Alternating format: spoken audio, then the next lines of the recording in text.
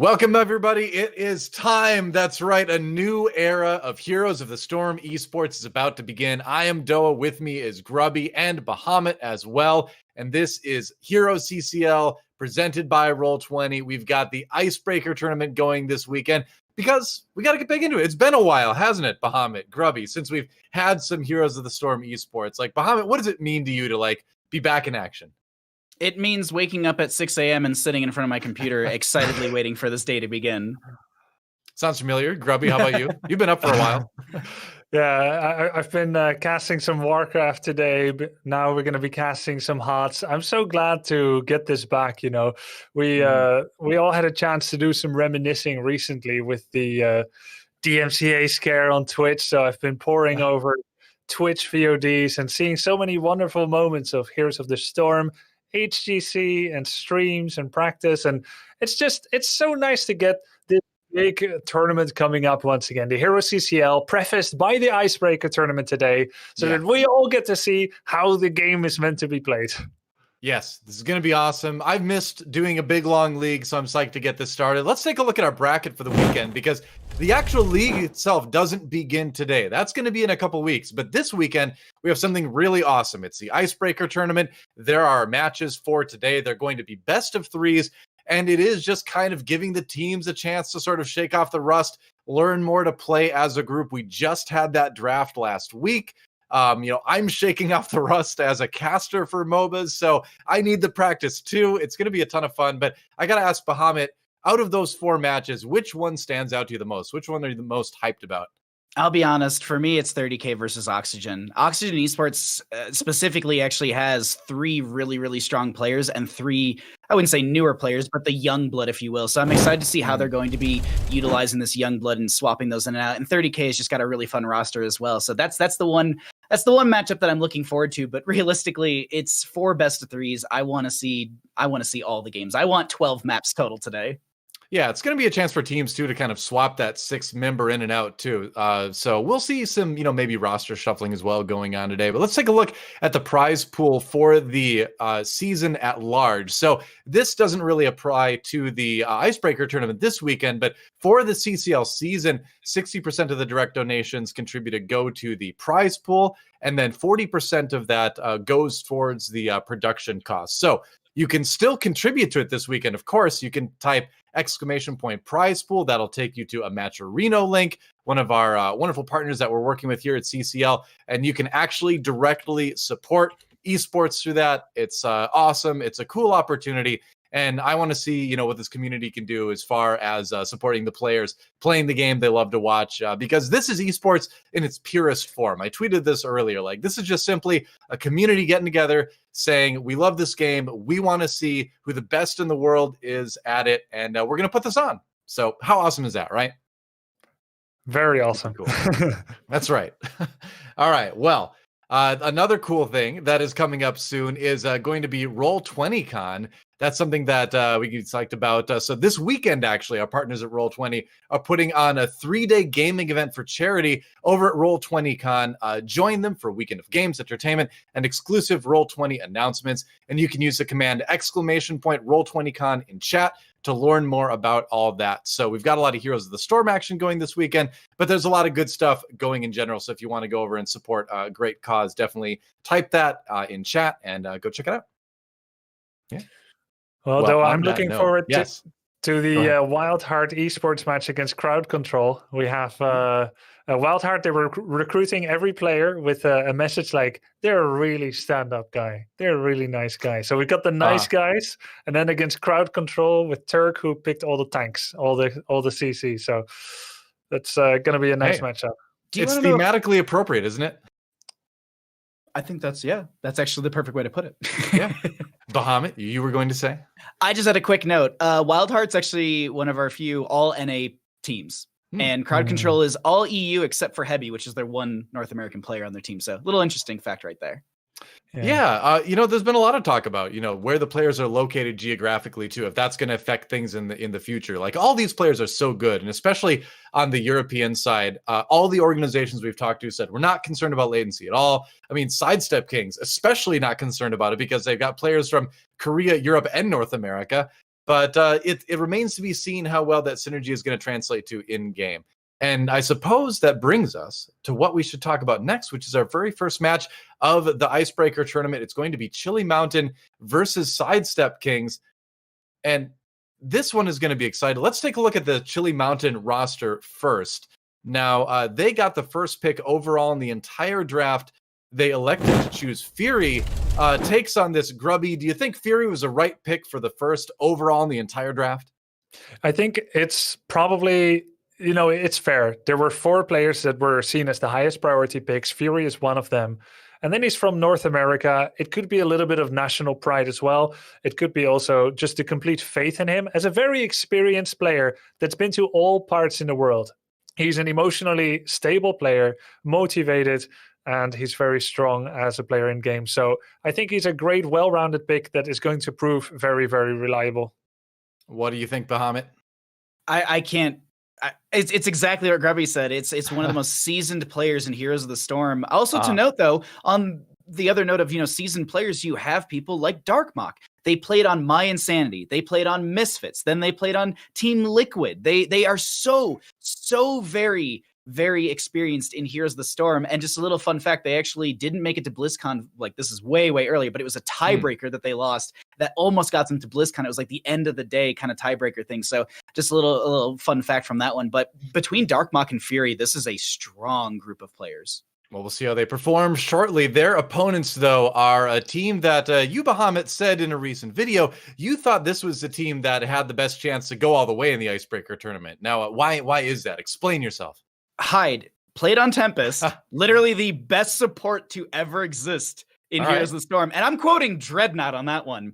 When it comes to other players, though, is also Kyocha. I mean, they were on MVP Black, they were on Gen G. I think that's enough to say. And then you have the synergy between Cattle and June. They were on Tempo Storm together. And then you have Fan, who's the org owner, who was on Tempo Storm with those two as well. So there's a lot of great synergies. And for anyone that might be like, well, there might be like a little bit of a language barrier, I think June's going to help out a lot with that language barrier and help everyone kind of get into the same mindset and communication standards that they're expecting for SIDESTEP Kings. Sure enough. It's going to be cool to see how it all shakes out. Grubby, we've got our map selection ready to go. And what do you think? What do you think about the map pick for Chili Mountain here in game number 1? All right, it's going to be a best of 3, and let's see, who's blue? Chili Mountain. Blue is Chili Mountain. Okay, so they went with Battlefield of Eternity. Mm-hmm. I just need to familiarize myself a bit with the pictures. They're so zoomed in. I know. That's what I was thinking too. I was like, that's actually why I threw it to you, because I I got it. I just need to make sure. Well done. Battlefield of Eternity. I totally threw you under the bus with that one. I apologize. And we also saw a ban on, I believe, Dragonshire and Garden of Terror. Mm-hmm. Both of these are very split maps with a lot of macro. And perhaps they feel like SIDESTEP Kings will perform too well. Maybe it's the hero pool. We'll find out a lot more about their hero picks and bans and so on. We're ready to get into the draft, so let's get this show started. First ban of hero goes to SIDESTEP Kings. And what's it going to be? Kyocha, the one locking in the bans over there. Bahamut, what do you think about when you look at like first bans on a Battlefield of Eternity? It's not so much the map that I'm looking at right now. It's the players that they're going up against. And it's like, you have Fury. And do you consider banning out Uther? That's something that Fury runs insanely well as a main tank. You have things like Joanna and Garrosh as well. So if you're playing around the map, I think you go for the Joanna ban to start out. If you're playing more towards blocking Fury, in my opinion, you maybe go for a Garrosh or an Uther. But that's just my two. Those are my hero thoughts on at least the bans, and looks like they're going to be going for that respect. Yeah, well, you called the Garrosh ban. That's what happened. Chromie, a ban that I think we're going to see a lot of this weekend, and probably a lot for the foreseeable future, as she's just got the range, she's got the zone control, which on a map like this is pretty vital, because you've got so many places you can kind of get caught in between the narrow walls, and so you don't want to be there when a Chromie is throwing Sandblast on it. Yeah, her range makes her versatile. The fact that she has so much range makes her an appropriate pick against a number of warriors that have this realm of influence. Don't go near, or you could be under threat. And Chromie, Hanzo, they kind of skirt outside of that range that makes them a little safer, which is why they're such a good versatile pick, and they deserve to be on that first ban. Gray main ban, the second for SIDESTEP Kings. What do you think? I like this. They're just getting rid of race potential. He's a very well-rounded hero. There's some players in the Nexus that would disagree with that, but I personally think that Greymane's just insanely versatile, and it's a safe, easy ban. Deathwing to be removed here, and I don't blame them whatsoever. They want to get rid of just the overall pressure that he can apply to the top lane, as well as the ability to be a global and move around the map fairly quickly, dropping down and engaging, as that'll be a first pick Ana for SIDESTEP Kings. June gets to play Ana finally. Awesome. Put June on Ana, baby rage. Yeah, exactly. It's happened. The Deathwing ban, the last one, the second one anyway, from a Chili Mountain as well, but now they get to make their first pick. It's going to be Li Ming and Gazlo. All right, so a lot of space control and a lot of poke, too. It seems like you can't see a Battlefield of Eternity without a Li Ming either pick or ban. Yeah, and also because Ana and Li Ming are the best match made in heaven, they're the first priority pick for an Ana Nano boost. There's many others, but Li Ming is the prime one because she can cast so many spells so quickly. So you want to take that away from Ana. There's still a number of other synergies for Ana available later, including Cho'Gall, Orphea. Hey, I'm down. Yeah. I say bring on the Cho'Gall, man. Some of these are really good with Ana, and they leave the double pick for last. Maybe it's going to happen. Kyocha doesn't have any movement speed delay if he is just Gall. True. If he doesn't need to move. This is something I'm always going to side with Bahamut on for sure. I want to see the Cho'Gall in some of these games. I love that it wasn't me who had to bring up the Cho'Gall, which I feel great about. Like now I won't get flamed in chat for bringing up Cho'Gall game 1 of our Icebreaker tournament. But the Diva ban makes a lot of sense because she's just really, really hard to deal with. And it's not that people haven't figured it out. I think she's just so oppressive. As they're going to grab they're going to ban out a Hanzo as well, another race-based hero, and get rid of that potential to burn the Immortal down, but they're going to grab a Medivh for some backline dive, and with that dive, they're going to grab Imperius. So I think we're looking at some sort of big, portal forward. We get the Explodium charge out from Gazlo. There's a Celestial charge from Imperius. There's a chain CC onto on the backline, and they burst them down. But I like this counter pick coming out. They're going to grab the Malthael, who can maybe counter dive into their backline and look for the Anduin Medivh or the Li Ming. That's a great pickup. These are looking like two extremely in-your-face aggressive comps right now. It's going to be a mess. Yeah, Genji will try to take someone down after Medivh's protection of Force of Will passes.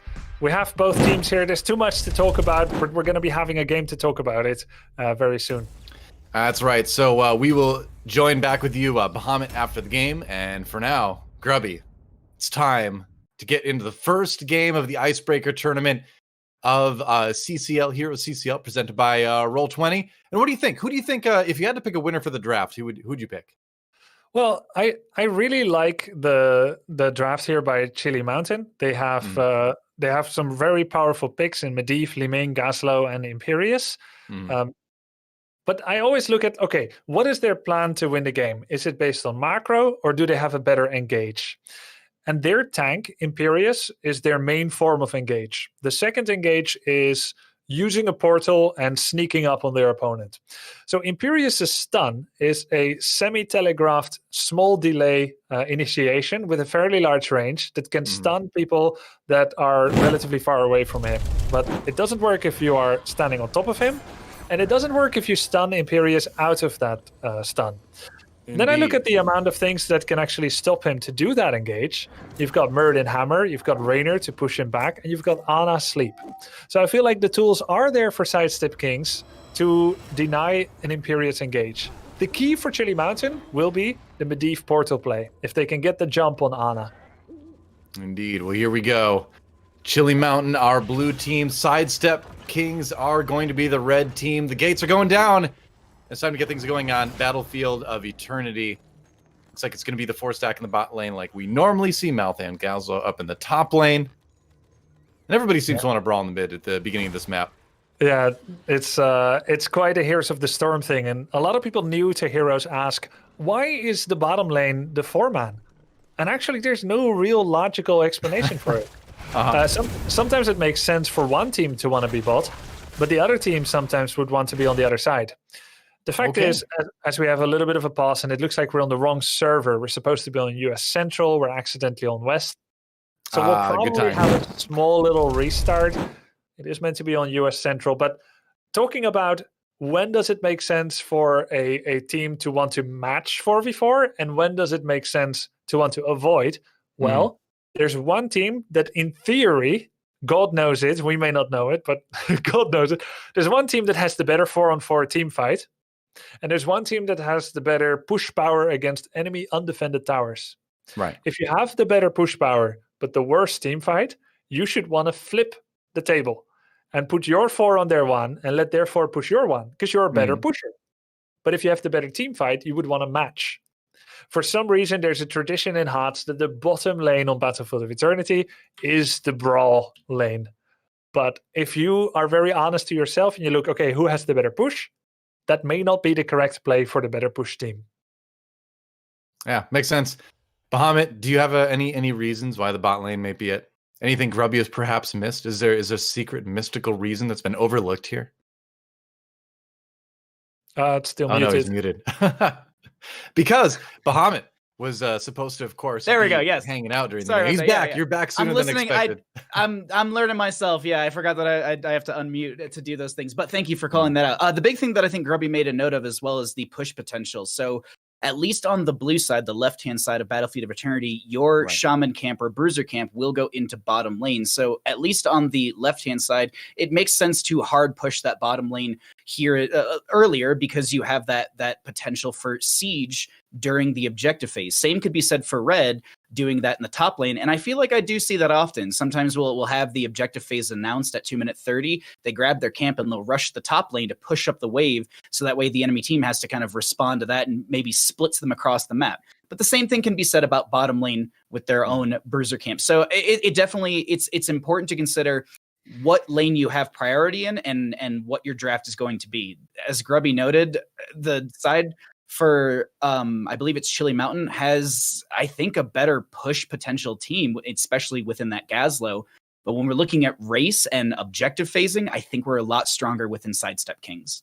Right, that makes sense. Yeah, I think so. Because the turrets that Gazlo can keep making can block tower shots.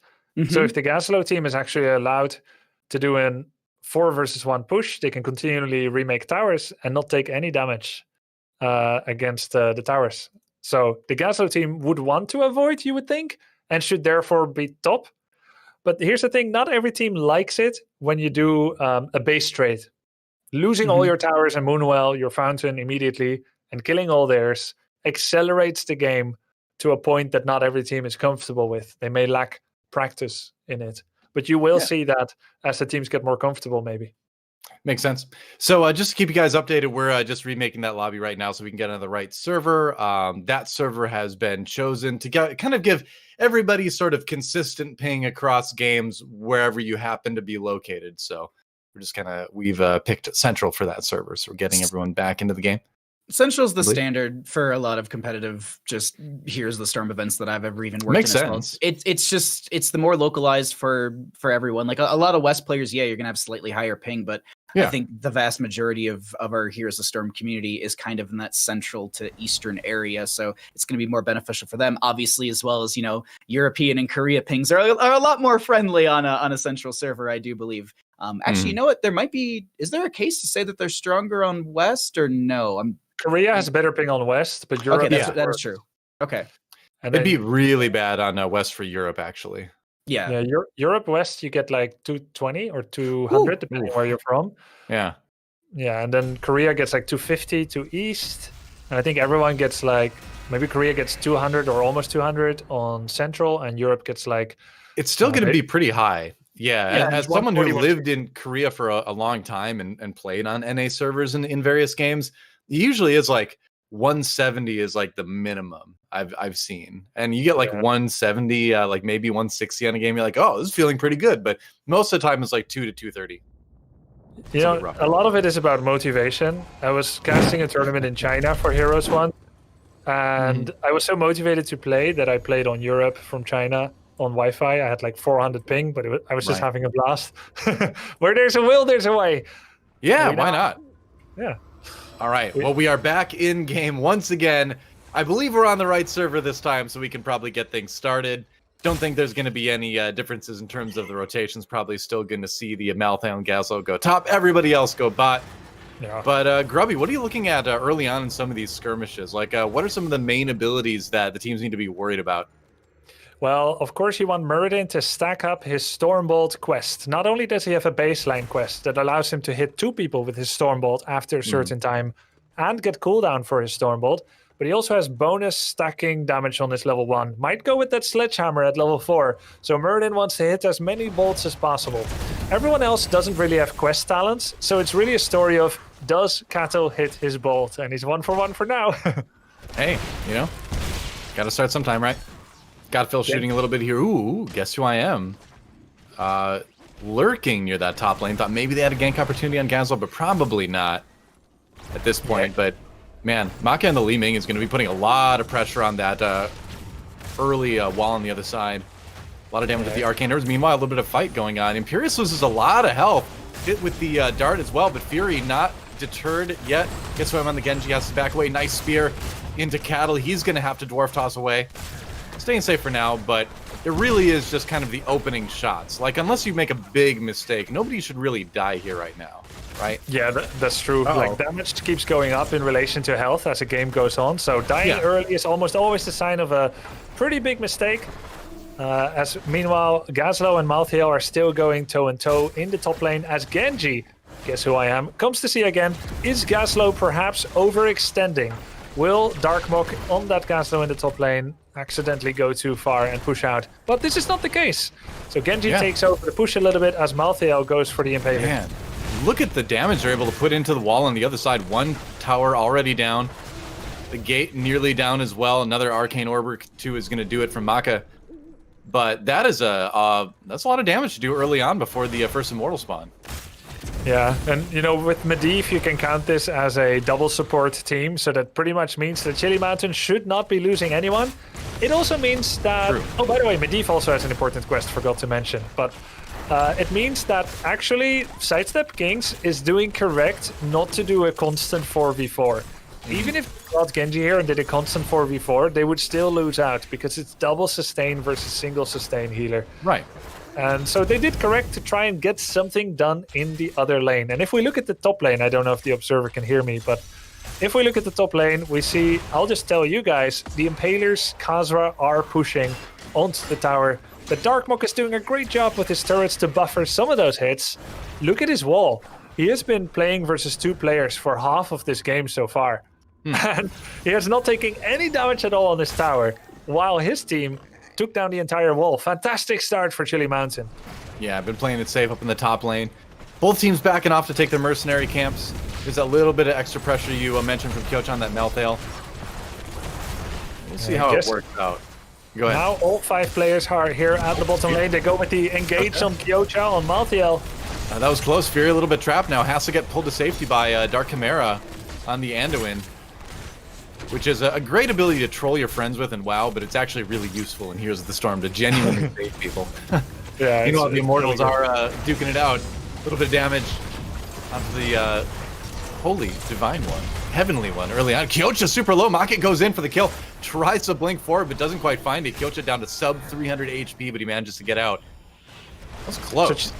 Yeah, it was really close. We had the red team running away, SIDESTEP Kings with their tail between their legs, nearly dying. We have Chili Mountain playing quite a cerebral game, as Darkmok on Gazlo did another wave at the top lane, gaining a little bit of extra experience, while the rest of his allies did a 4-man defense on the blue Heavenly Immortal. And defending is always the advantage, right? Because your boss is going to do stuns concentric around itself, and that can help you to set up and get kills. So defense is the easier one. That allows you to have one other guy doing something else on the map, if you play it smart. True enough. And the amount of poke, too, that Chili Mountain has right now is just makes that defense all the easier. Fury, though, just walking through the entire team, just forcing back SIDESTEP Kings. It really feels like compositionally, at the moment anyway, Chili Mountain can just kind of bully their way wherever they want on the map. Yeah, they've been playing the game very well. They, like Bahamut pointed out, they have a good team fight here, but they are a little bit worse on the trade. A large part of that is because Godfilth on Raynor picked up that level 1 Exterminator talent.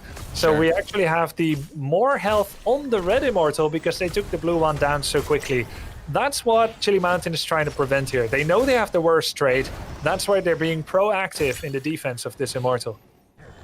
Yeah, it makes sense. I mean, at the end of the day, the Immortals are what are going to give you probably the most pushing power.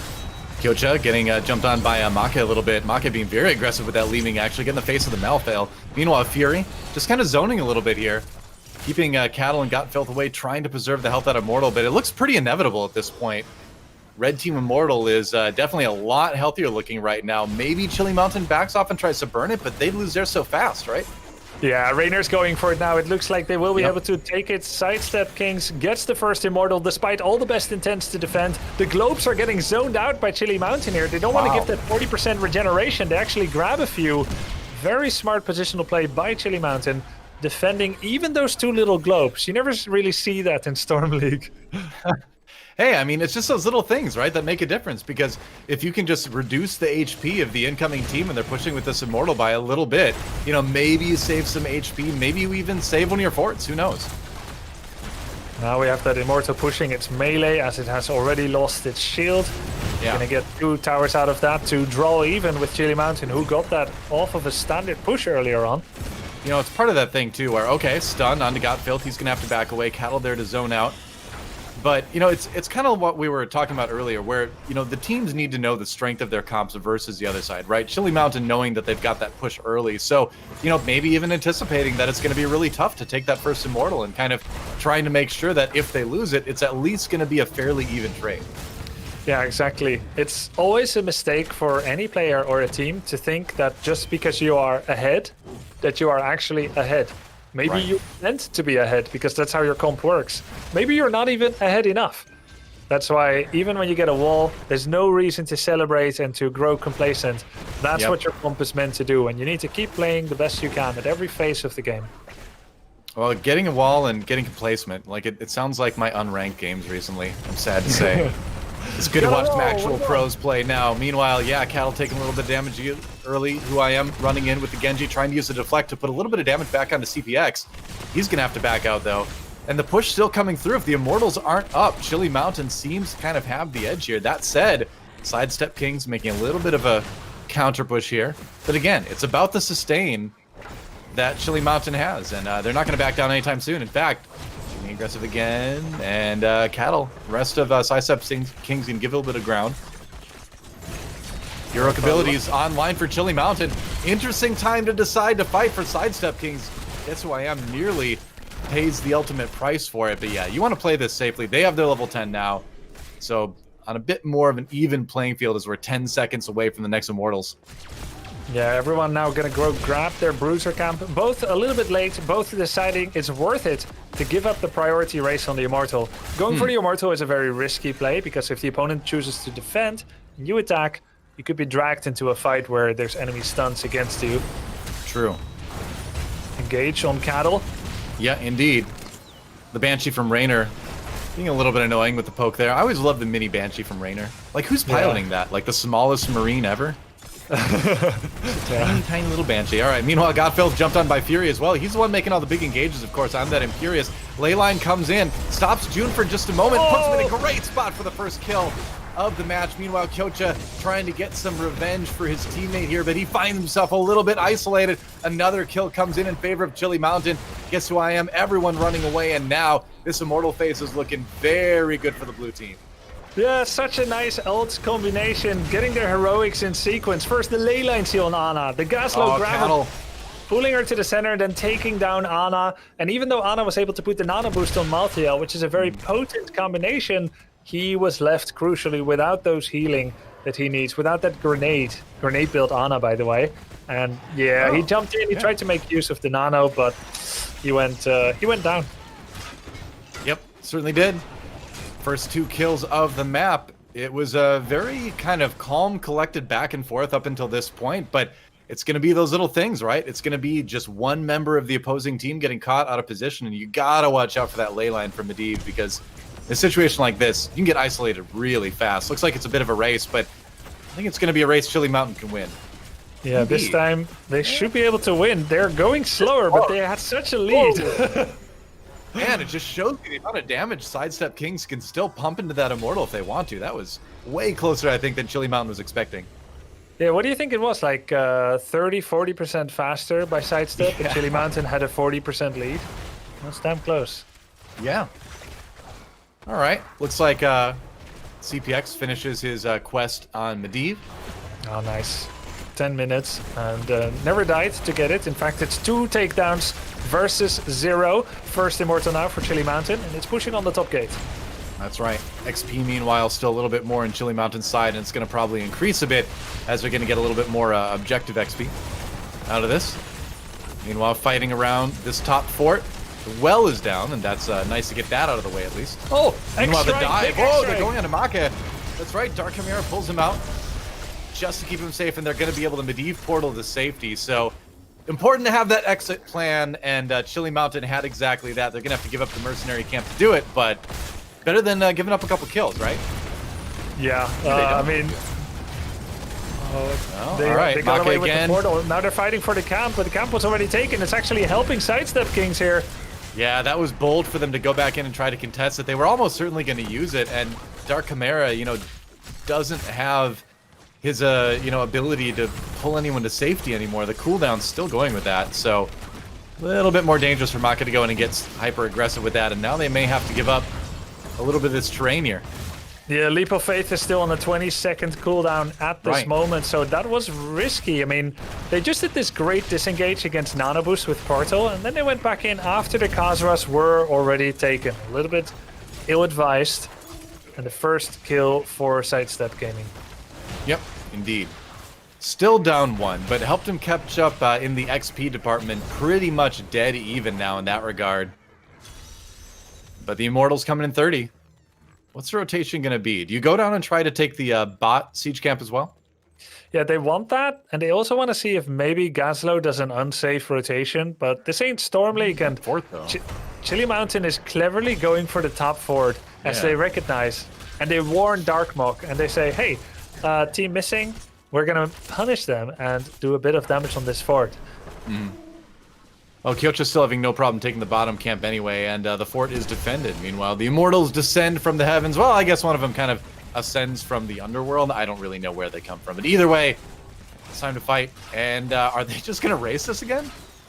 Yeah, the race is a little bit closer this time around from the looks of it. It's really neck and neck, but a small victory for SIDESTEP Kings once again. Bruiser Camp was belated as well. There's actually a lot of lane pressure. It would almost be in SIDESTEP Kings' favor just to defend until they see a defense on the top and the bottom camp. They see Gazlo top, but they know that the other 4 are still mid. So I think SIDESTEP Kings should play it slowly here.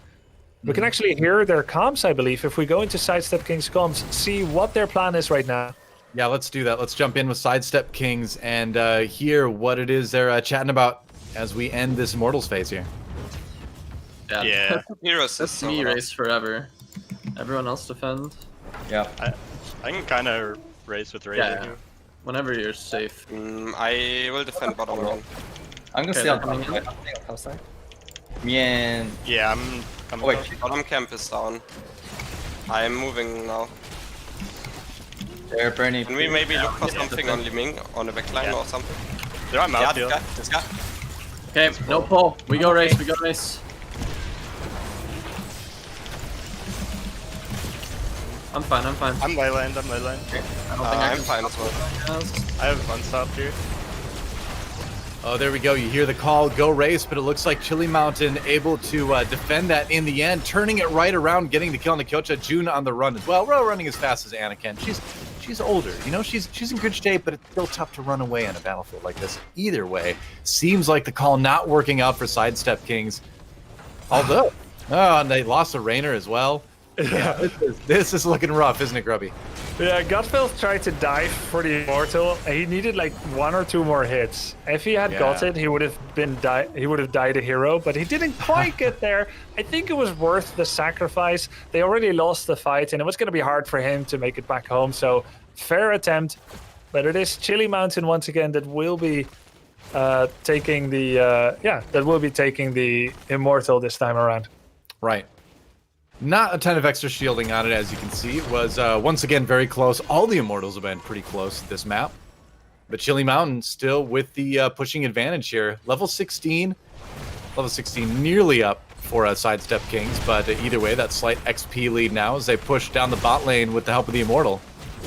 Let's see if Fury is going to do an engage or if they're going to slow play this. Once you engage, there's no way back. Keep is going to target you. Yep. Fury is in quite a defensive position. Will he be the one to start things off? Or is it going to be a lay? No, they're going to go back to the portal. Fury gets caught. Force of will. And the ley line to disengage. All right, yep, Cattle back in, and we saw the same kind of disengage we did before, too, where Sidestep Kings, when they get aggressive, it seems like Chili Mountain has a way out. That said, Cattle going in again. Godfilth trying to zone the top of that, put some pressure on the back line. Meanwhile, Kyocha just finding that opportunity, diving in, but now he's going to get targeted. Not quite as durable as a Muradin, is he? No, Malthael dies about as easily as he did in the actual expansion to Diablo 3. It was not a difficult fight, if I remember correctly. And Chili Mountain again gets to push to 5v4. That was a chase here by Sidestep Kings. They said, you want to get back? I think we can still catch you. This is true, but it did not work out well. Malthea going down. Yep. 5-man pushing out for the keep, and they've lost a lot more than they bargained for. Like, I don't feel like I can fault Cattle for that engage. I think they had, fairly good positioning initially, but it almost looked like there was just a little bit of a lack of sync between the players on the team, where when it looked like maybe Godfilth and Cattle were starting to pull back from that second engage, that's when Kyocha went in and then ended up giving himself up a little bit there. So maybe some miscommunications at the trail end of that fight. Yeah, I agree with you here, Doa, because I do think it's hard. Like, you're always going to have a tough time finding an opening against Medivh, who has Force of Will to protect the focus target. And then you've got 3 assassins on a completely different dimension. Raynor wants to slow burn the front away until the front is gone, and then he can attack high priority targets. He typically doesn't want to chase after a tank that's doing an aggressive engage. Malthael is kind of a carry hero, but he needs all the heals that he can get. So Muradin and Genji won't get any help when that's the case. And then Genji is a finisher, but yeah, how to finish unless Raynor gets to do his dirty work. So chases are actually quite difficult for Sidestep King. I think they should try to avoid them as much as possible. I do understand why they were doing it, because the game was kind of slipping out of their hands. It didn't work out this time. Yeah, like I said, you can't fault them. I mean, this is the time in the game where you really need to start taking chances. Otherwise, you're just going to kind of slowly get choked out, right? So you got to do something. Meanwhile, Cattle, though, you don't want to be 40 HP, 40% HP when you jump into the fight. Gets a little bit of healing. Gets the stun into Imperious, but it looks like it's more about the disengage. Try to get Kyocha to safety, but no, Fury over the wall with a spear. And that's a finish from Maka and the Li Ming to get the job done. Cattle separated, manages to leap over the pit. That's a brave move. That pit goes down to like some lava field way down there. Wow, Muradin's brave, but he got out either way. But now it's Chili Mountain all over these Immortals yet again.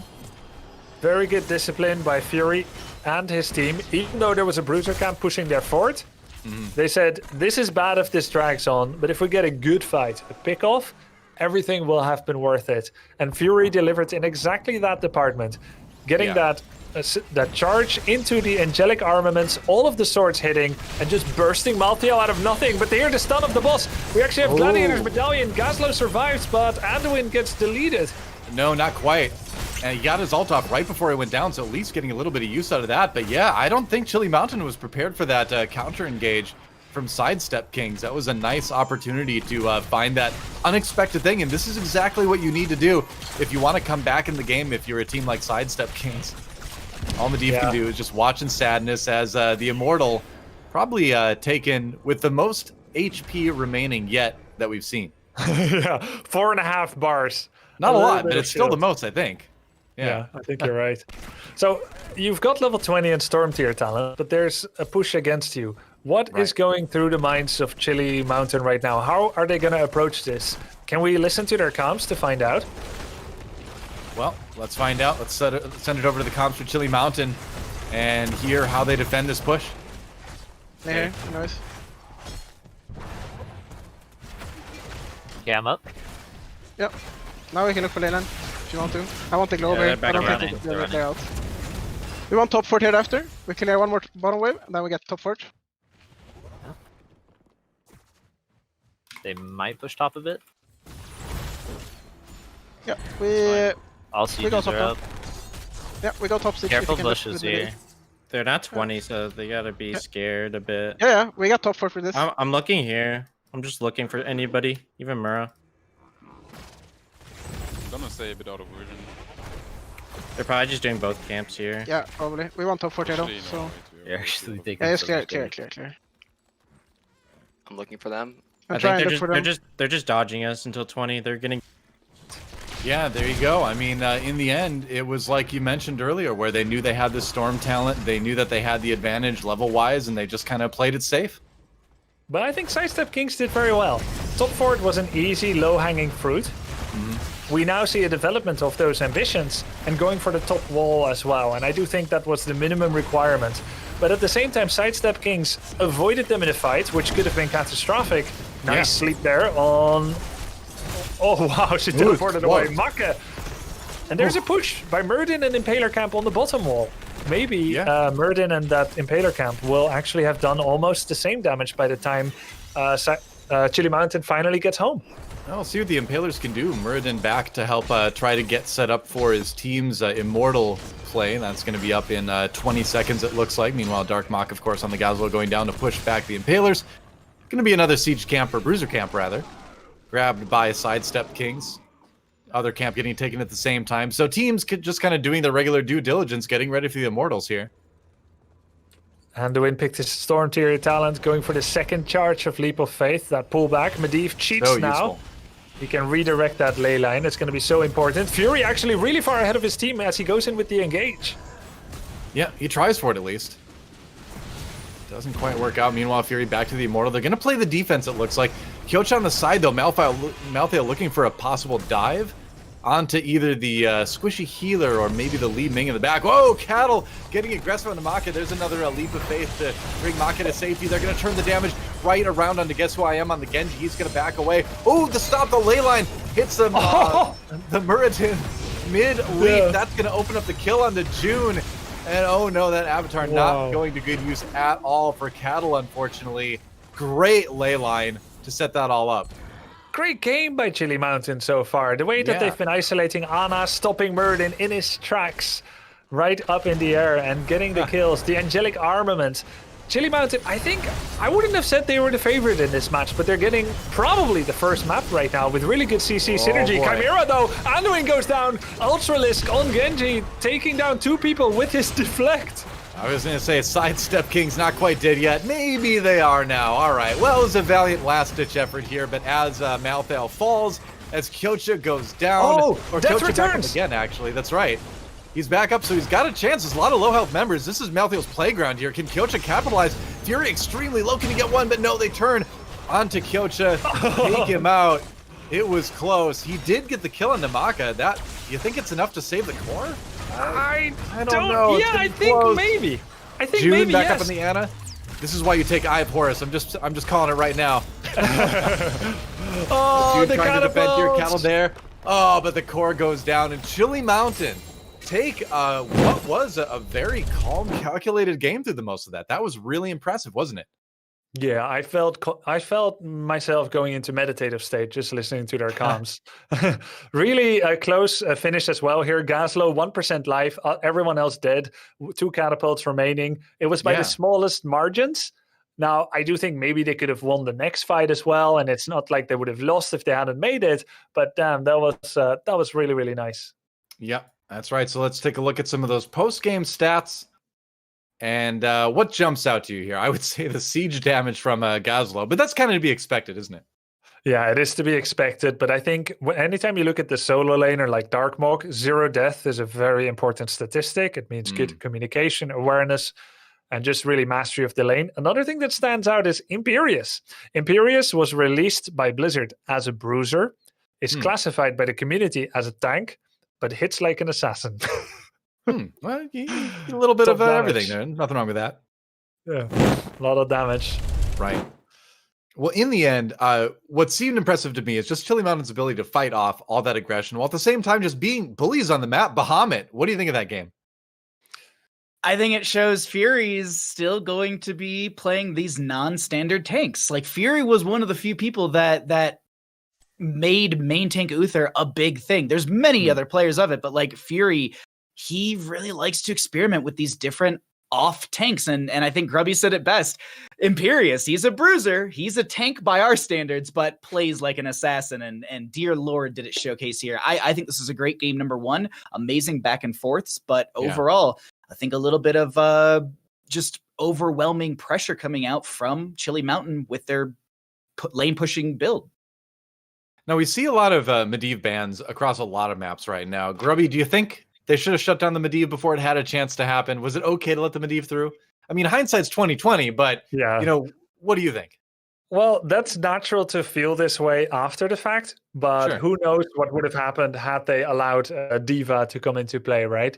So you need to be really rational and as a team and as a player, and also collecting data for the main season. You are doing your best here because it's for morale and practice, but you also need to be rational and collect some data and say, well, you know, diva's also a big threat, and we knew we're going to be going up against this, and you know, there's some ways against it. Specifically talking about Medivh, I don't know if you agree, Bahamut. Do teams generally try to draft something that pushes people away from the portal or stops them from going in the portal, like pushback, gust, displacement, rather than just damage? I would say maybe like in the counterplay, like some people would pick up like a Malfurion to throw a root underneath it, or maybe a Junkrat with a steel trap or a concussion mine. But I don't think I've seen it played that way, but that is definitely a mechanic or a play style that would realistically pair and synergize with the Medivh. Makes sense. Yeah. All right. What about an ETC, man? You just slide on there and just face melt people away. You're like, this is my portal now, you know? Yeah. ETC, Gus, Junkrat, all these things can be quite useful going up against Medivh. We'll see if that's something the teams prioritize or not. There's many different ways to roam. Well, we're ready to find out what our next map in the series is going to be. Remember, it is a best of 3, so there's a chance Chili Mountain could end it with this one. It's going to be their pick again, and this time it's going to be Towers of Doom. Did I get it right? I did? So good. Really? I did. It's let me jump in here. In any competitive realm, Towers of Doom is my favorite map. It's top 3. It's Battlefield. If you were to rank them, Towers of Doom, Infernal Shrines, Battlefield. I just love these maps. They're really competitive. There's just so much good back and forth. And this is the personal factor that I love the most about this map. You can't just rush core and end. You gotta play around the mechanic, and you gotta play the map to win. Yeah, I agree. I almost feel like Battlefield, well, especially Towers of Doom, even if not everyone likes like the mood because it's Doom, but like the concept of being able to always mount a comeback, and not easily, not cheaply, and never for free. You need to work for it. But if you start playing better than the enemy team, you can come back on Towers of Doom. And games that reward consistently pulling ahead of your opponent because of superior plays, they should result in wins for you. But if you play really well in the early, but bad in the late, but your early is too good to be given away, then there's not enough comeback potential. But Towers of Doom, there always is comeback potential. We see some of the sickest games with low core health, then finally coming back. So 100% agree. Very exciting map. Nice to get it as a second. Yeah, if you can control those shrines, it doesn't matter if your core is down to like those last 4 hits, right? You can still come back and win it. So it is kind of it's a unique map in that way. I've always actually enjoyed it. It's one of my favorite maps to play over the years because it's one of the older maps too. I think it was like, was it one of the release maps, or it was either one of the release maps or early in the release or early in the cycle of Heroes anyway at that point? It was after we had our Diablo event. I believe we had the Diablo event, and then we had BlizzCon after that. And it was when we had, I want to say it was Towers of Doom, Cho'Gall, and Lieutenant Morales that BlizzCon. I might be wrong on that, but I feel like I know we had a map at BlizzCon, and then I know Lieutenant Morales and maybe Cho'Gall came out that year. It might have been the following year. I'm not 100% sure, but either way, it is one of those early release maps, and this is definitely a fun one. And as Grubby said, I want to piggyback off of that. This is a map where you can go from 4 to 20, like 4 versus 24 core health, and it ends up being a 4 to 4 core health, fight over the boss, and it's a bloodbath. And that's what I love about this map is the turnaround potential is massive here.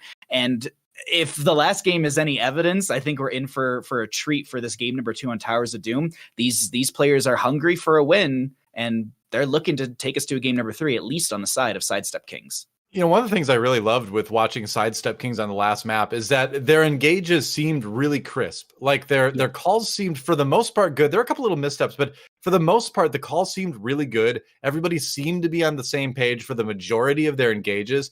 And so you wonder a little bit if that last one was kind of an issue of the draft, maybe more than anything, right? Where they got themselves into a situation where they were just so bullied. Chili Mountain had such great disengage that it was hard to kind of overcome that despite good shot, right? But when you think about that, going into the draft for map number 2 here, as we get started, what do you do to counter that? What do you think about that? What do you think about on Towers of Doom in that regard? Respect the Medivh. You gotta respect the Medivh here, me personally. It's another wonderful map for him. The scouting potential, the dive potential, the camp invades, Leyline Seal is a huge tool as well, but we're gonna be seeing a Stukov and the Chromie, which those are both great zoning heroes, great poke potential, and there's gonna be the respect onto the Medivh. Yep. Chromie ban as well, coming out from Chili Mountain, and they're gonna get their second ban, but yeah. I think the Medivh from SIDESTEP King's not super surprising at this point. It's just hard to poke holes in the defenses of a team that has a Medivh. You need to be very technical, very precise, draft very specifically to try and counter a Medivh play. All right, so it's going to be a Junkrat ban. Yeah, I mean, if you want something to just poke a shrine, keep somebody from activating it, you'd be worried about the Junkrat, wouldn't you? Definitely. The poke potential, even camp steals or boss steals, or even the boss zoning with the Junkrat is a huge win. So I agree with this Junkrat ban, but this still leaves things like Abath or Samuro open and available if they want to try and play something cheeky like that. All right, it's a Brightwing. I'm saying it's Cho'Gall. Hypershift. All right. Basic. Really? What's funny is during the exhibition weekends, there was a lot of Brightwing play, and we started asking some of the players why. And one of the interviews we had, and I can't remember specifically who it was, it might have actually been Dark Chimera, who was saying that we picked it up, it is strong, but it's strong because we grabbed it with the Cho'Gall with our Hypershift level 1 that gives the 10% based off of the overall health pool of the hero. So they were saying it's unique and good for that, but let's not forget that we just had BBJ destroy with a Brightwing in our little, there's a scrimcast on Thursday between Crowd Control versus 30K, and BBJ annihilated the enemy team with their Brightwing. So it could just be Brightwing is more prioritized in our CCL meta, or I want the Cho'Gall. We'll see what happens here. Nothing wrong with that. It's going to be the Diva and the Johanna bans, actually. The Johanna ban kind of surprises me a little bit. I feel like that's one I don't see as much, although I am kind of just getting back into the scene. What do you think about it, Grubby? Well, she's got Blind to remove some of Cassia's power during some of the most hot moments of an engage. True.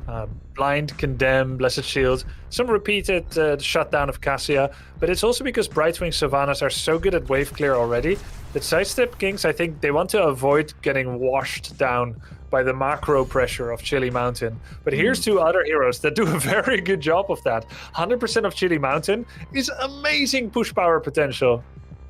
Hey, they seem to like that a lot in the last map, so the Leoric and the Greymane pickups maybe not super surprising there. Bahamut, what do you think? The wave clear from the Leoric is really, really strong. They're actually holding their main tank pick for, I think, Fury here. They will go into the Yrel Li Ming, which with the Diablo, that's really good. You have the speed boost from the Lucio. I like this draft coming out from SIDESTEP Kings. I think they've got a lot of good, useful tools here. The Yrel's going to be an oppressive force. Leoric into that could be pretty strong because of the life drain. But this is what I was wondering. I was wondering if we get the Fury Garrosh, and you were noting that you're not sure about the Johanna ban. She is strong overall. Grubby made great points with it being able to not debuff. I guess it just the blind into Cassie. I was trying to think of the right word for it, but no, you're right. Definitely slowing down her damage, but this Garrosh, the displacement is really going to be amplified by the Greymane and the Leoric and Sylvanas. Like their ability to move around, their mobility is really strong. But then you also have, the last thing I want to note, the Brightwing Polyform. Like you get a toss from Garrosh, Polymorph, and then everyone dives on the single target. This is looking very, very strong for Chili Mountain, but SIDESTEP Kings have a lot of good tools. I think it's going to boil down to our heroic battle. Yeah, it almost kind of makes you wonder, like, SIDESTEP Kings has that combination of, pretty hard engage with the Yrel to pretty good poke as well. So, Yrel draws a lot of the attention. The poke is happening at the same time. You're taking a ton of damage from the Li Ming. But like you just mentioned with the Brightwing, the Polymorph comes in. Suddenly that pressure is not there, and maybe you have a chance to dive the back line while the front line is, a frog or something. So here we go. Time to get things started on Towers of Doom. We will join back up with you, Bahamut, after the game. Grubby, what do you think? Do you want to call it now? Do you think we're going to get the 2-0 from a Chili Mountain, or do you think we're going to a game 3? I like the draft a lot by Chili Mountain here. They've got four amazing wave clear heroes with a great pick-off potential in the Brightwing Garrosh synergy. SIDESTEP Kings' draft is a little bit more a little bit of everything. Just purely about talking about synergies. Speed boost from Lucio is great for immobile tanks. Diablo and Euro are not immobile. It doesn't mean it's bad. It's just that everyone, like, they're not filling in for each other's weaknesses in a sense. They're just all really good heroes that work really well, period. But you really see like a plan on Chili Mountain's side. I don't know if that's enough to get ahead, but it might be. True enough. It's funny, June has been working over the last couple of years helping some Overwatch League teams out with translation from English to Korean, and so he's been very involved in the Overwatch scene recently, and only picking Overwatch heroes so far today, so maybe it's kind of, it's hard to break out of the mold, I guess. Yeah. It's had an effect, hasn't it? Yeah, it matters. Of course, the heroes you know. Yeah. Yeah, heroes I definitely know for sure. I was a support main in Overwatch in pretty much every game, so very familiar with the Lucy and the Ana in that game. Yeah, you knew how Ana works like immediately because you've played in Overwatch. Oh yeah, so, you played some games with me in Heroes, and I was like, oh, Ana, yeah, I know this hero. Yeah. Yeah. So we see a little bit of accordion play by Chili Mountain, where they bring everything together towards the middle. Leoric comes, and they just make sure that they have the full strength of 5 people. You often see this in teams that have good wave clear. You can meet up more often because you've dealt with the wave so quickly, and that gives you a numerical advantage. Indeed. Dark Mach and Kyochar, 2 offlaners going down to the mid lane, just doing more rotating. Get the pushing going, make sure they preserve a little bit of HP, rather. Mach on the Grey main, helping push that wave forward as well. And we have Fury. Oh, go ahead. We have Q builds by Cassia. This makes sense because Cassia is relatively short range in general. Yeah, nice. Oh, the Groundbreaker as well. Yeah. That was close. A little bit more damage on the cattle, and at least they send him back to the well for the moment, but it's a nice combination of CC and something you need to worry about if you're Sidestep Kings. Leoric now doing the double soak. Another toss in on Cassia. Polymorph follow-up, but Cattle with the peel. Yep, Cattle there to charge in, give his teammate a chance to get away. Godfilth, meanwhile, putting a little damage into CPX, but CPX turning it around on the Sylvanas, actually. That's quite a bit. Fury with the Groundbreaker hits June as well. Cattle back in the middle of 4 people right there. They're trying to do some damage. June gets back, tries to boot people, but it doesn't, and it actually ends up working. They're able to get the kill on the Sylvanas. Fantastic by Lucio, pushing forward Sylvanas when there is no haunting wave available anymore. I really was just starting to wonder whether Sidestep Kings is going to keep getting bullied by Garrosh, but that was a wonderful turnaround and a great play by June, recognizing that they could go for Sylvanas. Hey man, it's so funny. Like, Lucio in HOTS is basically the same as Lucio in Overwatch. You try to get behind the tanks, knock some of their vulnerable DPS into the front lines and get them taken out. It's exactly what June did right there. Now the Shrines are active. See what they can do. Groundbreaker hits 2 from Fury. Yeah, Fury going with still getting that channel. Fury going with body check, by the way, at level 1. Bonus damage, bonus slow, and healing reduction. You won't see a lot of ladder players play that, but in competitive format, that healing debuff is going to be so useful. Oh yeah, for sure. Kyocha manages to send another couple bolts over. It's a little bit of an edge now for Sidestep Kings, but like we talked about, it isn't over until it's over on Towers of Doom. Yeah. Tower shots don't matter until your core reaches 0. It doesn't do anything concrete for you. Fury takes a ton of damage, man. That was just a great toss from a Diablo. Godfilth was right there with the Fen to just fill him full of holes with the spears, and then everyone just kind of followed up. Guess who I am on the Lee Ming. Plenty of damage to add in there as well. June, nice boop on Namaka again. They're going to throw him out as well. Defend again from Cassia. Godfilth trying to chase him down. Does not want to go that close. Does not want to die to the enemy home base there. Nice Goblin Sapper steal. Got dispatched fairly quickly, I must say, by Chili Mountain. But one tower is gone. Now they're going to get their own Goblin Sapper. And you know, some camps are meant to be taken and then forgotten as they apply pressure and then you go somewhere else. And sometimes you want to escort them. Looks like a little bit of a mix. They try to go for Leoric very fast on the Haunting Wave by Darkmok. From the moment that Diablo appeared from the shadows, immediately he's so shocked. Cattle is shocked, as I am. That made no sense at all. It was so fast. That reaction time, man. He knew it was coming here. Meanwhile, Godfilth really low, has to back away. They're going to turn on to June for the moment. No, June looking for a nice boop. CPX getting tossed out to safety, it looks like. Meanwhile, June again, still waiting for the boop cool down to come back, trying to give his team the speed boost to catch up. Polymorph onto Kyocha moves the damage he's going to be able to do with that Urel, but they do force Chili Mountain back in a big way. Shrine's active in 8 seconds here, and Chili Mountain with not a lot of HP to contest this right now. Yeah, Garros is still low, takes another Triumvirate Orb to the face. 1-for-1 trade. Oh, no. Yeah, nice poke. Fury taking so much, yeah. All right, stun onto CPX, the throw. The Polymorph comes into Cattle on the end. CPX, so still, can he get away? That Sylvanas has like 0 HP. June can't quite get him. It was so the Cassia goes down instead.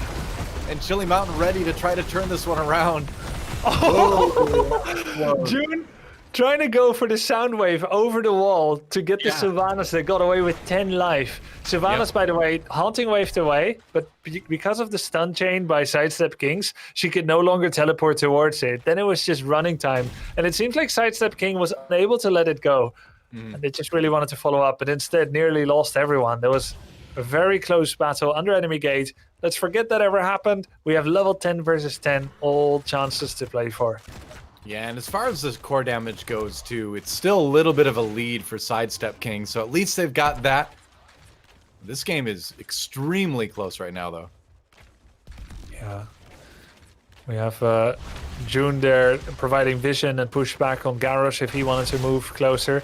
We have 3 lanes covered by Chili Mountain with Brightwing and Leoric there. That's right. And 1 Sapper to fight over. There are some objectives in the north that are typically forgotten because the bottom towers are most important as they signify the potential to push 2 sets of Sappers instead of just 1. So there's a lot of fight over the bottom lane. Oh, Godfield that was so close. dodges. Yeah, if that Groundbreaker would have connected, he would have been in big trouble. Diablo quest completed. He'll be able to come back very quickly. And that's got to feel good for Cattle to have that, as we might be going into a fight here over the Shrine. We'll see. Sapper camps up. Can they believe Chili Mountain off of this one like they did last time? Doesn't look like it. June trying to get the channel going. Meanwhile, Cattle takes out or tries to get the pin onto Fury. He's going to push against the wall again. June with the boop there. Fury has to back off at about 50% HP, but the Orc is coming down, so we might have a 5-on-5 here. I wonder if they're just going to let it go and let Fury... Oh, in trouble. Cassie gets a killing blow, but he just got caught between those 2 buildings. And there's a lot of crowd control, like we talked about, coming in from Sidestep Kings, and Fury just got a little bit out of position there. Yeah, I think they just needed to let it go. I mean, without Medivh and without Lucio, Garrosh has no special way to engage ever. And that's kind of an issue because you've got Cassia and Li Ming are just poking Fury down before he can ever get near. He looks like a transparent, lumbering oaf trying to get close, being put to 50% repeatedly. And with Leoric still doing cleanup duty in Isles 1 and 2, didn't look like they really could contest, and they really just had to do a strong call and let it go. Chili Mountain was unable to do that, and they paid the price for it. Right, and you kind of wonder too if maybe once they do get Darkmok in some of these fights, if they can do like a Garrosh toss into an Entomb or something like that to try to isolate somebody. But until then, it's going to be, like you said, Garrosh just trying to get in there and make something happen without a lot of support. Yeah, he needs that flank from Leo, the additional threat and distraction. Just walking up, it doesn't look like Cattle is going to allow that, let alone June. Great scouting here by Sidestep Kings as Garrosh moves in, so transparent. Lucio gets away, no problem. I mean, this is, he's basically just RPing Garrosh from WoW at this point. There's not a lot of subtlety to the character. Lucio, 0 deaths, 8,000 hero damage, a lot of poke. Yep. All right, bottom shrine about to activate 15. Sidestep King's already taking an aggressive position over it. Yeah, what is the plan here for Chili Mountain? Will Leoric finally come down and be a threat? He comes in, he's visible, no secret entombs from the dark, just kind of manning up, showing himself. Yeah, June prevents the channel from Darkmok there, or rather from Chimera there, rather, on the Brightwing. Constantly poking away at Fury, making sure that he can't channel. Yeah, it's one of the useful things about Lucio. Okay, there it is, the little toss from Diablo. Fury separated from the rest of the team. That's going to allow Godfield to get in the back onto CPX. Diablo breathing some fire, taking a lot of HP away from Chili Mountain right now. And now the push coming through, that allows the damage to be done to the core by Sidestep Kings. And that worked out great. you don't need to get any kills necessarily. You just need to zone the enemy team off the shrines long enough. Yeah, exactly. They engage on Sylvanas there on CPX. They do damage, they force a response. Meanwhile, Lucio was unnoticed.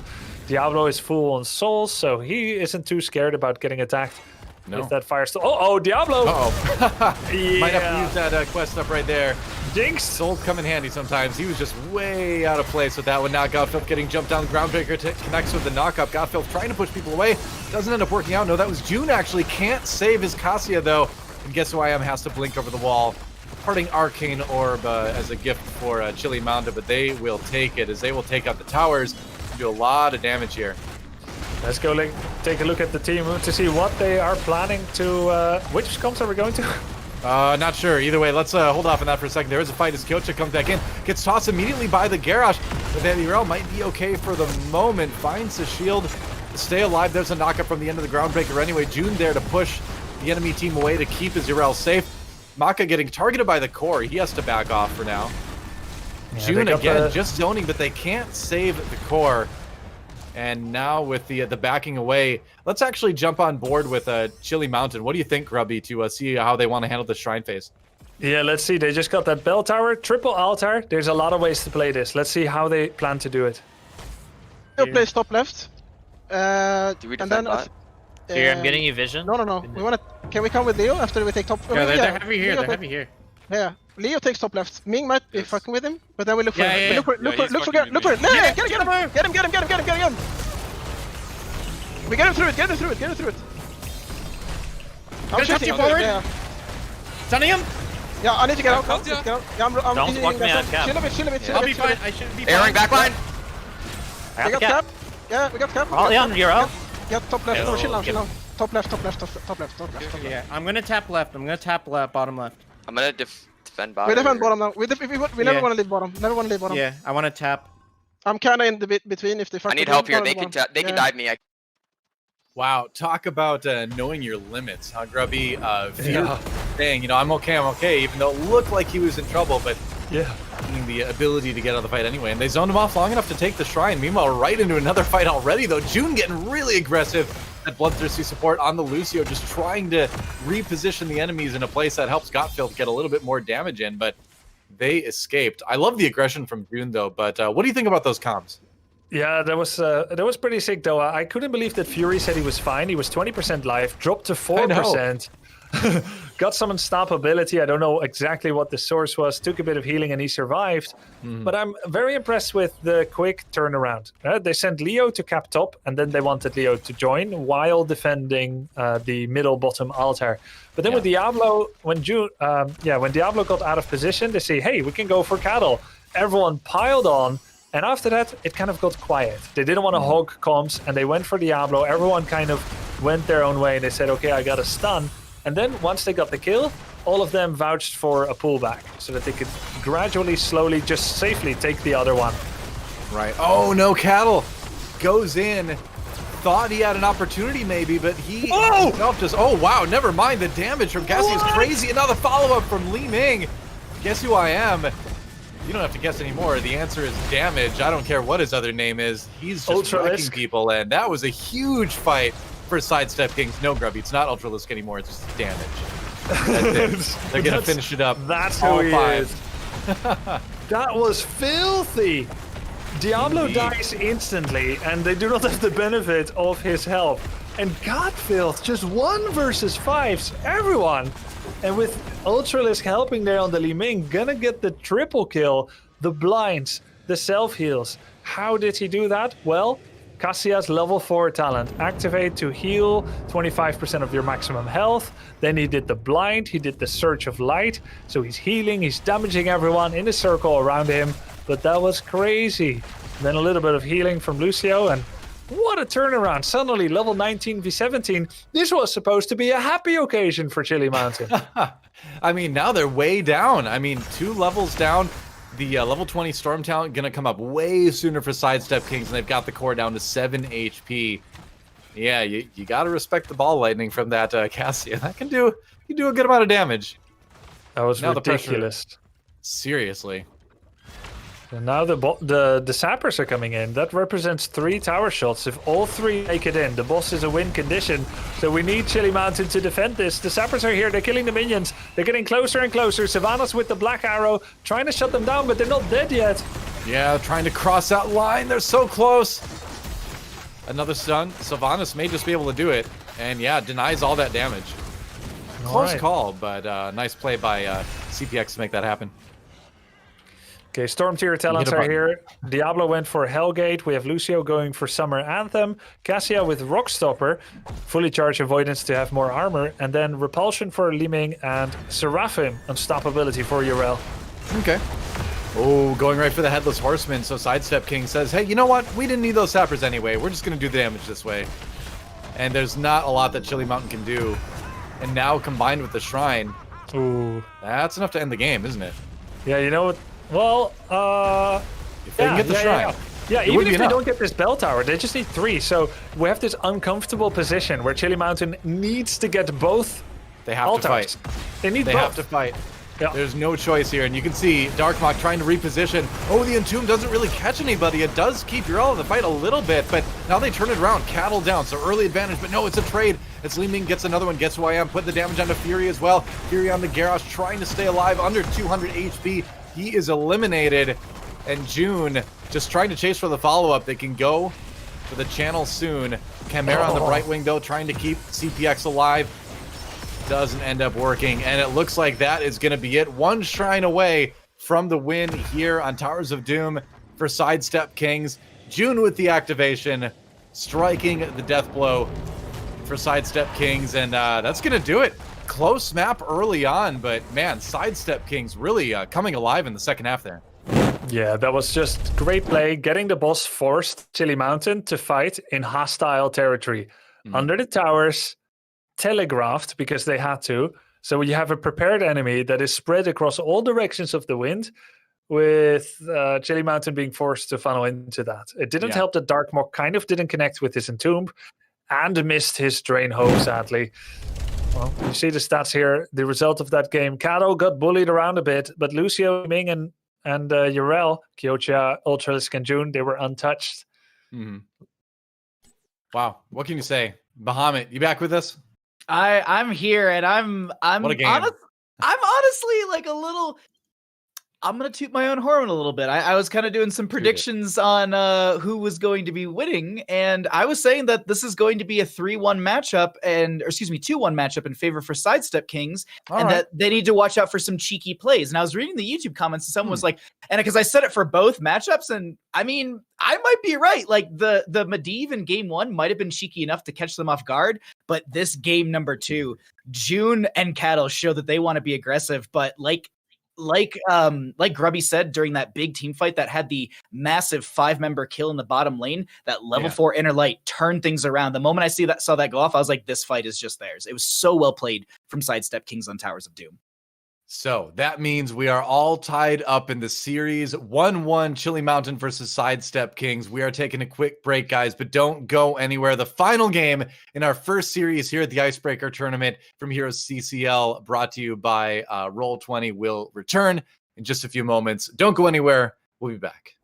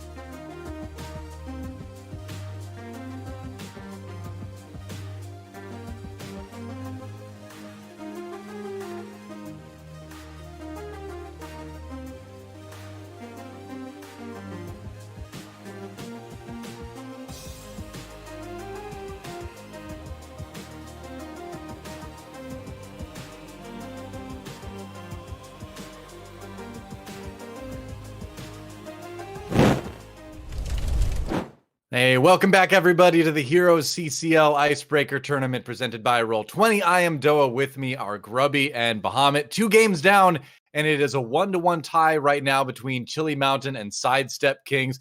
Bahamut, you were saying you kind of predicted this, but Grubby, what were your feelings coming into this one? Would you have agreed with Bahamut, or do you think he's way off? Dude, he is so wrong. He's right. No, he's right. No, he's right. I thought SIDESTEP Kings is the stronger team on paper, but when I saw the draft of Chili Mountain, I really thought that they were going to do it. Leoric level 20 is insane.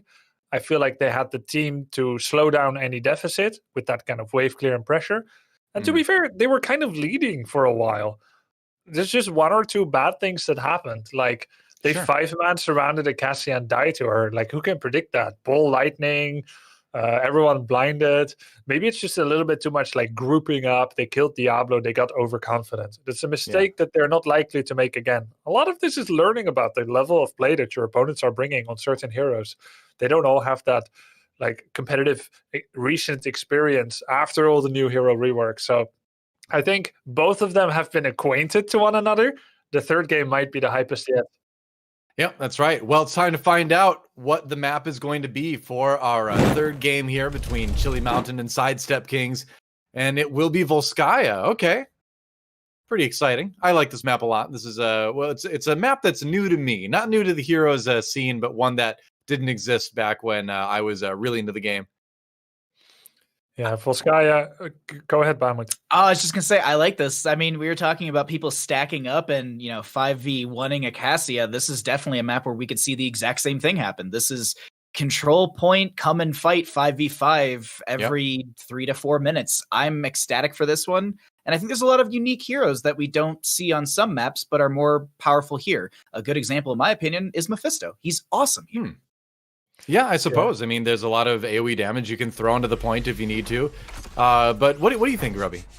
Yeah, I think the biggest definition of Volskaya is that this objective is slow to be taken. Yeah. Just slow. Like, if you've ever been ahead in this game, you've got some takedowns, you're standing on the point. You could go launch a game of Minesweeper, you're standing on that point. And if it's team versus team, it's not quite the same as being solo AFK, but still, this is a slow burn. So Mephisto continually using those cooldowns, jumping in, getting his spells off. There's a lot of opportunity for him to shine. I mean, it's basically the same as a Volskaya in Overwatch as far as like how long it takes to control that control point and win a round. So to me, it's all familiar. The Chromie ban, the Diablo ban, anything we should expect, just be surprised about Bahamut. I would expect maybe another Medivh here. This is first pick priority over to the side of Chili Mountain with the map pick coming out from SIDESTEP Kings. Right. So, I mean, it's not like it's a super early pickup, but they could prioritize it early, at least on the ban side for SIDESTEP Kings. Really? Huh. Okay. Huh. I wonder why. Yeah, well, we will know soon. Like, once we see their first pick, we'll know who was so important to be picked first over Medivh. Maybe Junkrat, the point control with all his stupid spells and traps and bombs. I sense some resentment towards Junkrat here, Grubby. He's so annoying to go up against. Yep, that is true. Yeah. Grubby, have you ever watched back your Samuro games? Those are probably just as annoying to go up against. I was gonna say, like, of all the heroes in that exist in Heroes from Samuro, man, like. Dude, nothing. I was playing a Diamond yesterday with my wife, and it was just ridiculous. We were up against Samuro in Diamond, Bahamut and Doa, and there were Samuro Masters, 2 different ones in a row. Like, they were carrying the game for the opponent. What does my team say?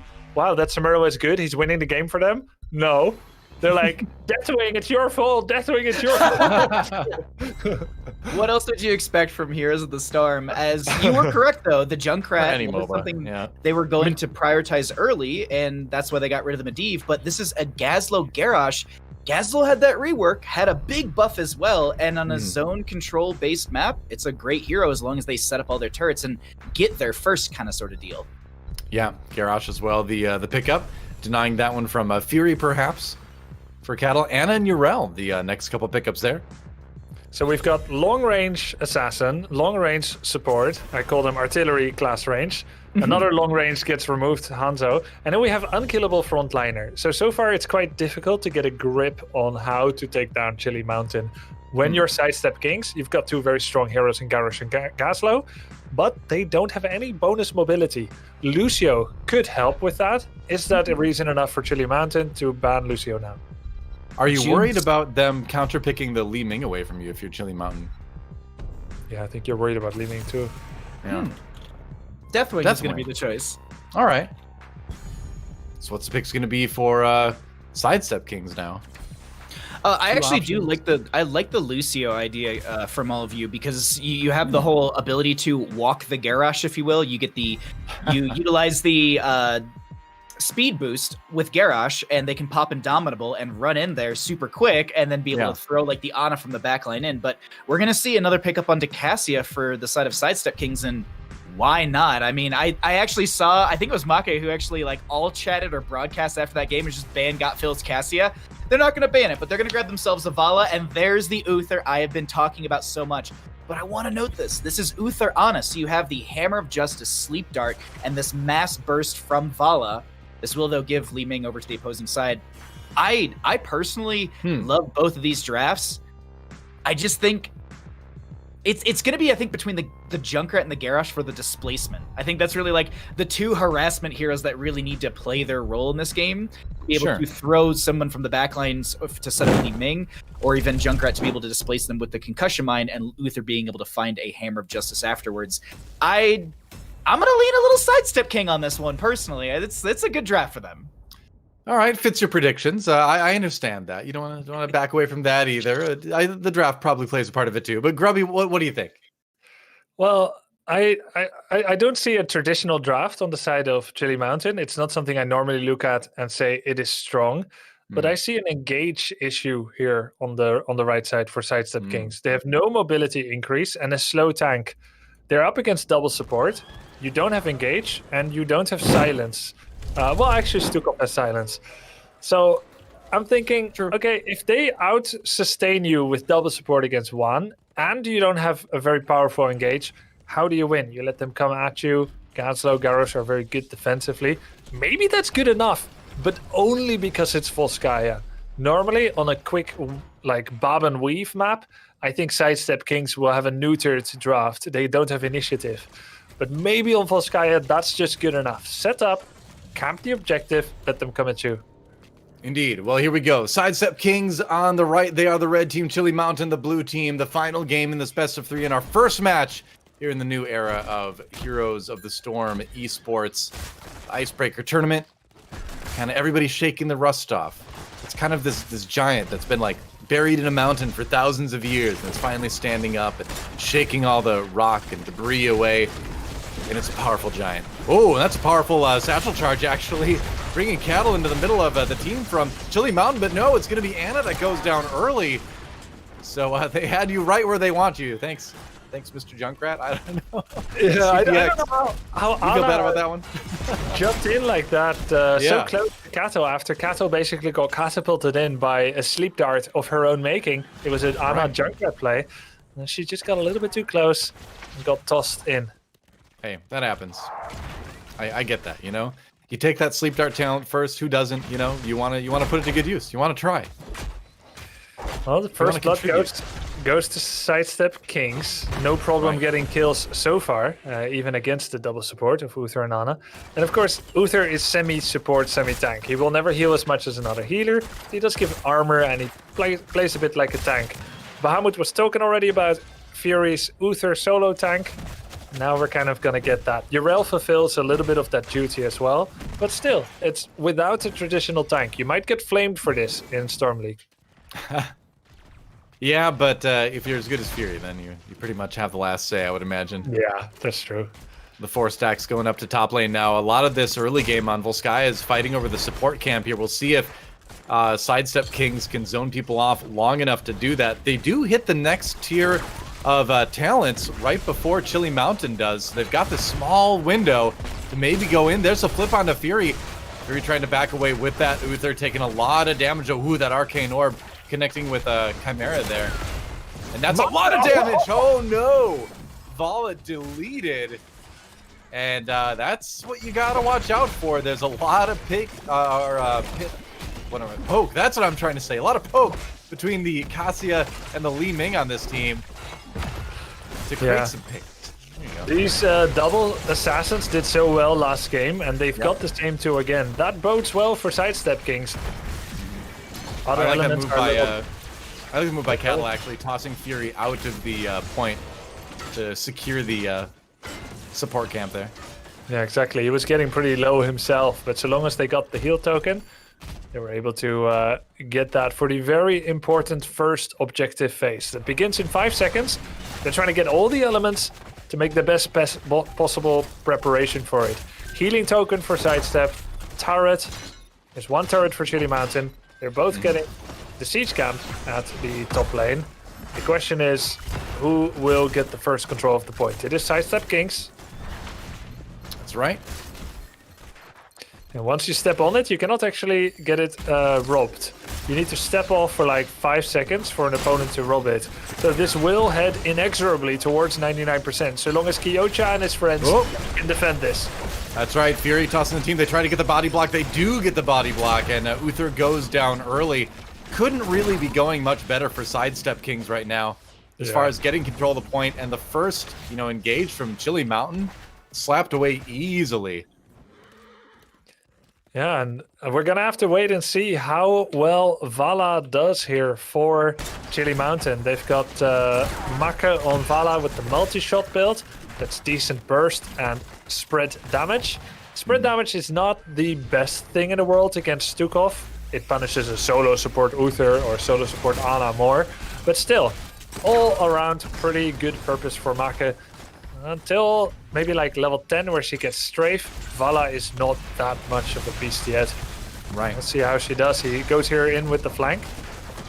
He's gonna try. They're gonna just try to take out the mech as fast as they possibly can.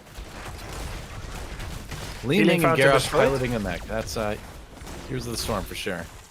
How does it work in Overwatch? Can you pilot any mechs? No, unfortunately. No, I mean Diva pilots her mech, I guess, but no, nothing like this, not yet. Maybe Overwatch 3 you can. Yeah, maybe. Well, you already know it's not possible in Overwatch 2? Well, spoilers. Spoilers, Grubby. I don't know if it's out yet, to be honest. It's definitely not yet. Okay. Next year at some point, probably, it seems like. So the fountain is taken down. That's always the secondary objective for the first Triglav. Now, the next objective is always north. That's why you want the north enemy fountain. Prevents the top up by the other team. Yep. Kind of a nice little bonus if you can't take out the tower. Why not? Yeah, you can't take out the whole fort, but you get a wall here, you get a fountain there, and that's pretty much the expected result. No one using their tokens yet. Not on the entire first objective. Usually in Storm League, I know, but that's, where I get most of my experience. Oh, no. The fight breaks out. Everyone is like, I got a present for you. Drops turrets, drops healing tokens. Great discipline by the teams to hold on to all these for the more important second Triglav.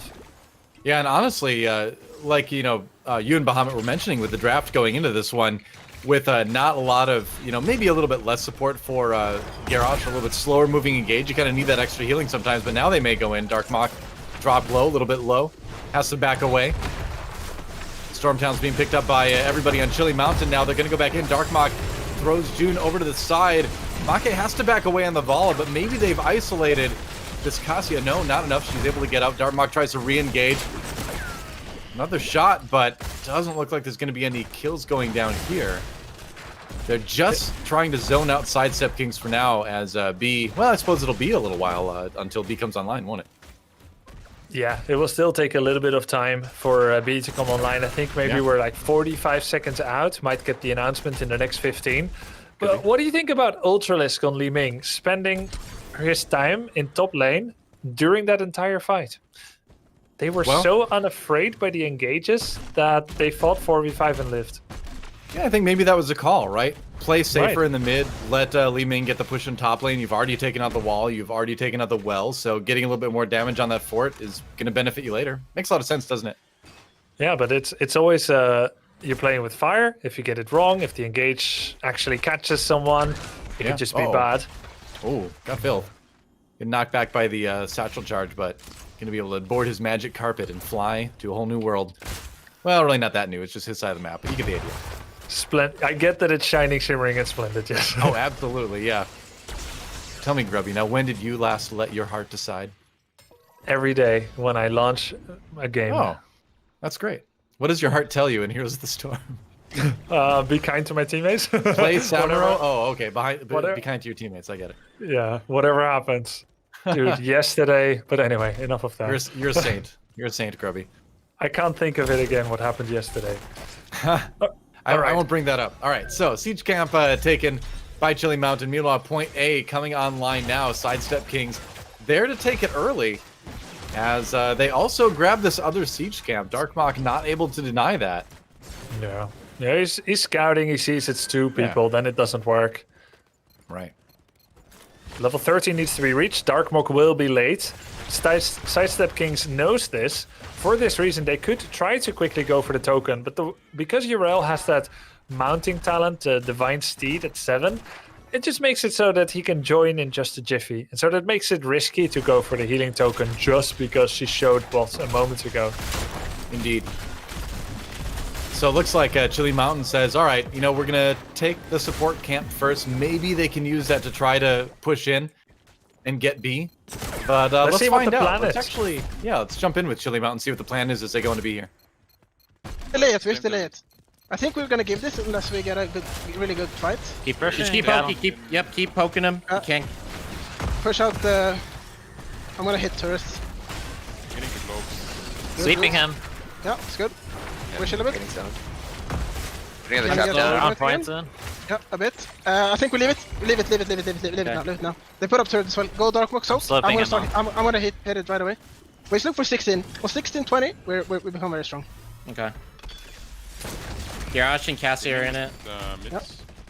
I'm just gonna follow it. Yanka takes top wave. Yeah, I'll get top wave. I'm following as well. Look to get all the soak. I can get. All right, well, there you have it. As we saw, they just decided to say, hey, you know what? Leave it. They've already got it. They dedicated a turret item to it, so, we'll just fight off the mech. Yeah, exactly. One turret, enough reason for them, and the less than comfortable position that they would have had to fight into. And apparently, Chili Mountain believes they have a very powerful level 16 and level 20 talent situation, so they're happy to get to that phase. I'm racking my mind to think, okay, which talent is most essential here for them? And I'm not quite sure, but let's just take their word for it. We'll find out. Mech going in here. The other thing to really be concerned about is June and his gigantic push with the Stukov.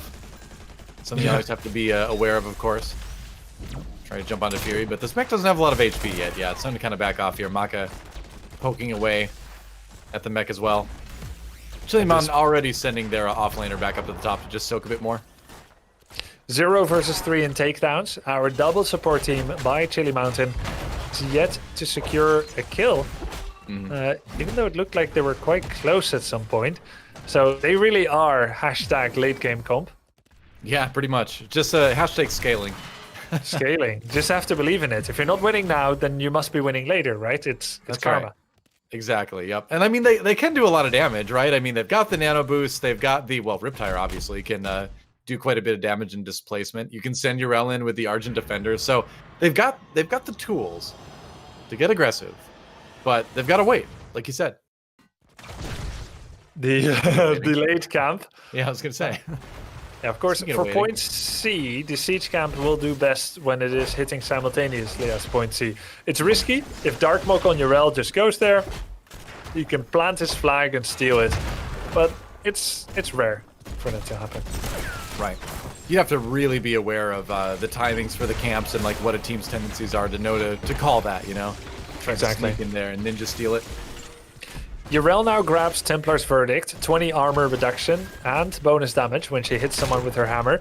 And Vala with Manticore, able to put a lot of extra bonus damage specifically on Garrosh. Uther with the Benediction, 2 charges of Holy Light, also very, very helpful. Garrosh does get the quest done. And so that's going to help out in terms of the crowd control if they have to fend off the engage here. Well, we'll see. SIDESTEP Kings loaded up with turrets too. Yeah, they've got a ridiculous. lot. I know, right? They've got a ton of siege if they want to use it. 3 turrets, a healing token, and Gaslo, he doesn't have anything yet. But on the other hand, Chili Mountain, healing token, got his own double turrets. turret, triple. Yeah, they both have 3 turrets and a healing token. Now Gaslo can go for the final token. If they had any turrets, they would have to drop it before taking this. I mean, Gaslo doesn't need the turret item because he already can just make them, right? So. Oh, yeah. So he gets it last. That makes sense. Yeah. All right. All right. Well, just a lot of positioning here. Both teams really playing this third game cautiously. I felt like we saw a lot of aggression in games 1 and 2 here, but third game, everyone's being careful. Your Maka needs to be careful not to get caught out on that Vala. Yeah, I've never seen a game like this, I must say, with this many tokens just being kept. Good scouting by CPX, trying to use those frag launchers to find out where everyone is. It actually dismounts and reveals Garrosh. Caterpillar's cover has been blown. Pretty much. And as point T is unlocking in 10 seconds, let's take a look with SIDESTEP Kings to see how they plan to approach the beginning of this phase. Yeah, let's go listen to those comps. Okay, I guess I get on point. We'll just wait and see what they do. Yeah, we could wait for 22 before we fight. Yeah. They might be top right now. Yeah, We don't know. Yeah. I will move to mid actually. I'm all about. Yeah, just get soaked. I mean, they don't have a lot Yarel of was ganks. over Let's here. do against probably. Robo. She's going top again. Junkrat. Oh. Against Robo Goblin. I'm just gonna run down this Ana or this Vala. Yeah. I will stay mid. Do we stall this for 20? Yeah, I think we do. We have time. Can you make it at least like 90? Can you time it? I think we get 20 in time. I think we get it. Okay. Yeah, with that mid wave and the bot wave, careful top again. You have to be careful not to get. All right. Well, just really calm comms coming out from SIDESTEP King as they have controlled the I'm point. not sure if you said anything. Discord dropped for a bit. Oh, really? Ah, okay. Well, they were just basically hear me? talking about. Yeah, we can hear you now. SIDESTEP Kings, more or less. I'm just not sure if you can hear me. I can. If I can hear you. I think I'll just wait a bit. Phantom Grubby. All right. Well, I'll just call this one then. The third mech being taken again by SIDESTEP Kings. We heard the call from them to just kind of play it safe, keeping track of where the Chili Mountain players were at all times as best they could. Cool. And now the siege in bot lane, really, something to be concerned about. If you're Chili Mountain, the Storm Talents are up, level 20 taken, and not level 20 anytime soon for Chili Mountain here. So big advantage can be pressed here by SIDESTEP Kings. Yeah, they're getting some keep damage there. The Immortal the Punisher, no, the Triglav not quite healthy enough to actually take that keep down. Will they continue to poke with this ever decreasing window of level 20 advantage? It's a very tight window. If you're gonna do it, you gotta fight now. That level 20 is about to be attained by Chili Mountain. So close. They're gonna get it. The fight's not gonna happen until level 20 is achieved here. There it is. So small window to maybe take an aggressive fight, but aggression seems to be the last thing on anybody's mind in this game. Yeah, it's been such a calm game by Chili Mountain. Now Vala finally has that bonus auto attack range, which will allow her to really contribute more safely. Maka hitting from further, still gets hit by the Garrosh stun. Nice throw into the Uther. They take out Fury really easily. Cattle may have to give up his life to do it. No, not quite. He's still there. Now Maka getting tossed into the fray as well. Oh, goodbye. Pushed away by June, and that's Stukov. And that's going to separate Dark Mach from the team. They needed that Urel in there. So it's going to be another fight win by SIDESTEP Kings, and I believe they did grab the support camp. They did do that as well. So mission accomplished there. And, we talked about how big of a deal the Urel was going to be when it came to the team fight. Well, guess what? Not if June has a great angle to just do the big shove from Stukov. They killed Uther, Doa, but then you have that Undying Devotion. It's called Redemption, actually. So he came back to life. He healed a lot while he was dead. It's one of the artifact talents that everyone had in early HOTS, but now only Uther has it. So you die and you're like, no, it's okay, I'm coming back. And he's healing during it. So that it does have a long cooldown. They won't have it for the next objective. It's a 3-minute cooldown. But still, if you're going to lose anyone, better be Fury on Uther. A lot of turrets were used, but 2 healing tokens are still available for Sidestep Kings.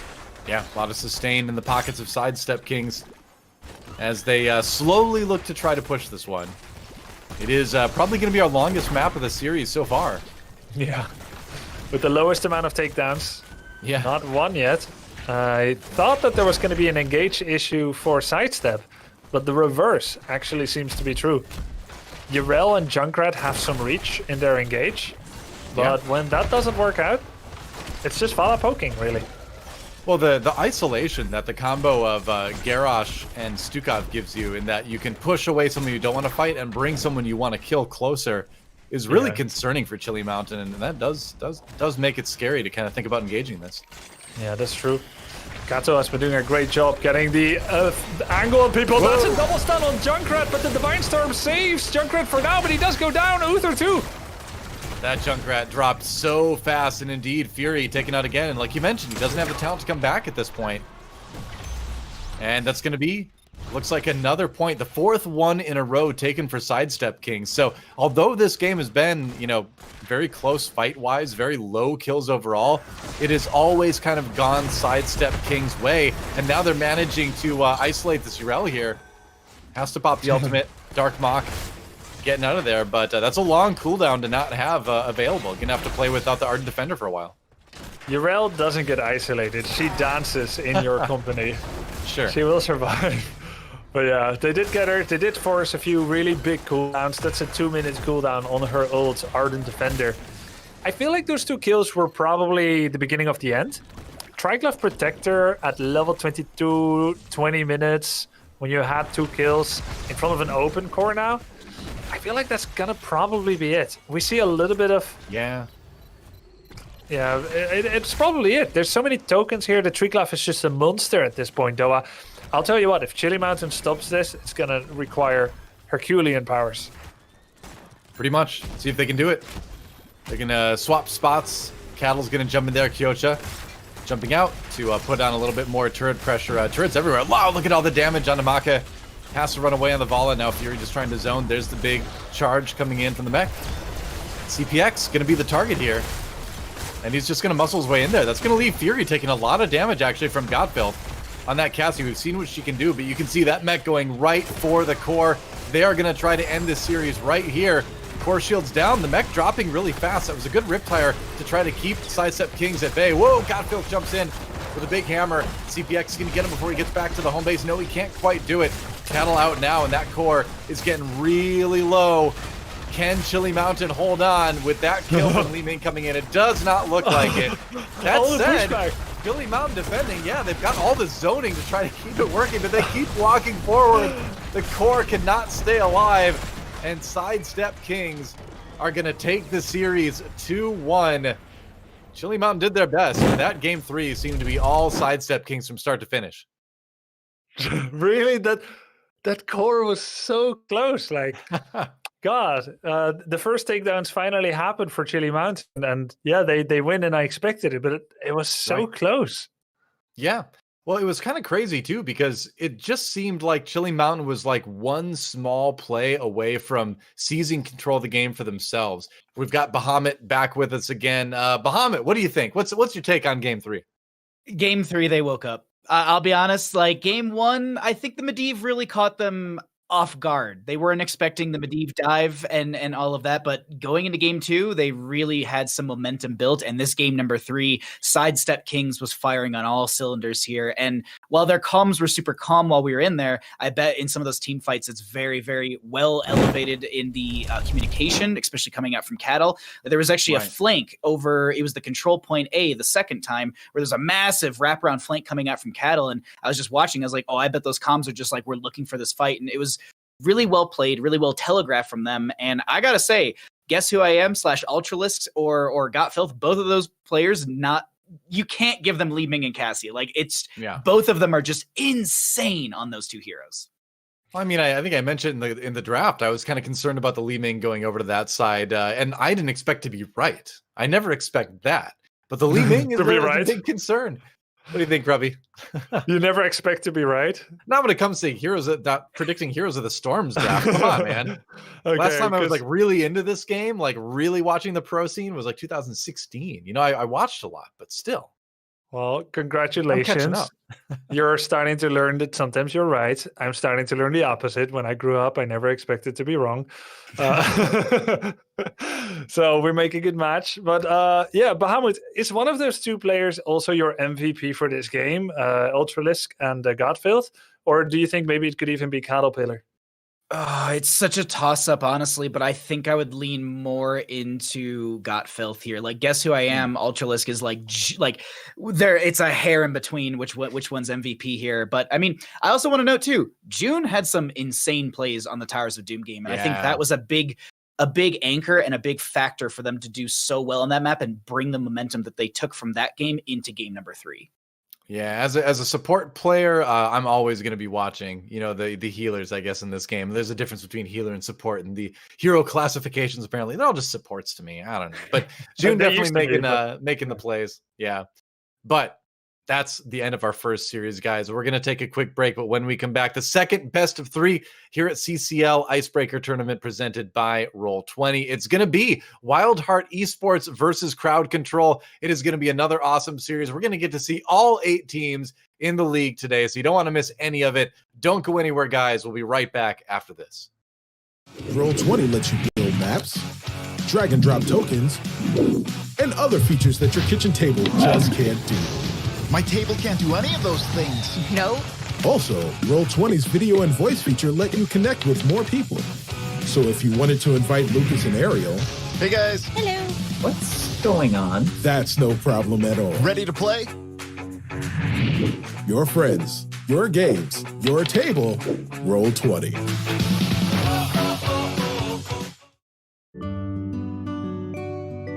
After a long day of work, nothing refreshes me more than a cold beer and a hot shower. That's why I use Duke Cannon's big-ass beer soap. This big-ass brick of soap is actually made with old Milwaukee beer. But guess what? It don't stink. It actually smells pretty damn good, like cedar, sandalwood, and other pleasant things that I don't even know about.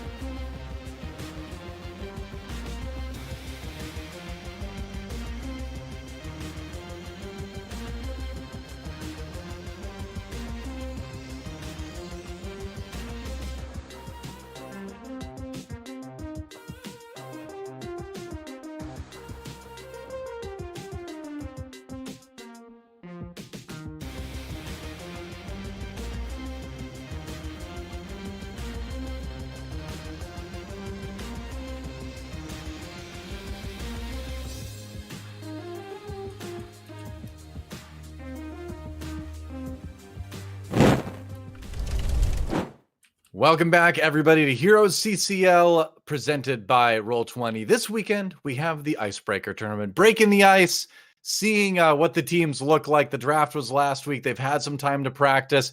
I'm here with Grubby and Bahamut. That first series was pretty sick, and I'm excited about the rest of the day. We've got a lot of stuff to look forward to, but a pretty great start already for the kind of the return of Heroes Esports. Yeah, that was a great series, and I think both teams are able to learn so much from it in the 2 weeks that they have to analyze it and to prepare for the main season. A great start, as and sometimes you may need a better answer than we can't beat Medivh, we ban Medivh, because sometimes you'll find new weapons on the opponent's team that you need to ban even more. So it behooves every team to also deal with their kryptonites. Yeah, exactly. And part of it too is there's some things that you just won't know until you get into a match, right? All the practice in the world can't prepare you for being in that tournament. And so I love that we've got like 2 weeks after this for teams to kind of like figure things out practice wise, because some things you don't even know you need to practice until you've been through that first couple matches, right, Bahamut? It's very, very true. There's some things that people are going to keep in their back pocket, like a Butcher Anduin light bomb combo thing, or they're just going to pull up their Medivh and say, "Look, hey, we're fine with flaunting this. We got a Medivh player, and we're going to showcase it here in the Icebreaker tournament." So I think there's definitely two directions to take this, but seems like we have a little bit of a bracket update for everyone at home here, Doa. That's right. SIDESTEP Kings taking the 2-1 victory over Chili Mountain. They will go on to face the winner of WildHeart Esports versus Crowd Control, I believe. And so that is going to be our next series here. WildHeart Esports versus Crowd Control should be a really fun series. Goon from WildHeart was really fun to chat with during the draft too, because it seemed like he was just kind of trying to draft the most like fun, chill, laid back team. Let's take a look at their roster here. Pit Kid, formerly known as Justing, Zergling, Budchin, Unaverted, Funds, and Weary Day. This looks like a chill roster to you, Grubby? From what I could hear from Goon, it's probably one of the chillest rosters. We'll see when we're in comms. It would be so funny if after Goon said they're also nice and chill, that they're going to be like, let's F them up, let's F them up. It's just madness. That's right. Meanwhile, on Crowd Control, you've got Lauber, the Elite EU tank, Rutsau, Night Vision, Dinao, Quaza, and Hebi. Bahamut, what do you make of this roster? I'm looking at all my notes, and the one crazy thing here is that we have so many community members underneath the direction and control of Lauber. You have I was doing some research last night. Hebi has been playing since 2019, was on VGM Gaming, did a lot of community-based games, grassroots esports events and tournaments in North America. The same can be said about Quaza, Dino, Night Vision, who's also known as X-Ray, and Retzo. They've all been playing since 2019, 2018, and were either on open division teams that nearly made it, or they were on these community-based teams. And so I'm excited mostly for Crowd Control's leadership with Lauber into some of these more fresher, newer players. Obviously, they've established themselves in Europe because the majority of Crowd Control is Europe, except for Hebi is the only North American player on their team. So I'm excited for WildHeart and Crowd Control. And also to note for WildHeart, you got Pit Kid and Budchin, who literally were on the exact same team together for like 3 or 4 years straight. Like it was like Team 8, Roll20, Team 12, Octalysis, all of that together. Is absolutely wild. I'm super, super excited about this matchup. So it's been a while since some of these players have played together on those teams that Bahamut mentioned. So Grubby, how much do you think that really matters that much? It's important, right? Because you've got a little bit of that synergy, but it's been a while. So where do you kind of weigh the former teammate thing versus just building a new roster? Well, I think it helps a lot. You have the confidence. Obviously, the fact that they're on the same team again and the fact that they were on the same team for so long means they had no insurmountable problems. So you already know that it meshes personality-wise. And then you know how the others respond under pressure. When there's losses, when you're behind, when you're ahead. You know whether they have a penchant for clowning off or rallying their morale when it is needed. So there's a lot of confidence, I think, in that. And they also just have that level. They have that previous experience playing in that format, standing in front of the hottest Heroes Esports fires, and having learned from that, they can pass that knowledge to their teammates as well. So do you think either, when we look at this series here, which one of these teams do you think Bahamut would stack up best against SIDESTEP Kings? Looking forward past this match, even.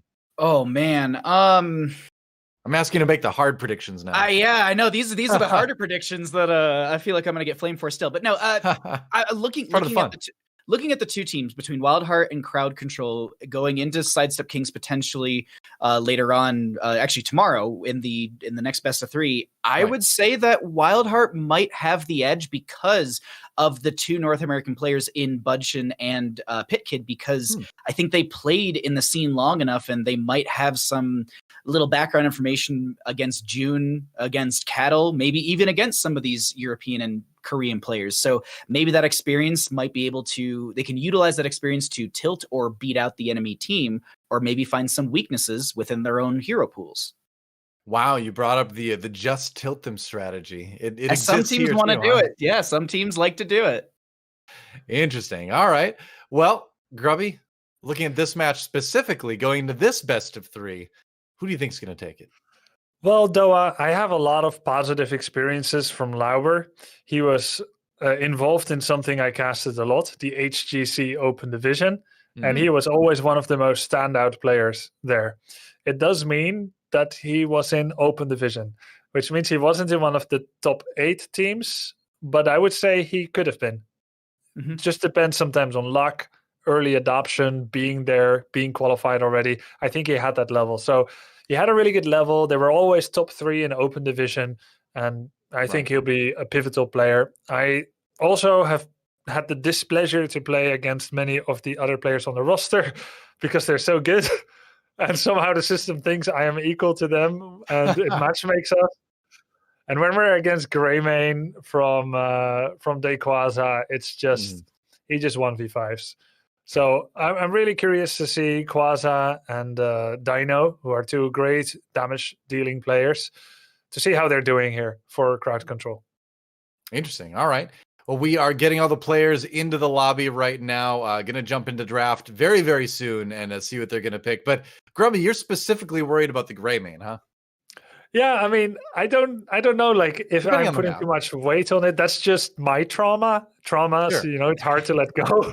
Yeah, it stands out to you. I know those latter experiences, yeah. There might be other bands. Maybe they can deal with it very easily. We will see. This is a learning experience.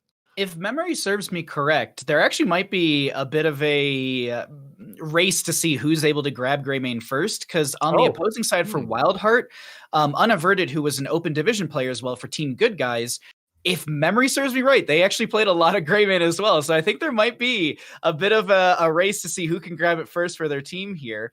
You were mentioning that Lauber was playing an Open Division as well, but Night Vision, who's also known as X-Ray, if I'm not mistaken, has actually played with Dino on Feel the Heat in Open Division. I think they were in Open Division as well. So yes, they were. And then there's, Night Vision was also on EPG Frozen, if I'm not mistaken. You've got Dequaza, who was also on Washed Up, which played on so many community events in the past year or so. So there's a lot of synergies between these European players already. I'm mostly excited because I'm a fan of the community members, and I know them from NA, but Hebi, I'm wondering how they fit Hebi into all this, because they do have a lot of competitive experience, albeit in North America, in the same right as maybe like Quaza playing on Washed Up and stuff like that. But do they try and bring them into the fold? Do they try and bring them up through the Icebreaker, or is this all about playing your potential main roster consistently? That's the one thing I'm most excited to find out from Crowd Control, at least. Fair enough. Well, unfortunately, we're going to need to wait a little bit longer to find out, as there's a little bit of a tech issue with one of the players. So while we get that resolved, we're going to take a quick break. But when we come back, we'll get things underway with match number 2 here on HeroesCCL, presented by Roll20. Do not go anywhere. I'll learn how to say that sentence without stumbling over completely in the break. Promise you. I'll nail it when we come back. I'll nail it. We'll see you in a few.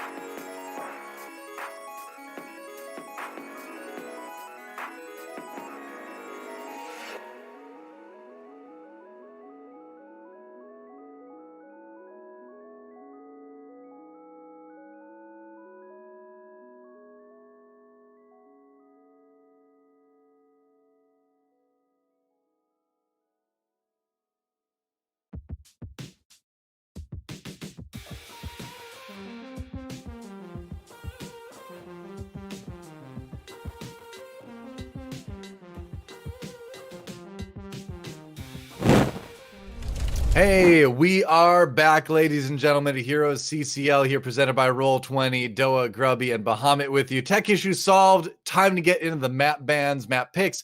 Let's see where we're going for our first game here. See in just a minute here. We'll find out. There we go. All right, going to be Towers of Doom again. All right, Towers of Doom first. Gonna see a ban on to Sky Temple and Cursed Hollow, as well as Infernal Shrines and Dragonshire. Yeah. So I think that was Sky Temple, Towers of Doom, Cursed Hollow, and Infernal Shrines were banned out. But either way, we are here on Towers of Doom for our actual game number 1 in our second best of 3 series of the day. Doa, Grubby, thoughts for going to Towers of Doom again? Well, it's a fun map. We saw a fun game on it last time, so I think we're just gonna kind of continue to. Lost Vikings. Wow. Yeah, always a good ban when you have that chance to do a sneaky shrine while the rest of the team is fighting. We didn't see that many bans before on Vikings, but here we go, coming right away. Yeah. I'm trying to remember Zergling. I think they have a Lost Vikings, but if I'm not mistaken, they have a Samuro as well from when we had our exhibition weekends. Just to note, yes, Zergling was actually one of the Open Division players from North America, and they're solo lane, and they were for Scythe Esports, that anyone remembers that Esports crew coming through Open Division. But I was actually looking at their wiki last night. I don't think they've actually lost any tournament game they've ever played in.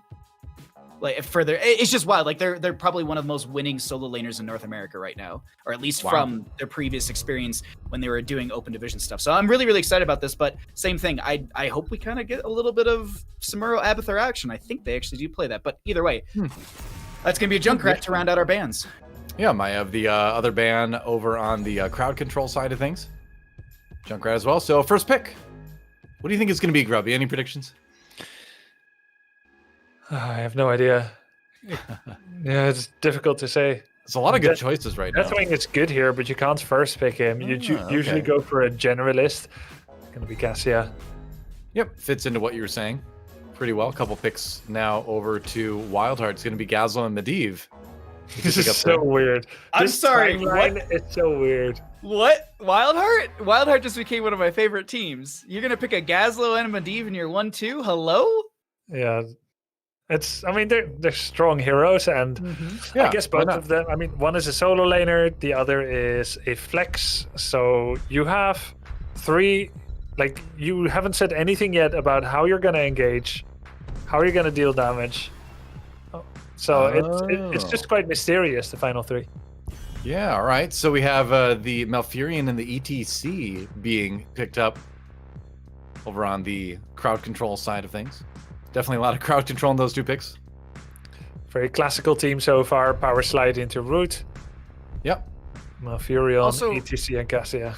A lot of really good poke between the Cassia Malfurion into the objective phase as well. With the Moonfire from Malfurion, you have the Lightning Fury from Cassia, which I assume they go into at level 1. I'm trying to remember back to our Sidestep Kings game on Towers of Doom that just happened in our previous series, and I want to say Got Filth had plus 50 stacks on that by the end of the game, which is not an easy skill shot based questing talent from level 1. So Diva to be banned out on the left, and they're going to get rid of Azul. So it's going to be solo lane prowess that they're focusing on both sides.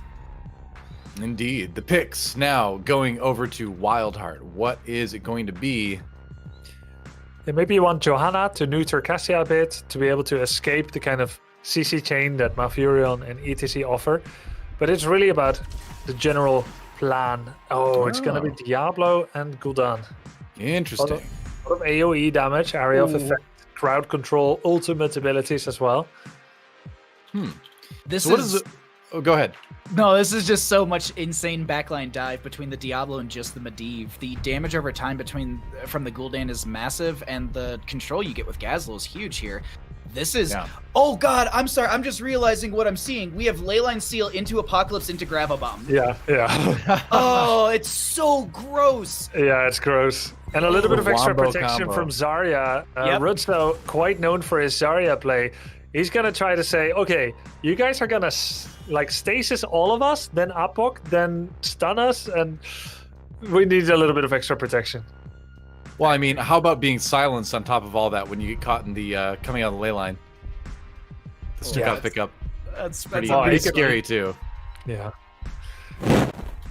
This is crazy. We have so much AoE capabilities here, Bahamut, on the side, on the left. I'm so leaning into Wildheart on this one. I'm sorry. I just gotta say, like, the dive, the blow up, the absolute like destruction they can bring to the table is huge. But I think you said it right. There's a lot of good healing, especially with the Zarya on the right hand side for at least protection. Urel's good at least with controlling the fight with ETC. This is going to be a fun Towers of Doom game. I'm excited to watch this, but I'll leave it to you two at this point. Thank you, Bahamut. Does it seem to you, Grubby, like we've got kind of a classic case of offense versus defense here? Yeah, you know, Zarya is always defensive. We have, in the old classification system of Heroes of the Storm, this would have been called a 3-warrior team for crowd control. And Turk, the team organizer, did say he wants to grab a lot of warriors, a lot of tanks, a lot of crowd control. Now, of course, it's called tank, bruiser, and support. So that's quite different.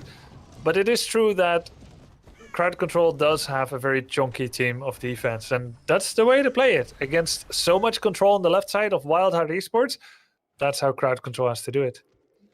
Fair enough. We are ready to get things started here between our two teams. It's going to be none other than crowd control on the red team, and blue team will be Wildheart Esports as we get things started for our second match here at the CCL Icebreaker tournament. And so you can get the early lead in the series. Big Kid walking up pretty far with that Diablo, wants to maybe get the early sneaky throw. Bit of poking from unaverted on the Gul'dan. It's always going to be annoying. It's going to burn through the minion wave very quickly here. That's something we didn't talk about, is maybe how quickly that Wildheart's going to be able to push waves too. What do you think?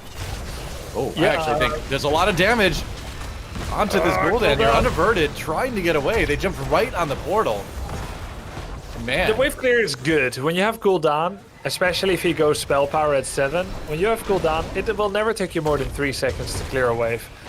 I want to point out too that Pitkid, aka Justin, he has so much experience on Diablo Medivh compositions. He played a lot of Diablo back in the days. Wow, 2 kills already actually from crowd control, just taking it to Wildheart. And what happened there? It just seems like they weren't ready. They were just too far forward and just didn't respect the crowd control from crowd control. What can you say? I mean, that's as on point as it can be. And generally, you know, you got to trust in your instincts. If you see a kill, you have to try and go for it. But Diablo's quite weak early game. Gul'dan, Medivh, they need quests to become more effective. And Diablo doesn't have his souls yet. So trying to go for these early plays to get a kill as Diablo, I feel like it's risky. It's proven here as well, but I'm not just saying it because it went wrong. Diablo, he needs to kind of chill out, I feel like. You've got Zarya for additional protection. It's not easy to get a kill. I mean, look at this Pit Kid's got no chill, man. He's going in there and he's getting surrounded here. Meanwhile, Unaverted Budshin completely zoned out of the fight. They just take out Pit Kid as his damage could just not follow up. And now Fun's on the runs as well, as it looks like crowd control gonna just keep pushing, man. I feel like Wildheart's trying to make something happen, but crowd control's just been ready for him. Yeah, it's honestly, I mean, you don't really have to comp. In Gul'dan Medivh, they are both sustained damage dealers. They are the Rainers of mages, of support, right? You don't go in 3 seconds expecting to get a kill. Gaslow, maybe. With your ults, maybe. But from level 1 to 9, that's crowd control's playground. And Pitkid now acted twice, pretending that that's not the case. And I feel like that does show a critical lack of... Yeah, maybe I'm being too harsh and maybe I'm wrong, but I think it might be a critical lack of understanding of what their comp is supposed to do when it gets strong. It's so hard early on in the life of a team to really identify problems like that. I think you could totally be right. It could also just come down to a comms thing too. You know, I mean, Kid might just not be on the same page as the rest of the team at the moment, and that he's calling these engages and people just aren't ready for them, or maybe he's just not giving them prep. Could be a number of different things, but this is kind of one of the reasons why we're having this tournament, right? Is to kind of give teams this tournament experience to kind of identify what they need to focus on a little bit more. But looks like there's going to be another fight down in bot lane here. A little bit of a skirmish at least. Gul'dan taking some damage, got rooted for the moment, but Zergling able to back away on the Medivh actually. But hard to say now. You want to give all the teams the benefit of the doubt, right? Yeah, definitely. The game is definitely not played at any early phase in the game, especially on Towers of Doom, Doa. You're totally right. Meanwhile, should be pointed out, Rutso on Zarya already has his level 1 talent completed. Maximum charge. He now gets up to 120 energy, not just 100. And that means bonus damage. When he is on 5 bars of that pink bar underneath the health bar, that's a lot of bonus damage. We're talking grenades hitting for 500-600 damage. His auto attack just tearing the night up. Yeah. I mean, in Zarya and HOTS, much like Zarya in Overwatch, all about that shield usage to try to just power up. And Ritzo is looking pretty scary at the moment. This whole team looks quite scary. That said, not a gigantic level lead, a little bit of a core lead, and we talked about this on our earlier Towers of Doom game. It's not over till it's over. You can come back with just 4 HP remaining. You just got to control those shrines, and as the game goes on, we'll say the word scaling again, Grubby. As the game goes on, you know, maybe with this big-time AoE damage comp, they're going to be able to turn some of these fights around. Yeah, they're going to need their level 10s for it. It's a single altar now. They went 1 out of 3 previously. I think they have to give this one up. And even this Sapper camp, I would love for them to just lay this down and say no thank you. But Gaslow's coming in a little bit before Urel. He hits the laser, the bombs. Lauber taking a lot of damage. Funzo taking a lot of damage in return. Quaza comes in on the Urel, jumping to the back lines a little bit. Nearly manages to pick off Red Zao, but he's going to back away. Lauber going back in again. There's a nice kill onto Urel. Lauber, again, slammed against the wall by Pitkid. This might be the engage they're looking for. Face melt pushes people away. And that's going to give them the disengage. That was a hard-fought siege camp. Oh no, Bunchin is left behind! What? Bunchin got left behind, and Lauber is going to actually go down. It works out. Bunchin pretends to be left behind so that the team is busy chasing him as Lauber on ETC dies. Wow, they are not done. Doesn't matter, everyone's got 10% HP. They're just going to keep fighting. Why not? Let's just go for it. Night Vision, he's like, hey, I can only heal you so much. We're still going to fight the 3v4. It looks like everybody low enough to just go in anyway. Wow. Bold moves. Quaza comes back. That Urel able to join the fray again, but not before the Cassia goes down. This game is insanity. Our 2 series so far could not be more polar opposites. Chili Mountain sidestep Kings was so measured, so calm, and this is just pure insanity. Runs out the last on the line, and I think we've got more kills in this game than the last 2 maps we saw with the last 2 teams combined. Yeah, that's true, Noah. And I'm so glad I didn't call this and that you canceled a little bit of caution at calling the game too early. Sure. Because in the chaos that ensued, Wildheart just took it back. Everyone with a sliver on life saying, that's okay, I don't need more than that. I'm still dealing 100% damage, right? Sure, yeah. It's just insane. Yeah, it really is. I don't want to throw the phrase Clown Fiesta around too early in the tournament, but here we are. Another fight breaking out right now. Deep gonna escape through the, or rather Diablo, Pitkid is escaping through the portal. That's gonna leave Funds a little bit on his own on the Gaslow. Still, we have a full Souls Diablo, we have a fully stacked Medivh. Wildheart Esports also has their heroic abilities unlocked, and we have, Pitkid going super far. Portal in. He's getting excited, man. They are going aggressive here. Quaza just trying to push the rest of Wildheart away. Definitely taking the wild part of Wildheart seriously on this team right now. Quaza diving in, knock away on a Pitkid with that Hammer of Justice, I believe is what it's called. I think so. And no kills for the first time in a lot of fights here. Zergling turns into a bird to avoid Lauber here. Gul'dan taking a little bit of damage. Diana jumping in on the Cassia. Trying to connect with the Fen. Pitkid. He seems to just have unlimited charge cooldowns here. It's like a 1 second cooldown for this guy. Yeah, well, he went for Diabolical Momentum with the auto attack build, so I guess at level 13 he will have even more. You won't know what you're looking at. Doa. Oh, it's Righteous Hammer, by the way. Hammer of Justice is from Uther. Oh, right. Fighting now over this. They're both cat hammers. They're both paladins. You know what I'm saying. I know. Oh! All right, another fight. It's been a couple seconds. You have to expect this. Fun's just trying to waddle his way to safety here. He's going to turn around out chasing Zergling there for the zone. And Pitkid just waiting for another opportunity to charge in. You know he wants to. You know he's thinking about it. Yeah. He's got mana, so he's got buttons. Why won't he press them? They're still I've got mana, I've got buttons. Time to charge! It's time to happen. The polymorph, though. Oh, and that's going to lead to the kill onto Zarya anyway. Meanwhile, Arnaverted tried to walk past Quasar, but that's going to be tough. Gul'dan not quite as durable as he'd like to be, maybe, but Pit Kid comes in with another stun onto Lauber, slamming him against the wall. Quasar, meanwhile, again, just trying to occupy people to allow the rest of his team to get into a better position to load some damage in. As they wait for the shrines to come back, just non-stop action. Pit Kid not done again. Throws Lauber, throws that ETC and face mount, gets used, able to slide his way to freedom for the moment here. We are definitely in for more kills before this one's over, though. Yeah, imagine this is it. Like, it never gets better than that. No more kills. Everyone just keeps disengaging. Core drops to 0. But I think you're right, though. I don't think that's what I just said is true. By the way, no leyline seal. It's polybomb. So it's up to Pitkit to do an apocalypse engage, isolate someone, horrify, maybe knock away the rest, and then polybomb to confirm the kill on that single target. And then they take it from there. You notice that a lot of what Wildheart is going for, too, is just shutting down the other side in terms of silences. You've got Stukov, you've got Gul'dan, with the Horrify. You've also got, like you mentioned, the Polybomb coming out of Medivh. So just a lot of abilities to just turn off the abilities on the other side and try to win through that. Yeah. It's good to have abilities when your opponent doesn't have them. They go in through the portal. Lauber with the power slide. Oh! Doesn't quite get the Apocalypse combo. Yeah, not quite. All right, Ritzel backing up a little bit here. Dynow manages to throw a little bit of damage in. Meanwhile, Pitkid waiting for another charge opportunity. Lauber just pushes back with a face melt. He's like, no, just hang out. Power slide through Pitkid. Portal to try to get out of some of that damage. He's going to swap places with Funds. Funds, again, jumping out as fast as he can here. And just kind of waiting for that next big engage. Both teams playing a little bit safer now. Seems like we're starting to settle in a little bit for a more normal of a game as the next round of Shrines is about to go live in 8 seconds.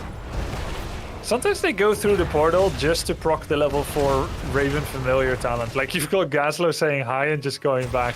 They're so cheeky. You can see that they already have really good practice playing alongside Medivhs. Looks like they're just going to go ahead and trade Shrines here. So that's still going to create a little bit of a lead for Wildheart, but not by much. Yeah. Oh, Pitkid looking to get the jump on Quasar. Yeah. Quasar too clever for that. Disengage failed. He's just playing it safe. Everyone is missing after all.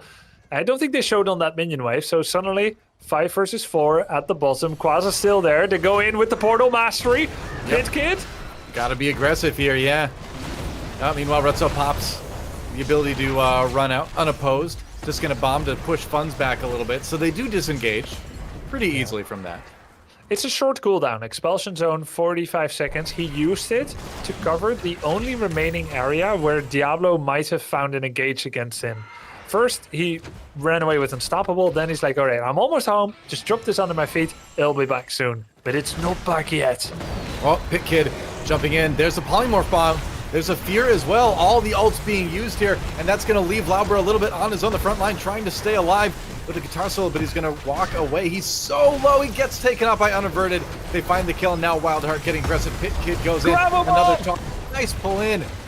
And that was huge. They were silenced by the lurking arm from Stukov as well, so just nothing you can do. And, you want to talk about crowd control, not the team, but the game mechanic. It's all on Wildheart's side right now. Yeah, that was lovely. Horrify engage a little bit failed, but the Gravel Bomb was huge this time. Funds hitting them with the triple stun. That must be very, very satisfying. They get some important kills, and how could it be at a more opportune time? The triple altar phase. Will Wildheart greed for 3 altars, or will they just go for the 2? With this kill, it looks like they can get all 3. Yeah. They managed to find yet another one on the Arel. Now Pitkid zoning a little bit, giving Funds the time to activate the Shrine and get a bit more damage. And this Towers of Doom game looks like it may actually end up being a pretty quick one if Wildheart can keep this momentum going. Lauber not quite getting the power slide there on Bachin. That's 3 altars during the 5th altar phase. That is that's such a big win for Wildheart. It always sucks when you lose a fight around level 15 and they get the triple altar. Fantastic play by Wildheart. Yeah. Yeah, they're just doing really good in their inaugural match in the CCL. Absolutely. Looking very strong after that initial fight insanity. Next tier of talents hit finally by crowd control. Going a little bit late for that one, but they have them now. Medivh keep an eye in the sky. Right, yeah. How are they going to use them? See any key talents for them? We have Cleansing Shield. Zarya can now offer another unstoppability on an ally. That's going to be a key ability for Rutso. Anytime he shields someone, they get movement speed and lose all CC effects. Right. It's tense. Okay, did they find Pit Kid managing to throw Lauber into the wall there, and he's getting so scary. They're going to come in with the portal again over the wall, trying to just focus on Lauber, but Dynow there to try to zone out Zergling. Zergling taking a lot of damage. Kills on both sides right now. Unaverted with a pretty good angle here. Pit Kid again throwing Dynow back into the wall once more. Quaza, a little bit isolated. Pit Kid's not done yet. Funds managed to just walk out of the roof from Malfurion. Now Pit Kid jumping down onto Night Vision as he backs away on that Malfurion I mentioned earlier here. Quaza not quite done yet, trying to pave the way for more damage to come in. But do you... Let's take a look. Well, let's take a look to see how WildHearth is going to approach this double phase. They are in a 4 versus 4. Let's listen to their comms. Looking mid. Or I might just look at Rutso too, or Dyno. Can you get a first poke? We're stalling mid. There's two mid. Melf is mid. I'm looking mid. Watch out for Dyno. Dyno's trying to work on the back line. Look at this guy. Mid show. Get out of here, buddy. Just play together on mid. I'm gonna take portal. He's gonna get there before me. Yeah, clear the tunnel. Clear the tunnel. Up here. I'm trying to peel you out. I can't. Just play slow. Oh, they're gonna look hard on me. I should be out, I think. Just play slow. We can give this if you really have to. Yeah, I think we can do this one. They're gonna shove it. Okay, yeah, they might group as 5. I think we can defend as 5 probably. Careful, top's crashing. We probably just have to drop them. Yeah, it doesn't matter. Well, there you have it. Listen in with WildHearth Esports Society. I just learned a new term. Top is crashing, the wave is crashing upon the walls, but that is not a concern right now. There's another fight under the 4th tier. Apocalypse actually hitting 4 targets, Doa. Yeah, not bad. It's a good start anyway. We'll see if WildHearth can chain it into something more. Can you hear me? Are you muted? Maybe not. Seems like we gotta get Grubby again. Meanwhile, we have crowd control finally finding a big team fight in their favor. This is the first one-sided one they've really had all game long. Shrine into strong fight. This game is not quite done yet. Grubby, you back with me? Yeah, I'm back. I thought you were gone, but it was me. No, it seems like things got like a little weirdly delayed. I don't know. Casting in the year 2020. Dude, when we listen to the comms, I'm just not sure I ever want to leave. I just want to stay there and listen to what they're saying. I just learned a new term. Top is crashing. I didn't know that's a term. There was a big minion wave crashing onto their wall. Suddenly it became not a concern as they got hard engaged under their own bell tower and actually lost 3 of their members in that fight that I'm sure you covered very well.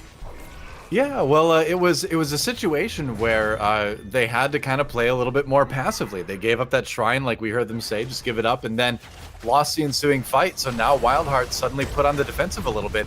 Storm talent, even level 20 talents picked up by crowd control a little bit earlier. Tiny window. Doesn't look like they're going to be able to push a lot with it. So shrine's coming up soon. That's 3. Oh my god, that's 5 or 6 sappers flying into the line. That's very cleanly performed here by crowd control. Just sick to get so much value out of sappers. Now probably trading 1 for 1. It's another point advantage. We've nearly equalized in the core HP. Right. It's not over till it's over on Towers of Doom. 10 to 12. My god, they're just going for 10 to 9. And they're going for the Horseman. Okay, we're trying it. Pit Kid onto Laubry here. Meanwhile, Quaza jumps to the back line. That's a lot of damage onto the squishy members of WildHearth. Bunchin barely escapes with his life on the Stukov. No, he does not escape with his life, in fact. Goes down. Pit Kid, meanwhile, just another stun to try to escape the fight here. And suddenly, you know, where we thought maybe WildHearth was going to be that late game team with all the AoE damage, all the silences, it seems like crowd control has just come alive as we've entered the late game here and is turning this one around. Funds looks like he got caught, but there's always Medivh. Maybe not this time. Body blocking. Great mosh pit from Lauber. Sets up another one. They're going to lose Lauber in the process, but that's a 2-for-1 trade. You will definitely take that. And now Rutso with the shields, with the damage he has from that maximum charge, is just torching down this bell tower. That's the 5th out of 6.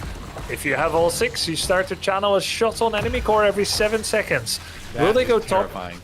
That is terrifying. It's very pressurizing. But they go bottom to defend the bottom tower instead. That can represent future Sapper core shots. They're here already. True enough. 30 seconds until the next altars, as we just saw. Looks like it's going to be another Sapper camp taken by crowd control. And Wildheart needs to kind of reevaluate what they need to do to engage on fights here. What was working in the mid game is not working at all in the late game. So the game plan's got to change. I mean, the fact that Cassia now has infinite ball lightning against a team that likes to all dive through a portal and clump up, that's pretty risky. That's threatening. So that's a really important Storm tier talent for Cassia, for Dino there. Well, while the Shrine phase gets going, maybe let's jump in with crowd control here to hear what the comms are going to be like as they try to close this game out. Yeah, we can. I'm just gonna go to the team. I go to tank now. Can it? Yeah, I see you. I see. Recall? Go dem, ja. Go do den, is solo. Go down. Go down slow. Can now. Play together. Can we go front? They still have to play Seppas. Yeah. Wait, try to view for me. Cap. I cap. I'm capping. Yeah. There's a portal. Diablo me. Huge. I got it. Nice, let's go. Yeah. Let's fucking go. Actually a bit cleaner comps this time. Yeah. Still a little bit chaotic, but... It's getting better. All right, well, there we go. The end of the game, and crowd control turning it around, complimenting themselves, and I think rightly so, on some comms towards the end of it. As Wildheart, despite that extremely strong mid game that we saw, just wasn't able to hold it together for the late game. Yeah, exactly. It just kind of slipped out of their control as crowd control really started to ramp it up. Lauber kept getting bullied all game long by Pitkid. Yeah. But eventually he started to get that one mosh pit. He found the engage on Gaslow in the mid. And we just had a little bit of a chain death. Wildheart lost their composure. They lost a lot of sappers. And they were treated with an impossible situation in the final seconds of that game. Right. Sappers, caps, fighting in the corridor. It was tough. Well, that was kind of a sneaky cap at the very end, too. They just barely kept Pitkid off of him to get the final shrine. Bahamut, that was, after the last series, that was so methodical, so safe. That was action-packed, wasn't it? Yeah. I made a note in my notebook here, and I just literally wrote the scrappiest teams in HeroesCCL. Like I was sitting here and I was just like, are we seriously literally we had like a solid 4-minute engagement in bottom lane at the beginning of the game. Like I made some other notes here, like Pursuit of Flame for Gul'dan at level 1 was finished sub 2 minutes and 30 seconds. That's 40 stacks. They hit 40 heroes with Fell Flame and got those stacks finished out sub 3 minutes. Like that's just a wild one right there. Excuse me, 30 stacks on that one. The Arcane Rift from Medivh was finished super early. Like these teams did not stop brawling, and I'm so excited for game number 2 already. It's definitely my kind of match. You know, I appreciate, you know, all the strategy, the, you know, thoughtfulness, the you know, mental gymnastics that go into a very clean game of Heroes of the Storm. But give me the scrappy ones, man. Give me the action. That's what I love to see. Grubby, do you think we're going to see the team settle down a little bit in game 2, or is this what we kind of are going to expect from the series? Probably not. Shaking his head. He's like, nah, they're gonna remain scrappy. But I mean, it depends on the map as well. Garden of Terror is a slower map. We might see it. If it's Battlefield of Eternity, it's going to be fireworks again. All right. Well, I know we're going to find out what that map is going to be in the near future here. Bahamut, you look quizzical. What are you thinking about right now? I'm trying to think. Like, I'm the losing team, Wildheart. I had a strong start to the game. Do I consider the priority onto map pick and play an aggressive composition like they did, but more? Because I believe this was the map choice of Wildheart for game number 1. Let me double check the notes. Yes, it is. So they took us to this map and they were super, super scrappy. Is that kind of the game plan that they're going to apply to the next game? Because if it is, then I would say, let's see, Infernal Shrines was banned out. So Battlefield's a good example for brawling. Right. And Volskaya Foundry is a good one as well. Like there's some good options here. And I think The losing side, if you go for that map pick, you're going to play super aggressive and you're going to want to try and find another map where you can scrap like you were. Because I think Wildheart can take us to a game 3 personally. I don't think Crowd Control has a fast 2-0 in this best of 3. Yeah, and you can really see what Wildheart was trying to do with that comp, and it was very strong. I think the tricky part is that it's very strong, but it's very fragile as well. Yes. If that series of crowd control that you're relying on to let you do the damage gets broken down, that a team with tons of engage in CC, like what we saw from crowd control, is going to just be all over you, which is what happened that late game. So it's kind of like it's kind of like the spinning plates act, right? It looks really impressive, but then if you drop the plates, it's all over, right? We're going to see what map it's going to be now. Yeah. To see where they need to spin their plates next. And it is going to be Garden of Terror. Okay, well, you talked about this being a possibility, Grubby, and you said this might slow things down a bit. Well, there's so many mercamps. There's so many different, mercamps, really. The lanes are quite far apart. It's a rather big map. The objective is good, but it forces you to split. So I think alongside Dragonshire, this is not a map where you can do a lot of 5-manning, and that makes it a slower map. All right, Bahamut, what do you think? The one thing that I'll bring up here on Garden of Terror is the priority onto the camps. It's the ability to amplify the push pressure into the lanes. So heroes that can solo camps really easily, Sonya, Illidan, those are all high priorities. I know some of you might be like, Illidan, really? Honest to God, Illidan had priority on this map during our actual exhibition weekends. I think it was Kyocha played an Illidan during the exhibitions.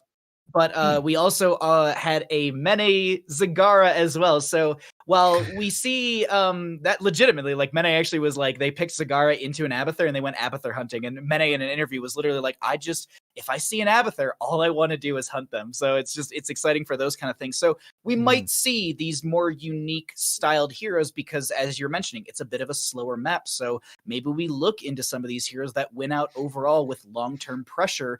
And Zagara, maybe Asmodan, dare I say? Like, there's a lot of these heroes. Murky's. Really? Okay, all right. Grubby is incredulous. Asmodan? I can't believe you hear what I'm hearing. He's my favorite big boy. But like, just gonna wrap up my thoughts. I think this is the one map where we might see the most unique hero draft. In that, we might be seeing heroes that prioritize bribe abilities. So like Falstad, Murky, Nova, she actually has cooldown reduction on the camps by 50% if she bribes the entire camp. So a lot of unique heroes that we could see on Garden of Terror, and that's what I'm leaning the most into for these teams. I'm just trying to remember what the basketball Asmodan skin is called. It's like Utah Jasmodan Slam. Oh, Asmodunk. Asmodunk. Oh, okay. I had a bunch of fun ones lined up. You just answered it. It's totally my background on my computer. I'm not gonna lie. I'm not surprised. It's a great skin though. It is one of the best skins in Heroes of the Did you know it used to be pay to lose? Yes. When you would go to do a dunk across the map, it was a global announcement, and it was also slower cast speed of the actual globe across the map. So the Asmodunk skin was the worst skin to actually play with because you had a global announcement and you had a slower cast speed or missile speed. That's the right word for it. But we're here. Insane. Wow. All right. Well, we're in the draft, and really quick before we get started with this, I got to shout out the fans right now because you guys have already raised the prize pool pretty significantly for this tournament, and that's amazing. Like, it's so cool to see a community come together and support their esport like that. So again, exclamation point prize pool, you can get in there and support Heroes Esports. You're already doing it. It's super impressive. Keep it up. You guys are awesome. Let's get into the bans and the picks for Garden of Terror. Still waiting on the first one from Wildheart here. It's gonna be Chromie.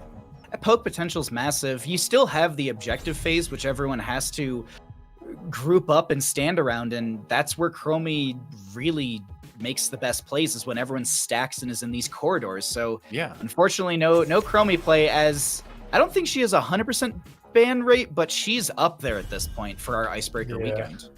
She's temporal loop. She's gonna be on such a short cooldown. You're making everyone use their medallion, otherwise you get a kill. It's pretty crazy. Well, if you're going to remove Vikings on towers, you're also going to remove them on Garden of Terror. On maps like these, they have Bribe, they have Split Soak, they're too good. And, with a name like Zergling, StarCraft 2 macro, you can't let that happen. Oh, the respect ban against Rutsu Saria. I was wondering if we were going to see that because, you know, Zarya is one of those heroes that, you know, maybe some of these teams don't have as much practice against. Would you say it is a little bit of a pocket pick for Ritzo? And so that kind of deserves a respect band, doesn't it? Oh, yeah. Definitely. I mean, nobody plays it almost. I think we interviewed Ritzo during the exhibition weekends, and they literally in the interview said, "I got to play my Zarya. I'm super happy. I just played whatever I needed to at that point." But they wanted to showcase their Zarya, if I'm not mistaken. And it was strong in that game, and it was strong in the last game. So definitely a note in my own book about, well, at least their priority under draft. But this is odd. I'm not gonna lie. Yeah, I don't see this much priority onto Cassia as of late. But I can say the same thing about Gaslow. Gaslow, Brightwing, the first 2 pickups for crowd control. Interesting. I suppose with a bigger map like that, being able to teleport around with Brightwing comes in handy. Yeah. She has Bribe as well, though usually you won't see people go for it because that level 1 Z talent is so good. The hyper shift, much bonus healing. Divas sneaking through the bands. Ooh, Maiev. Maiev. Oh, okay. Trying to lock people down a little bit more. Yeah, and pull them into the Diva explosion. Oh, yeah. I'm trying to think here. What would you maybe go with this? Maybe like a Deckard Cain? Like, they need a support on the side of Wildheart, and they need something to kind of amplify all of this. So Deckard Cain wouldn't be a bad ban because you have the Stay While and Listen setup for all of this. Ana's not a bad ban either because you can nano boost the Mecha Explosion, so there is that value in there. So, yeah, but it's gonna. Isn't it the Mecha Explosion? Yeah, but like you cannot make use of the cooldown really. Like you're giving a bit of spell power. But that is fair. Yeah, you are. How about Ana-ing Maiev so that she's like, it's like oh constantly... my god, Fan and Ivory sets. Yeah, that'd be even awesome. if you miss. Sylvanas. Okay, that's very clever. You can hit a Wailing Arrow on the middle of the mosh pit that Maiev and Diva create together. This big zone where you pull everyone in and explode. Wailing would be a great counterplay against that. I agree. Also, you have Might of the Banshee Queen, Mercenary Queen at level 4, which is the highest mercenary talent in the game, giving a 60% buff to the minions, or even if we're on Volskaya Foundry, the turrets as well. But a Diablo and a Raynor here. Raynor gives them some more control with the penetrating round. Diablo can actually shadow charge the Mecha Explosion and overpower it and maybe push it away from the team. They might have to take this damage, but they can also go into Soul Shield, I think, is at level 1 to maybe mitigate some of this burst damage from the Mecha Explosion. But last 2 picks coming out for the side of Wildheart, I'm curious to see what they'd be. Yeah, all will be revealed, and it's going to be Artanis and... Whoa! All right. This is not going to be a passive game at all, is it? This is so much aggression, Grubby. Yeah, this is... I was going to say. It is a little weird. Hey, we don't have theme. They don't have a classical main tank. They have Artanis, who I think is really low on tier lists. Artanis never walks away from a fight. He dies or he kills. All right, with last pick, Falstad is going to be the final pick. All right, well, a lot of maneuverability. Quick moving from one part of the map to the other, I suppose. I think this is perfect. Falstad gives you good wave clear if you go into the Boomerang at level 7.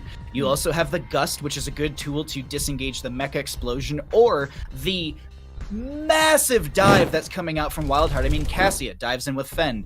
Zergling, Diva, has the boost in. You have Maiev with the Spirit of Vengeance. You have Artanis with his Blade Dash swap. You have Kerazim with their own dash themselves. So the Gust is going to be such a good tool. But also, it could be a tool where they could gust everyone into a corner or into the edge of a camp, because a lot of them have this enclave circle form. And then you Apocalypse into that. Gravel Bomb. There's so much big counter burst on the side of crowd control, and that's what I think is going to be the biggest play from them. But I'll leave it to you two. I'm just super excited about this. Me too. All right, thanks, Bahamut. We'll check back in with you later. Grubby, it's time to get game number 2 started here between Crowd Control and Wildheart Esports. Crowd Control coming back from behind and getting the win in game number 1. Do you think they're going to get to do it in game number 2? I mean, I cannot vote for an Artanis, so yes, I think so. This is a really cool skin, by the way. I think it's a new skin by Artanis, but man, that's so weird. to me. We do have amateur opponents, so Artanis is going to be great at taking down taking down mercenaries. But what a comp. Rutso is going to be key on Falstad. He can Mighty Gust that 4 melee team right away when things get too hairy. But that's only level 10. Oh, surprised Karazim from Budge there. I think everybody's surprised. I mean, it's a little bit of the same thing we saw in game number 1, right? Where it's going to be a plate spinning act again, a little bit from Wildheart. You're going to have to be very careful about beating the gauges. But if it works out, it can be pretty explosive. Gank here onto Zergling here, possibly. There's the polymorph immediately from the Bright Wing. Zergling going to back away. Forced to use the well early, and you're happy with that. You're happy to force out the well that early in the solo lane. Yeah, it's a long cooldown. They can try to do that again. Maybe he will get more careful. Pitkit scouting things out here. Now that there's Mighty Gust and several other control tools like Penetrating Rounds and Shadow Charge, I wonder if Maiev would still go for Warden's Cage. Perhaps more likely she will get I'm trying to think of what it's called. The Stasis, the prison. I don't know the name, where you imprison one target. Yeah, exactly. Worked against Illidan. It can work in this game too. Yeah. Well, it worked for a while anyway. Yeah. Until Tyrande backstabbed all Night Elves and let him out. Exactly, yeah. Well, don't worry. Sylvanas was around to later make Tyrande feel very, very bad. And the rest of the Night Elves feel very bad as well. Very toasty. Is Sylvanas dead yet? Well, I mean, no. But then again, we're all going to the afterlife in Shadowlands, so... Oh, yeah, that's true. Kind of. We're going Bleach Soul Society. Everyone will still be there. That's there you nice. go, yep. You can meet up with back. Old buddies, yeah, Garrosh, maybe. Right, level 4s are reached. We have Bribe for Falstad, not for Brightwing. Interesting. Yeah, Falstad is going for that. All right, pressure down the bot lane. We've got the mercenary camps pushing on both sides, both top and bottom.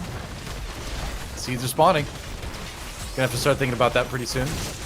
Yep, spawning at the bottom. They're gonna get 2 towers here, really making use of that spell armor that the Bruiser camp offers, and the push and the tankiness that it offers. Yeah, just grinding through that early on. Ooh, Funds brings in Dino and Night Vision. Got to be a little bit careful that Maiev can set up a lot of picks if you're not ready for it. Yeah, she went for the auto attack talent. Naisha's Memento. So she wants to stay in there and keep fighting. Can Karazin offer the survivability that he needs? We will see. Diva boosting down now, together with Pitkit on Artanis. Yep, they're going to clear mid and then collapse from the top. That's the plan. Who is going to get most of the seeds? Looks like Wildheart is getting a good start on it anyway.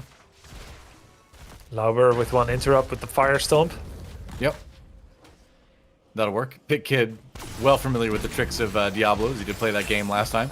Swapping places here, just to keep him away a little bit more. Yeah, nice job. It was actually enough. Yeah. To push Diablo away. Brightwing's Arcane Flare was just a little bit too late. So he actually used Artanis as a main tank. Good job. The Blade Dash on the Phase Prison is going to be pretty useful. Ooh, Fun's taking a little bit of damage. Has to pop away on the Maiev. Looks like he might get out. Lauber, the one taking a lot of damage. Night Vision in to try to save him. Healing from the Brightwing. Now Dino pulled in. They're going to have to protect the Rainer. And they do just that. Lauber, the last one out. Damage done to both sides, but no kills just yet. Which is kind of funny because by this time last game, we had like a dozen kills or something already. Yeah. Wow. Well, maybe 9, but yeah, it was a lot. It was a lot. Basically a dozen. It's an esports dozen, man. Yeah. Let's see. Diva with the booster build. We have, of course, Fan of Knives build for Maiev. We have Blinding Dashes coming out for Karazim. Surge of Light explosive damage around Cassia. And we have follow through Artanis' auto attack damage at level 7. All right. Lauber hiding in the bushes right now. Seeing if maybe he's got a chance to run in. Hit Pit Kid with the stun if he walks in front of the wall. Maybe get the toss. Bloodshin as well over the wall on the Quaza. That Karazim. Time to gather some more seeds. It's gardening time. Unaverted pouring some damage in with the Cassia here. As it's all about posturing right now for both of these teams. Yeah, they want to get as many interrupts as possible while achieving value on other parts of the map. They're even unworriedly going for a siege camp. In Storm League, they'd be pinging the objective like mad right now. How dare you do anything else? Exactly. Well, Did you see the objective noob? Yeah. Oh god. All right. Unaverted always hits the follow-up blind on the Maiev pool. Seems to be something they practiced. But I'm not sure if it's always 100% relevant to immediately blind someone that you pulled in. Every now and then, they're just going to be wanting to run away instead when they get pulled in. And you know, most of the time, they're probably going to be wanting to run away, right? Right? Yeah. And I mean, how much damage does that blind do? I think it's like 50 damage. Let me check. It's 74 damage. So I'm not sure it's always necessary to do it that way, but then again, Cassia does take bonus damage. She does deal bonus damage to blinded targets. True, so maybe that's why he's doing it, and not just to neuter them. It's a good reason to, for sure. Yeah, you try to increase that pick potential. Yeah. Makes sense to me. Yep. Yeah. Siege Camp pushing down a mid lane in the favor of WildHearth for now. They're going to be a little bit ahead in XP, hitting that level 11 a little bit quicker. Artanis pops in every now and then. I'm very impressed that Artanis hasn't died yet. I know no one has, and I should give a lot of respect to these pro players, and I do. It's just memories of Artanis. They tend to fade away very slowly. Blade Dash is basically just one of those like noob destroyer abilities, right? Where a great player is going to make it look amazing, and a bad player is just going to get themselves killed every single time they use it. Exactly. It's cool to see some good Blade Dashes. Yeah, exactly. I've played enough games. Yeah, I've seen enough bad Blade Dashes. He's scouting with it, over the wall and stuff. Yeah. He's gonna, is he gonna flip Brightwing in? No, because he would die. So then you don't do it. Cool. Yeah, exactly. Meanwhile, a little bit of pressure on this bottom fort. Maybe about a fifth of that taken out.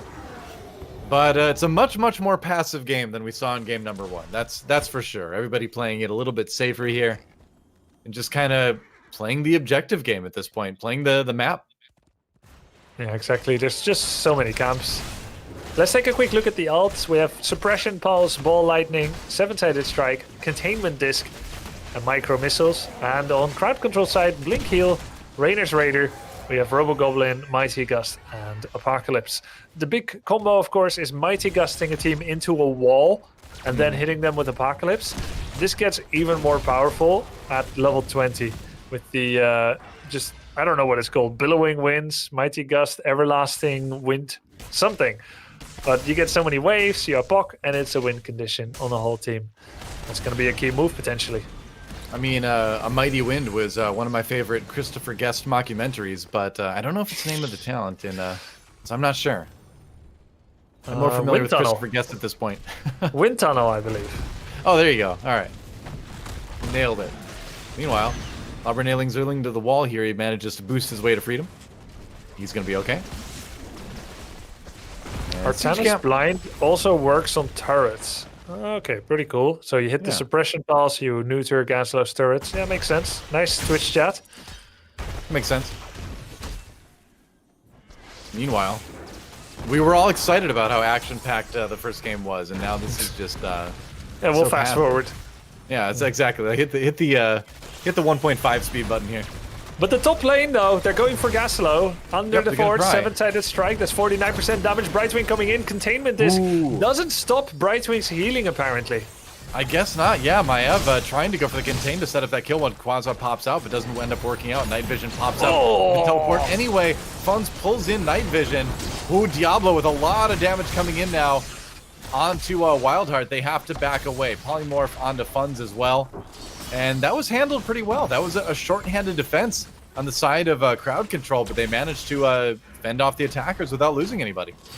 That was actually super sick. You know what happened? Rutso threw the Mighty Gust into the wall, and the stun by Gaslow hit them mid-push. They got stunned as they were being delivered into the wall. That was great. I wonder if it was planned. Probably. Probably.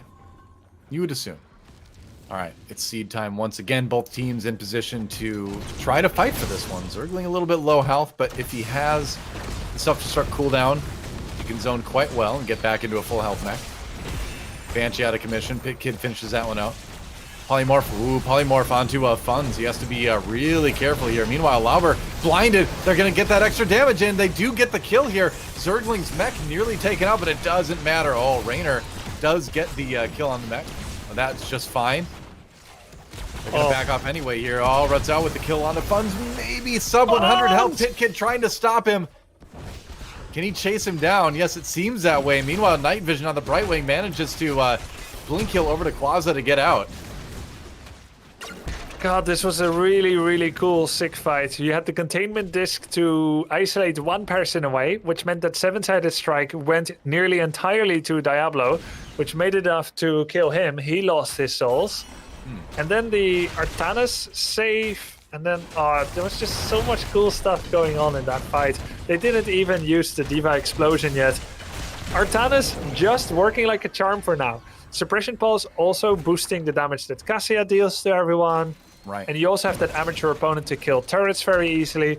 So it's actually a good pick.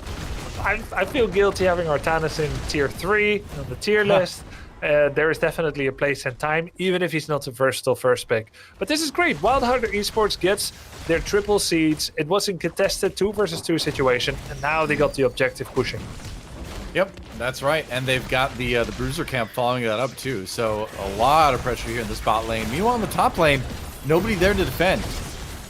Crowd control trying to take all the aggro at bot. They cleared out pretty quickly.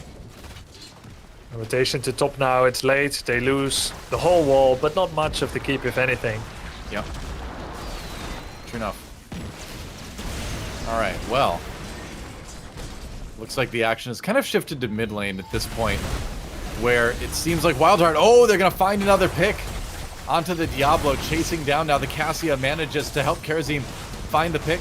You know, unaverted, still going wild with that Cassia. So much damage. Zergling comes in for the boop. He nearly kept them from going through the gate, but they'll be happy to take that fort down either way. And gotta be honest there. Yeah.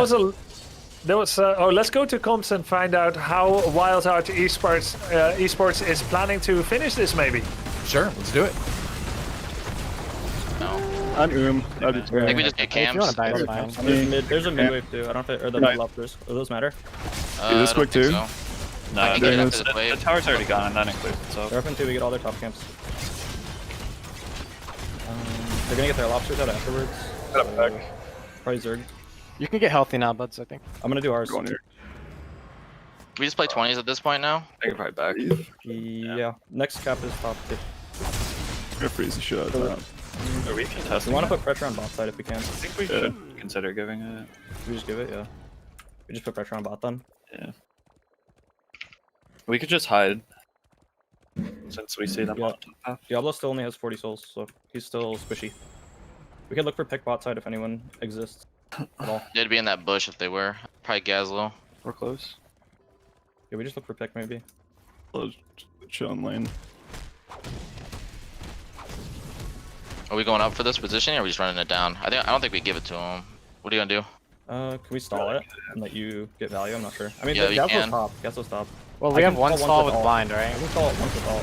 Because we could just run it down bot. That might be I'll start rolling over there. I can also. Okay, yeah. I'll start rotating over. Yeah, I think we go up. I think we We're go up. actually close for 20. We just forced we might be able to stall, yeah. Can you get bot? Can you get bot waves? Oh, we killed their thing. Yeah, all the soak, all the soak. Oh, yeah, play together. They really want to fight right now, actually. We're gonna have 20 in time, possibly, if we play slow enough. I killed the Raider. They don't have Raider. Don't kill little guys on the... Yeah, I can't catch top. Yeah, leave the babies. Leave the babies. There you have it. Wildheart deciding on how to close this one out. They kind of quietly went for the wall. 20, look for those picks if they can. Meanwhile, Pit Kid comes back in. Another Blade Dash manages to swap places with Dynow. That leads in to Dynow trying to get out here, but they managed to lose the Karazim anyway. So crowd control, fending off the pick. And this is kind of looking a little bit reminiscent of game number 1, where once we pass through that mid-game phase, suddenly it seems like crowd control just kind of staying alive again. They managed to get the plants going, but is it going to be enough to turn this one around? Yeah, they have their level 20, but without Karazim, I'm not sure how they want to play it. They know Brightwing is top. They know Fastshot is bot. They could actually hard engage here in mid. They don't need Karazim, I think. So far, they're playing it safely. They're going for the objective and not trying to go for a big kill. I don't know if they want to play it this slowly. On the other hand, they're not really losing any structures. This is very much a let's buy some time objective for crowd control, and it's not really a winning play yet. I mean, the big question is, can they rotate down to bot and then top fast enough to handle those as well? The nice thing for them is that it is a little bit more on the staggered side, as far as not all the waves are hitting at once because of where the minions were when the plant spawned. Right. Yeah, that's there's a lot of manipulation in how you reduce the effect of enemy objective value. It's making sure that it is staggered so that you can go 1, 2, 3. Well, the good news for crowd control now is that they are taking out pretty much all the forts that they were missing before, just missing that mid lane one. They're still down as far as buildings go in this game, but that was a big bit of catch-up right there. Yeah, nice job by them to get back into it here against WildHearth. But I'm thinking back on those comps of WildHearth. They had camps pushing literally everywhere, and they were level up, but they weren't a talent up. And they kind of talked about setting a trap, but not where. They went bot and they quietly took down a wall. Invisible Diablo. It was not like very decisive on how they were going to make use of this massive blue wave. And I think it could have been better. It wasn't very decisive. That's a very good point. Ooh, Zergling maybe in a little bit of trouble here. Yeah, that knocked out of the mech, and we'll see how fast he can get back into it again. Oh, get a chance to use his double structure or anything like that. That bruiser camp just got a bit. dumpstered. Yeah, there was a failed engage. Red wants to get out of here fast. Yep, they want to try at least. Unaverted though, jumping in. There's some damage on the Lauber. The throw comes through. Diablo with a big ultimate. That's a lot of damage from crowd control. They're going to try to turn this one around here. Just like game one, it seems like WildHearth in the late game is having a little bit of trouble closing out. And crowd control seems to be kind of finding their feet here as they try to track down Bunchen. No escape for the Karazim. And this is really starting to remind me a lot of game number one, isn't it, Grubby? Yeah, it's just how to finish. And I feel like it kind of hints into what we heard on those comms. They've got this big advantage, but they actually didn't have the guts to take a fight to defend one of those objective mercs that they just got. Oh, wow. Polymorph chain right before the mech can explode. Zergling having no chance there. Yeah, and you're right. This might be the end. As 3 members down right now for WildHearth, just Funds and Zergling left to try to defend the core. And crowd control looking to make this one a 2-0. I thought at the beginning of this map we might be seeing a 3-game series, but might not be the case. Oh no, another one goes down, and here's the mech explosion. Zergling, we'll see if we can get to it, just pushes it right out his Rutso. That's what we talked about the Falset doing. The core goes down, and crowd control will take the 2-0 in the series. Statement win, I think. And just a lot of poise from crowd control to be able to, take all those losses in the mid game, a little bit in the early game, and just finish really strong. Impressive stuff. Yeah, exactly. And I think the skill is there for WildHearth, but I think it's a shot calling issue.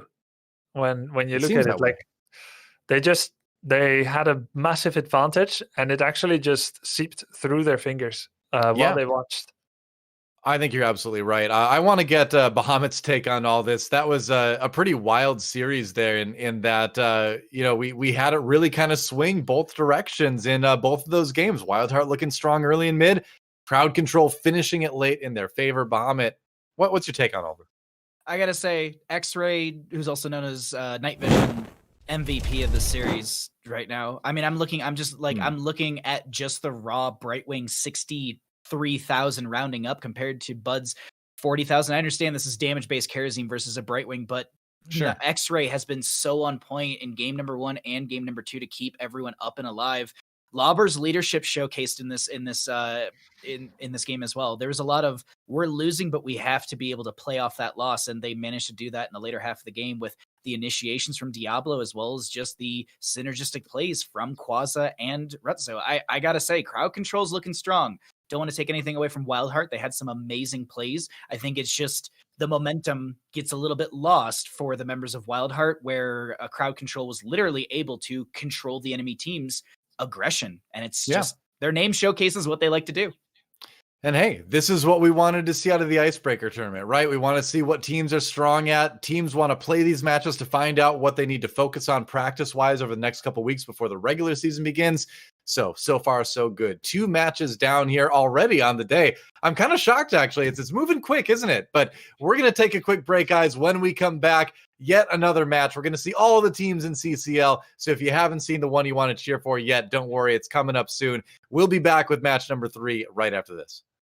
Roll20 lets you build maps, drag and drop tokens, and other features that your kitchen table just can't do. My table can't do any of those things. No. Also, Roll20's video and voice feature let you connect with more people. So if you wanted to invite Lucas and Ariel, Hey guys. Hello. What's going on? that's no problem at all. Ready to play? Your friends, your games, your table, Roll20.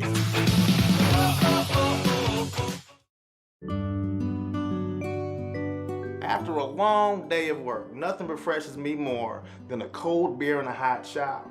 That's why I use Duke Cannon's big ass beer soap. This big ass brick of soap is actually made with old Milwaukee beer. But guess what? It don't stink. It actually smells pretty damn good, like cedar, sandalwood, and other pleasant things that I don't even know about.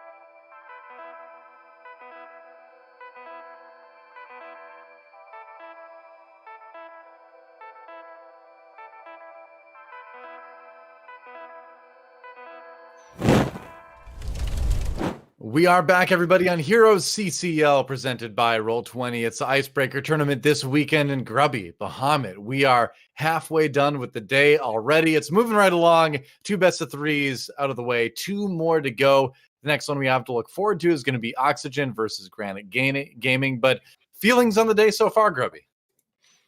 Wow, it's living up to everything that I expected for it to be. The Heroes CCL Icebreaker tournament is showing just a taste of what's to come when the action picks up even more during the regular season. I've got some great games today. Is it their best?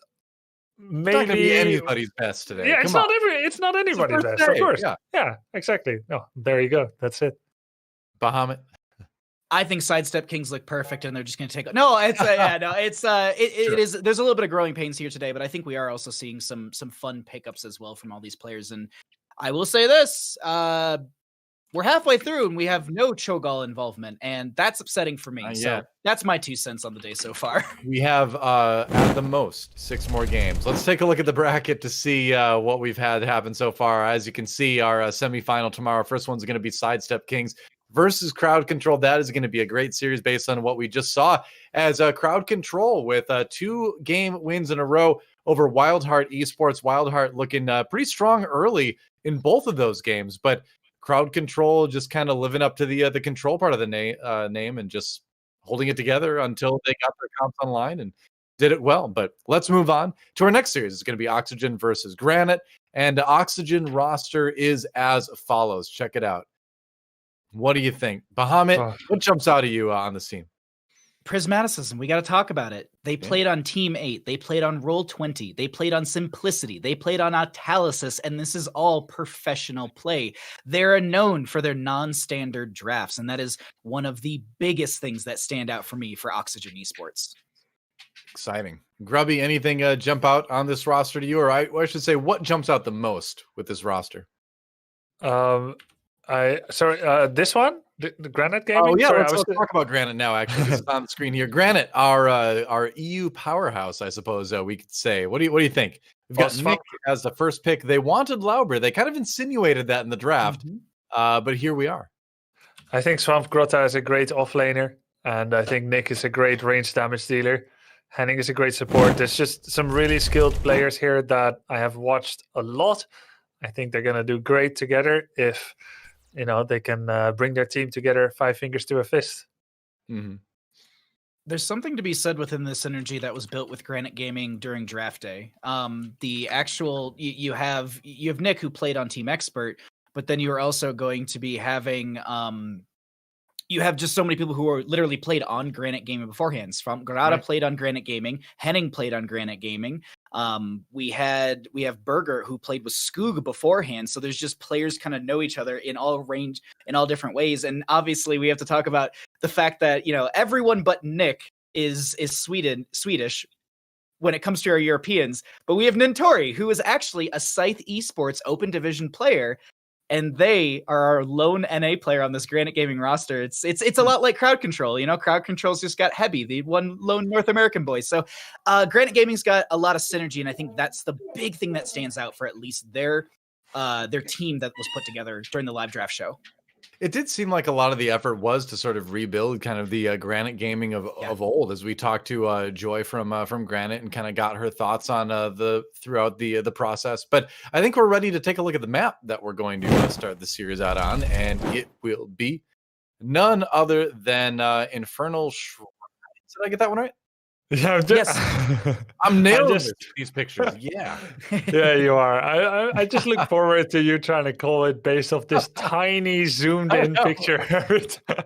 It's like, what is this? A thumbnail for ants?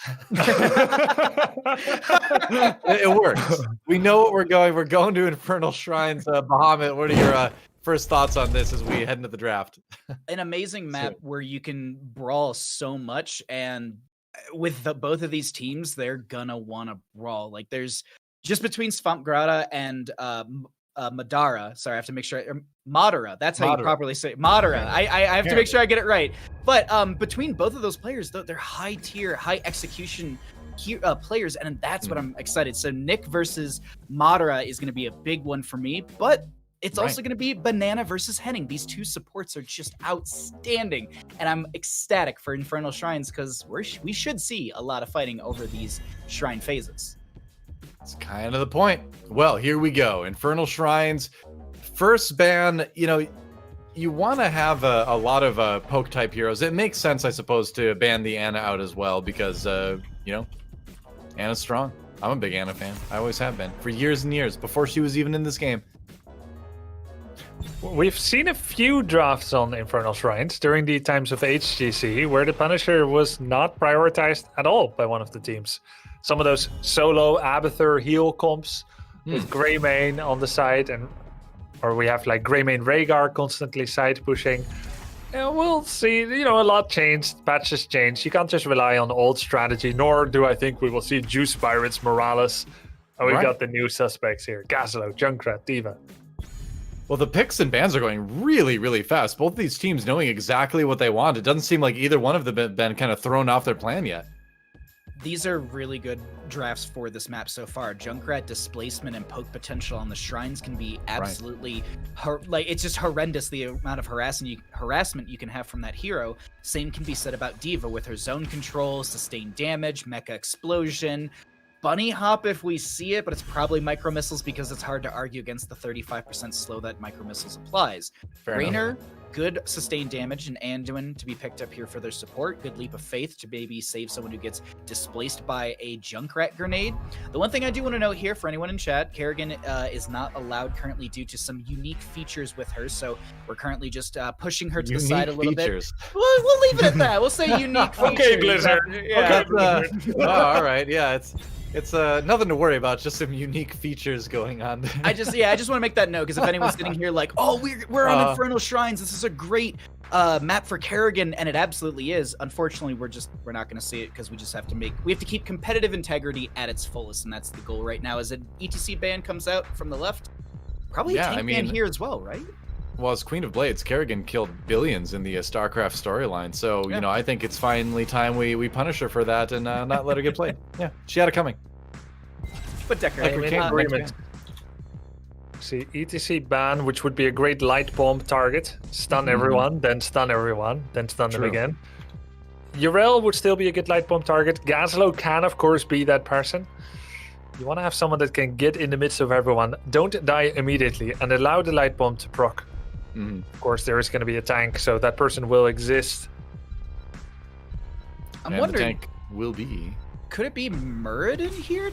Oh no, it's gonna be Garrosh actually. Ooh, Sorry, I blanked on Garrosh not being banned out, but into the Diablo, this is great. Into the D.Va is great as well. You just have so much counter displacement. You know, the mech gets thrown into you. You know, she boosts forward, throws the mech. You know how you do in Overwatch, where you kind of volleyball it into the enemy team, or however you want to, or lob it in there. Yeah. So Garrosh can literally say like, "Cool, I'll just throw this away. I'll tank a little bit of damage myself. It's no big deal." So I actually like that. Deathwing's huge for this map, physically and literally. It's always huge. Yeah. That's right. But Malthea will match that with percent-based damage in the solo lane. I like the Malthea answer here. Grubby, what do you think of the Deathwing for Infernal Shrines? Well, I don't think Deathwing is going to be solo lane. I don't think he does that very well anymore, especially against Malthea. It's going to be Gazlo on the solo, I think. Deathwing will be the second backline damage dealer. And it's just lovely that you have this uncrowd controllable hero that cannot get hit by people like Diablo, Brightwing with the polymorph, the Apocalypse, and so on. He's just going to be in destroyer form, Worldbreaker form mostly, ranged, and just keep slowing and damaging everyone from afar. That level 16 Q talent, that's where Deathwing will really start to incinerate everyone. I suppose you can also just kind of like sit on the shrines too and just roast those much quicker than other heroes could with the Deathwing, and you don't really want to get in front of that. It's just a lot of zone control as well. Although, Anduin, that's one less target for Leap of Faith, I suppose, too. Yeah, that's true. Wouldn't want to pull that towards you. Never toss a dragon. That's right. Anduin and Deathwing, you know, they got history, too. Well, the World of Warcraft and Deathwing do anyway. Who do you think is a better draft, Bahamut, before we go? Really quickly, I think it's going to be Oxygen Esports. All right, there you go. Thanks, Bahamut. We'll catch up with you after the game. Bahamut giving Oxygen the draft win, according to him. Grubby, do you agree? I'm gonna go with the other team, Granite game. Interesting. Granite, right? Yeah. Yeah, Granite. I'm gonna go with Granite Gaming here. I think Deathwing. I think Swamp-Grotta's Deathwing can do it. I've seen a lot of his Deathwing games, and his teammates are always so disappointing. And then he says, ay, ay, ay, ay, ay. When some people would be cursing, he's like, ay, ay. He'll be like 0 death, top damage. Well, let's see how it goes. We have 1 vote apiece. We're going to leave that neutral and leave the suspense to you guys, the viewers. Action already on the way. Red Robot's getting tossed in by Brigode. That's right. Nazmus trying to absorb a bit of damage on the way out here. Swamp-Grotta is going to be able to roast these waves really quickly and give Granite Gaming a little bit of pushing power as we get the game started. Swamp-Grotta walking down to the bot lane, along with a couple other members of Oxygen trying to keep track of the big old dragon. Actually, most of the team making rotation down to bot now. Yeah. Wave mid is gone. Nothing else to do. Makes sense. And, the more pressure you can put on multiple lanes at once in the early game, you get that little XP lead sometimes and just make them maybe make rotations they're not prepared to make. Always helps out. And we see Swamp-Grotta going with his standard talent, Molten Blood, at level 1. He has healing, like 23 healing per second, so long as he has 3 or more armor plates. 30% armor or more. He's got 40% right now, as you can see. And that's interesting. Some people will vouch for going for the armor plate protectedness, the 3rd choice. Okay. You'll see that he turns protected. He cannot take any damage for 3/4 of a second when he drops an armor plate. That can be nice against Greymane and Malthael, who have these big percentage-based bursts. But Swamp-Grotta is very comfortable with this healing over time. He thinks, I'm never going to drop too low, and if I drop low, I'll back off. That's how he sees that situation, apparently. Makes sense. Siege Camp goes away of Oxygen, so a little bit more pressure on the bot lane with that. Swamp-Grotta, oh, that's a big stun, a lot of damage, and the Diva goes down, and or the Malthael rather goes down. My bad. And you can't get caught like that. Yeah, that was just a cool double stun combination by Garrosh and Deathwing from the shadows. Deathwing doesn't do a lot of damage with those ranged spells, but together it's all not too bad. It was enough. Raynor was shooting away as well. Swamp-Grotta dealing with the minion wave with ease. Henning and Nick, meanwhile, helping out, grabbing a Bruiser camp up near the top. And everyone just kind of spending time doing their due diligence with the shrines until the first Mega Shrine comes out. Mega Shrine? I don't know. What do you call it? The real shrines. Yeah, the shrine activating. People are, of course, doing their Merc camps and stuff. Making sure that they can get that going. The Bruiser camp that they're standing in front of, the Fallen Shaman that summons the doggies, they're going to delay it until about 10 seconds so that it is pushing when an opponent might have already capped the shrine and starts being distracted by those skeletons. Now, what does this Bruiser do? It's not in a difficult place. It's where you are there to defend anyway, but it helps you to gain superiority. Yeah, Diablo was in one. Yeah, Red Robot getting tossed for a moment there. Top shrine, the focus of the first team. Or the first focus, anyway. Oh, Burgle. Yeah, he was worried Diablo will flip him in, so he used his Unstoppable. Yep. Gotta be careful there. Now Icebreaker. There's a flip on Red Robot. Red Robot responds with the pin into the wall, and it's gonna be just a leap of faith to get Burgle again. Out safely, that is. Shrine, though, looking pretty good for Oxygen at the moment. Granite trying to muscle their way back in there, though. If I'm not mistaken, Nazmas was playing Diva before it was cool. So he should be pretty comfortable on her. Pops out of the mech, gets a few extra skeletons from that, 4 or so. Yeah, that helps a lot. Back in. And they're going to give it up. Yeah, they had to back off from that mech, so it's over. It's over, dude. Granite Gaming able to claim that first shrine, which looks like it's going to be a Mortar. Mortar Punisher. Yeah. I said that before the game did, by the way. What, that the first one's going to be Mortar? Yep, that's right. I remember. Yep, Burger taking a lot of damage. How can they get him? Oh, Nazmus comes in to try to maybe get that last tick of damage, but he barely stayed alive. Either way, it's going to be a pretty strong push early for Oxygen, and they're looking at maybe taking out a fort early. Yeah, Mortar Punisher got buffed. It used to be the laughing stock. His brothers always picked on him. Yeah. No one really feared it, but it got buffed. It does more damage now, and it is much more on par with the Frozen and the Arcane Punisher, which used to be the best one. Yeah, I distinctly remember back in the day that you didn't really care who got the first Punisher in a lot of cases. You're just like, well, whatever. It doesn't do a lot of damage. We can handle it easily. But that is not the case anymore, it seems. No, that was a whole forward. I think all of the level 1 Punishers got a little better. Because before you would barely get a wall. I remember. I do remember that. Well, either way, a little bit of a level advantage for Oxygen here, as they are slightly closer to their first Storm talent. I think it's so funny that Nick on Raynor went for Behemoth Armor. I mean, you get 200 health straight away, which is cool, but if you look at Raynor's health pool, he's got 2300, so okay, that's, let's say, 10% health. He gets a 25% armor talent at level 4 that he could go for when he turns on his healing.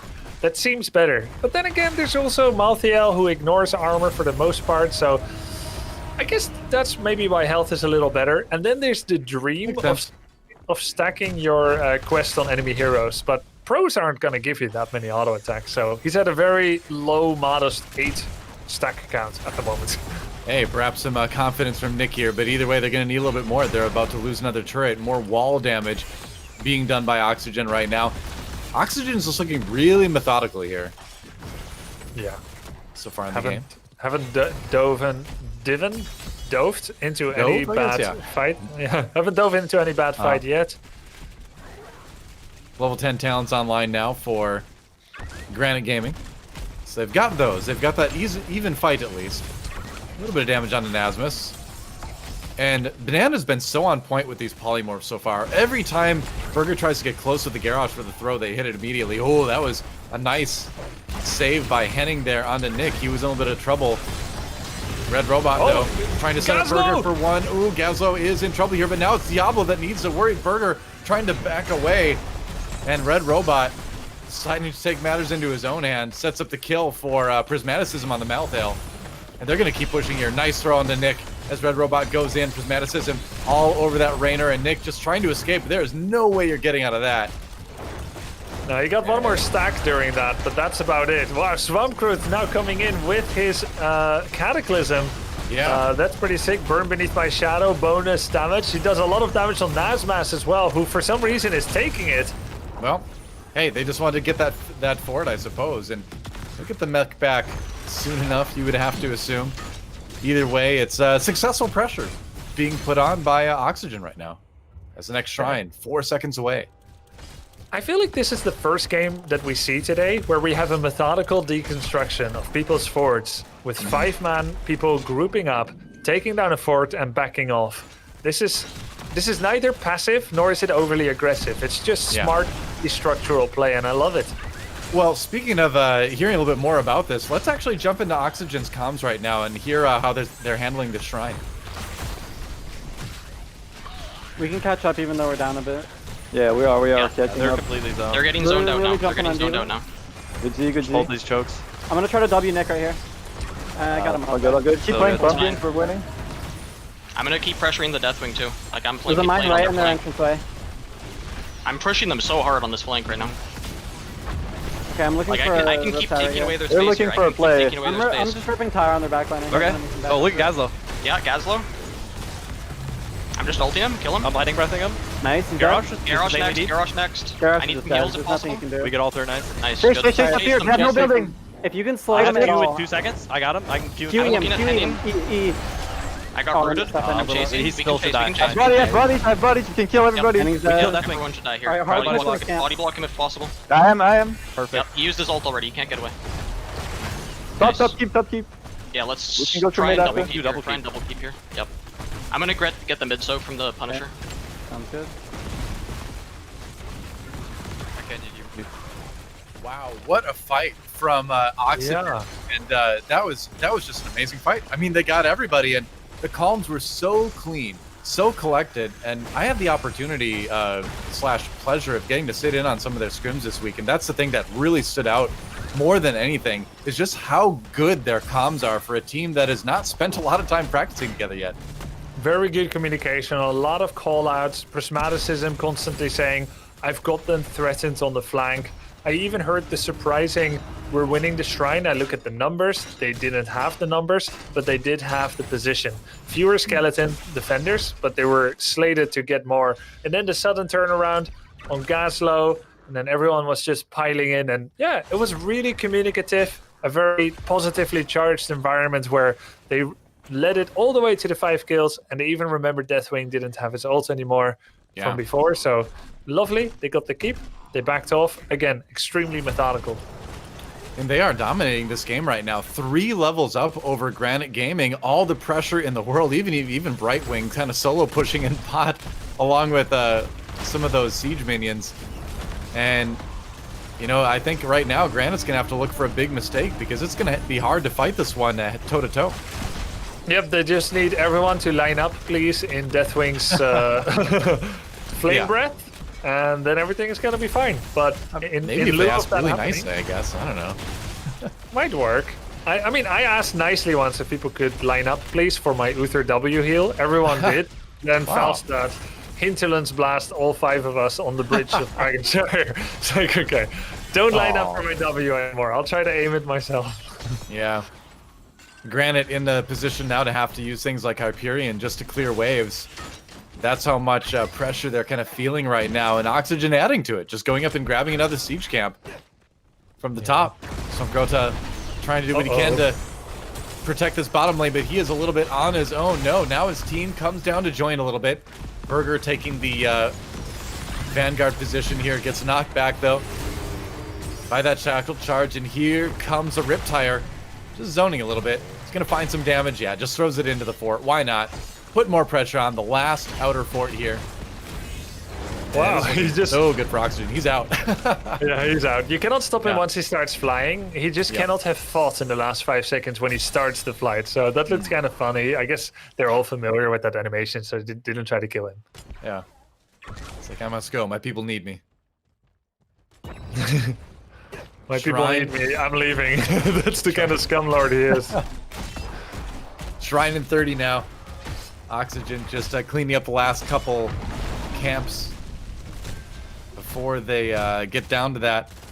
And again, like we talked about, Granite Gaming still finding themselves 3 levels behind, and without some really miraculous team fights, I think it's going to be pretty tough to come back.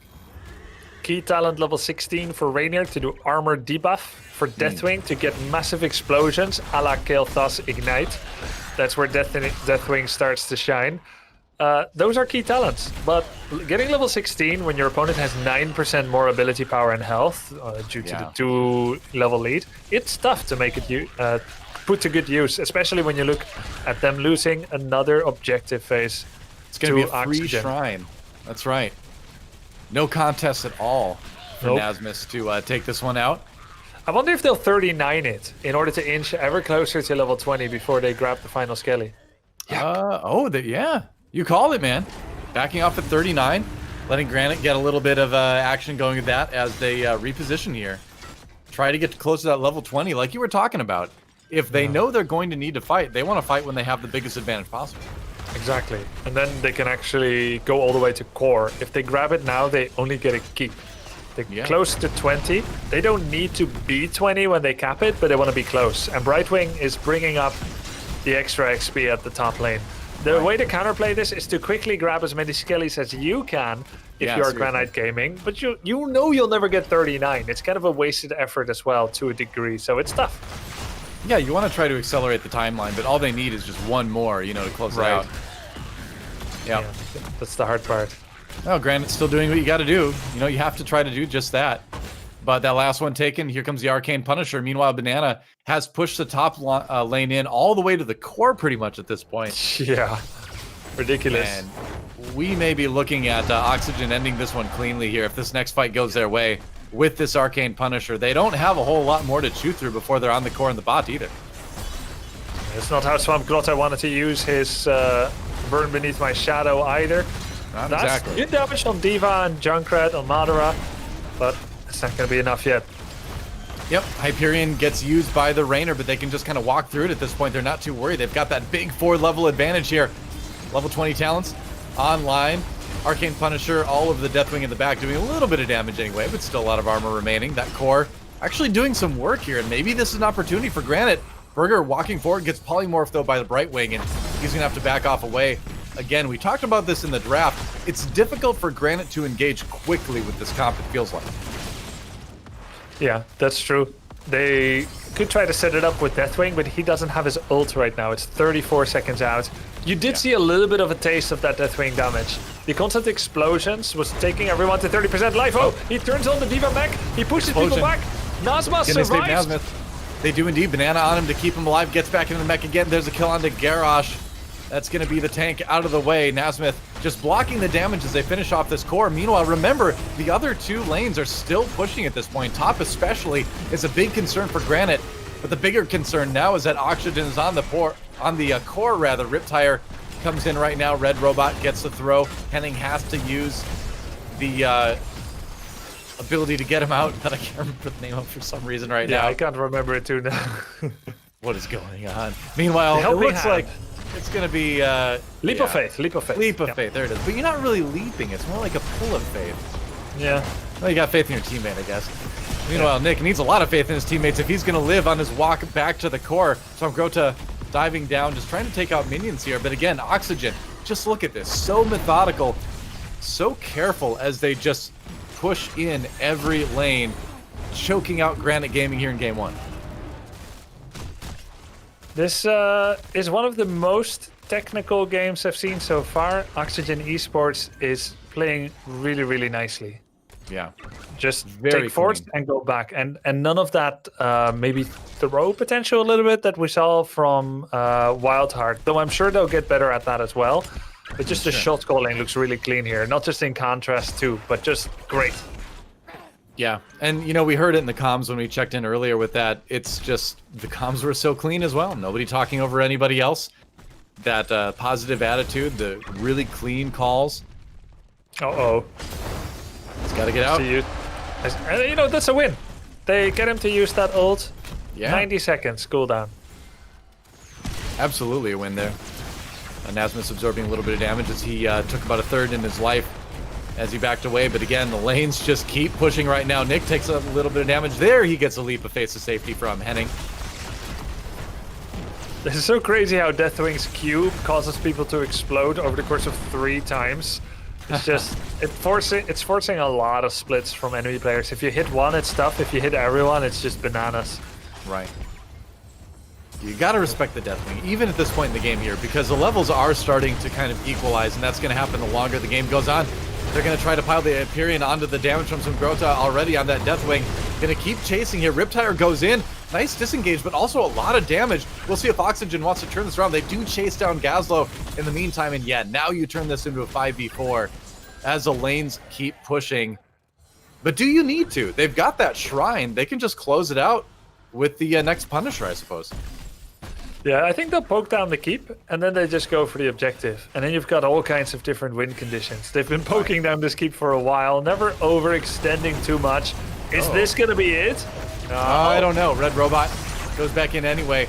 Everyone's getting thrown around. Nick, the latest victim. Raynor trying to back off. Some Grota, again, just using the breath to keep people at bay. But meanwhile, 21 skeletons already taken on the Oxygen side, and they look like they're going to claim this shrine with ease. And with the Punisher combined with all 3 lanes pushing, I don't see how you defend this if you're Granite.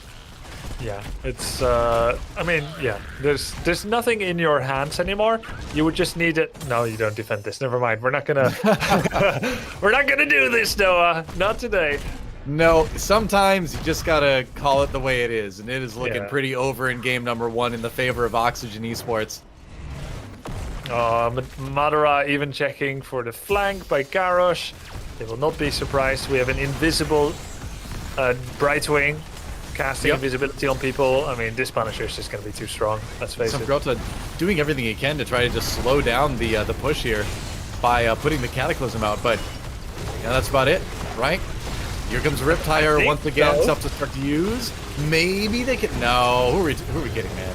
This one's not going to turn around. You were kidding me for a second. Oh my god! Though, that was huge. They finally found what they were looking for, but is it enough? That core taking a lot of damage. The Punisher still slamming away at it. And man, it was close. That was a scary engage at the end from Granite, but still, probably the cleanest game we have seen yet today in the form of Oxygen Esports winning game number 1 here in the series. Yeah, Oxygen left them no room to breathe. No, not at all. They took all the oxygen for themselves, clearly. Haha. We'll be here all season. Bahamut back with us again. Let's talk about the stats a little bit for this one. That got me good. That was a good one. I gotta point out Madara right here. They showcased their skills. Like Swamp Grata had the highest heroic damage in the game. Yes, it's roughly 20,000 higher than the Junkrat on the opposing side. But Crowd and I actually had conversations. It might have been Casanova and I had conversations about this during the exhibition weekends. Damage done, or like effective damage done versus just damage done itself. And Junkrat had a lot of effective damage in this game. They also went into that extra oomph at level 20, which gave them cooldown reduction of 25 seconds off of the 75-second Riptire itself. So there was a couple times where they could machine gun these Riptires, and that allowed them to, in the later portion when they were actually ending the game, they found that snipe onto Nick on the Rainer where they literally peeled them with a Riptire after the second cast. So really, really well played from Oxygen Esports. Good communication. I think Grubby was noting that their shot calling is very clear in their comms, but even when we're not in comms, it's very clear that they have a direction, they know what they want to do, and I really, really like that. I think Granite Gaming, they had a strong draft, they have a strong composition, a strong team. I think it just might be dialing those things back in, maybe a little bit of more communication and synergy when it comes to the draft itself, because there's damage here. I just don't feel like it's enough effective damage into the opposing team's composition. Fair enough. Well, Grubby, what was your take on that one? Well, I don't know if it's too early to tell or if I'm being too quick with my judgment, but I've been seeing a lot of tough games for Garrosh. I think he's also won some, but it's just been tough sometimes against these teams that are very good at bailing each other out, healing each other, using Medallion, using their mobility to get away from Garrosh. He's been getting poked down by people like Junkrat and Malthael and Diva, and it's tough for him to really make a play. And I guess it's not just that, but yeah, that's just something that I've seen a bit. You see Diablo making far more unlikely engages than a Garrosh. But that might be wrong. Red Robot's a notable Diablo player, if memory serves me correct, from the North American scene. So definitely showcasing their skills and their prowess on that one. I actually want to take a second, because you mentioned the Garrosh. I want to take a second about the outplay that came out from Nasmus on the Diva Mecha Explosion in the bottom lane. They actually baited Garrosh to do the toss, which means Garrosh does not have that for, I think, 16 seconds is the cooldown on it. So they tossed the Mecha Explosion towards the keep to maybe force Nasmus to boost away or whatever. And Nasmus was like, cool, I'm going to just jump out. And then they're stuck in this Mecha Explosion. It was a really cool, slight little outplay that I saw in that game. And I just wanted to highlight it, at least for Nasmus right there. All right, well, let's take a look at the map for the next series real quick here and see what it's going to be. Volskaya, the next one. Volskaya by Oxygen pick. So that means that Granite gave away the map pick and they wanted first pick of the hero. Whatever hero it's going to be, we will see. We haven't seen any Chromie today yet. It's kept getting banned away over and over again. Which one hero do they think is going to be the key for them to take it back here and equalize this series 1-1 on Volskaya? We'll see. Well, I suppose you have kind of a similar dynamic on this map to Infernal Shrines, in that you've got, one location that you're trying to muscle your way into. And so anything that can either do a lot of damage to that area or just push people off of it is going to be solid. So I wonder if something like, I don't want to make predictions here, but I wonder if something like the Junkrat might be a high priority in this one too. I would agree with that 100%. Swamp Grata has an amazing Junkrat as well. Madara we just saw on the Junkrat. So both teams have that as an option. The question is, do you ban it out because this is a wonderful map for it? Me personally, if I'm sitting on Granite Gaming, I'm talking about banning or first picking the Diva away from them, because Nasmus, you don't give that back over. Nasmus was the solo lane player for Team Freedom.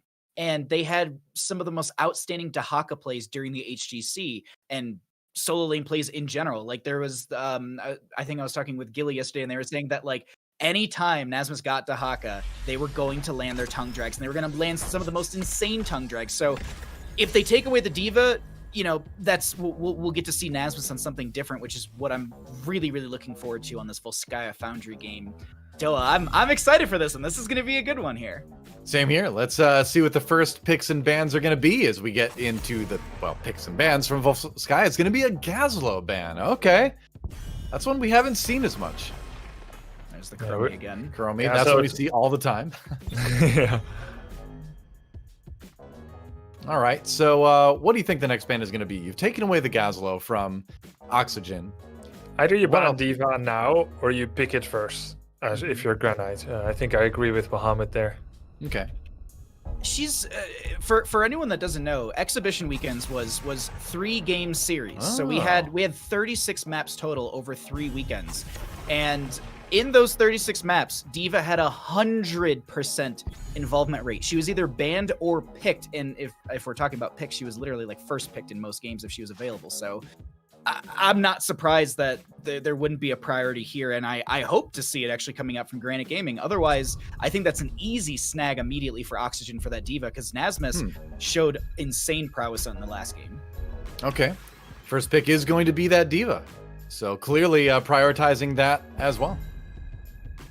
Bright Twin gone. That makes Garrosh a little bit easier to play, as Polymorph shuts down half of his combo. We have a Johanna coming out by Red Robot. No Diablo, even though it's available. Why Johanna, do you think, Bahamut? I think there's a lot of control with Johanna, especially within the wave rotations as well. You're able to clear out, let's say you grab a Jaina here as well. You basically you walk into lane, Johanna hits W, the condemn, Jaina throws a blizzard, it gets cleared out, you rotate back into mid lane. Because the start of our map, up until 2 minutes and 30 seconds, is going to be the major rotations between mid to top, our solo laner going back and forth, and then the split to go ahead and grab the fortification camp. So Johanna she's such a strong anchor, such a strong tank on control-based maps like Infernal Shrines, like Volskaya Foundry. So I respect the first pick onto that. And I've casted Red Robot's Johanna in the past, and I can talk to and say that I think it's fairly strong as well as their Diablo. Speaking of that Diablo, that is going to be the ban on their side, so trying to prevent Granite from picking that one up. Nyx Tracer is really good. Cool to see that coming out now. We do have the blind, which helps a bit, but Tracer... Oh, Samuro ban. All right. It's a good map for it, honestly. Yeah. Yeah. Do you think we're going to see more and more Samuro as time goes on? I mean, or is it just going to be one of those fringe picks? No, I definitely think that there's a lot of viability for Samuro. I know he was nerfed slightly in the most recent patch, but Grubby might be able to talk a little bit more about if it was actually a nerf or not, because I don't think anyone really knows how to nerf buff control Samuro in this game. Yeah. I mean, he was nerfed in his macro. He was nerfed a little bit in his burst in the most recent patch. Yes. But if you're a good Samuro, it remains. You can barely be killed, except if all 5 members track all of your images, and even then you have a chance to get away. Heroes like that are always good. As my friend Adam will say, just kill the right clone forehead. Yeah, Or of course. illusion. Why don't people do Illusion, that? Yes. Yeah, just kill the Yesterday, right someone one. told me in Storm League, they said, Only kill 3. Samuro, and I just wrote, good luck. It's like, we've been trying, man. That's good. Focus the Samuros. I do want to talk about this though. The Jaina ETC, great combo right there, and that it empowers the Tracer further, I think. Raynor, the final pick coming in for Oxygen. Swapping sides. That was played by Granite last game. I gotta say, this is fairly standard, I guess you could say, for both sides. Nothing crazy out of the ordinary. Me personally, looking at this, Madara's Junkrat stands out to me, but the outlier right now is going to be Nyx Tracer right here. I'm really, really, really excited to see if they're going to be able to turn things around with this draft, because this draft is a lot more burst heavy, a lot more sustained damage heavy between the Tracer and the Diva, and then they just have big setup with the ETC. I'm excited for this one for Granite Gaming, but personally, I'm still leaning into Oxygen here. I don't want a 2-0, but I think that they've got the stronger draft for the map. I think it's really hard to, count out a team like Oxygen with such, clean comms, clean engages, clean everything in game number 1. You feel like Granite is coming into this one as the underdog no matter what. But we will find out as we are getting started here in game number 2 between Oxygen Esports and Granite Gaming.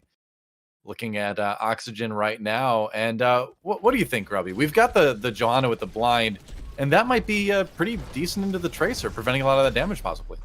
Yeah, you know, at the most important time, when ETC or D.Va makes an engage, that's when you try to blind the Tracer, prevent that blow up, and allow Stukov to get his heal off. That's helpful. And Raynor used to be picked sometimes to counter against Tracer as well. He can go for that level 4 armor during the pulse bomb. So, yeah, I mean, I think Junkrat can try to dodge the pulse bomb, but it really comes down to Tracer's micro. His effectiveness, his aim, does he land the bomb? Does he overextend?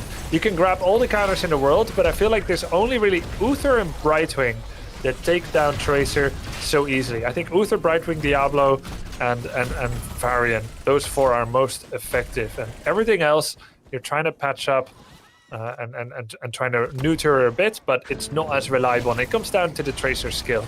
Right. It's the exact same thing as Overwatch. Hard crowd control shuts her down really fast. Otherwise, very, very difficult to kill.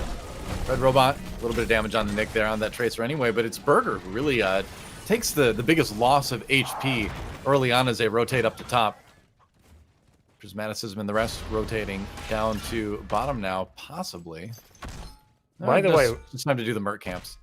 One more thing, Tracer, like a hero like Tracer is really good against the Triglav, because you can follow the Triglav non-stop and dodge all of the spells and just keep damaging it. So anyone that has piloted Triglav against a Tracer and she's just following you wherever you go, she doesn't even need to mount up. It's annoying. Sounds about right. Yep. Sounds very Tracer. Do you like playing against Tracer in Overwatch? No, dude, I'm a support main, so I hate Tracer. Well, until Brigitte came out. When Brigitte came out, then it was a different story. Just shield bash her and then take her out. But other than that, it's pretty tough to deal with sometimes.